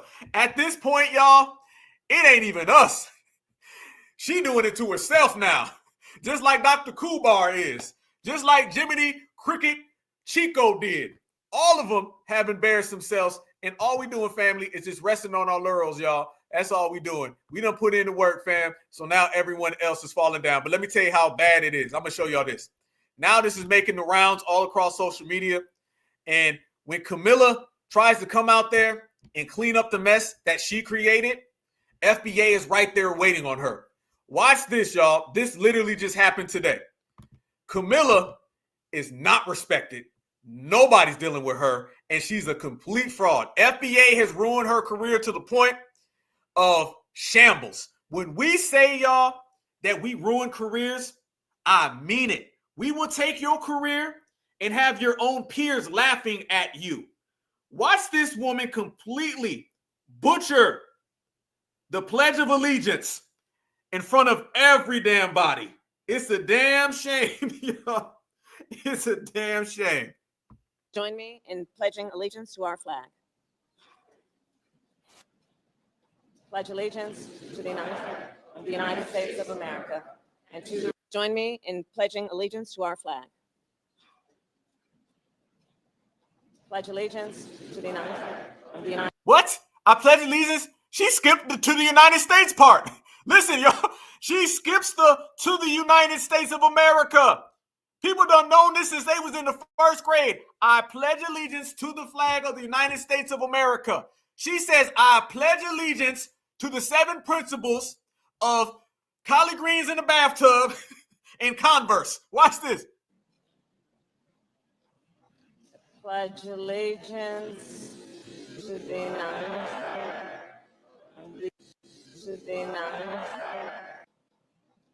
Pledge allegiance to the United States of America. What the hell is this, Camilla? I know we ruined your career. I know we embarrassed you. I know you are the laughing stock of Washington, D.C. I know your father doesn't like you. I know we exposed you don't have a real grandmother. I know we exposed that your husband knocked up the nanny and he's hiding the kid. I know we completely made your name dirt in these streets. But at least get the Pledge of Allegiance correct. Put the bottle down. Pledge allegiance to the United States of America. You might as well just pledge allegiance to Hawaii or something, because that was not a good look. And then, family, last but not least, let me show y'all this woman trying to swear in somebody, and J.D. Vance is literally laughing. And they say that Kamala Harris was very angry and she was very upset. And why was she angry and upset? Because nobody respects her. As my good sister says in the chat, FBA did that. Watch this.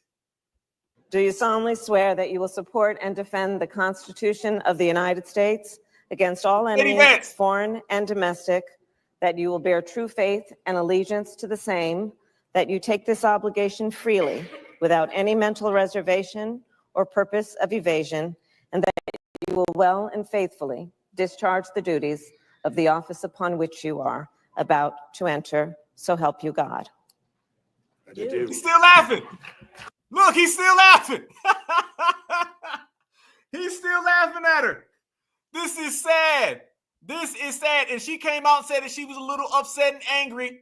But you know what? You did it to yourself, Camilla. Do you solemnly swear that you will support and defend the Constitution of the United States against all enemies, foreign and domestic, that you will bear... Damn, that's the get out of here. You lost. You ain't coming back around no more. Bye-bye. And I'm going to say that look that he got on, that's the same exact look that foundational Black Americans had on Election Day, because he didn't do that. We did that. And we do that to everybody. Easy work. All right, family. It has been another classic episode Black Alpha Network, I need you to smash that like button and subscribe if you ain't already subscribed. Appreciate you for spending FBA Friday with me. We will be back again on Tuesday. We building, family. 20,000 subscribers, and we started off at 19 last week, and now we're actually at 20.2. So we moving, we building, we working. Make sure that you guys stay safe this weekend. Share this with everybody out there. We done did it all on this episode. Let me tell y'all this right there, right now. The roast that y'all did on Jiminy, Cricket, Chico, Romero, damn. That's all I'm going to say. Watch the playback later on. Watch the chat later on. If you just tuning in or you watching the replay, I'm going to tell you now. Go to about halfway through this show, read the chat, and watch what our certified foundational Black American, our brothers and sisters, were saying about Mr. Chico, who tries to come around and disrespect FBA, and he ain't even got to look both ways when he crosses the street because he already does. G-check, y'all. Y'all have a good one. Good night, man. Much love. Appreciate y'all. Love you with a passion. We only building. It's the first episode of 2025. You guys brought it in with us on Tuesday, and we're going to be back around, and we're going to continue to grow and grow and shine and shine.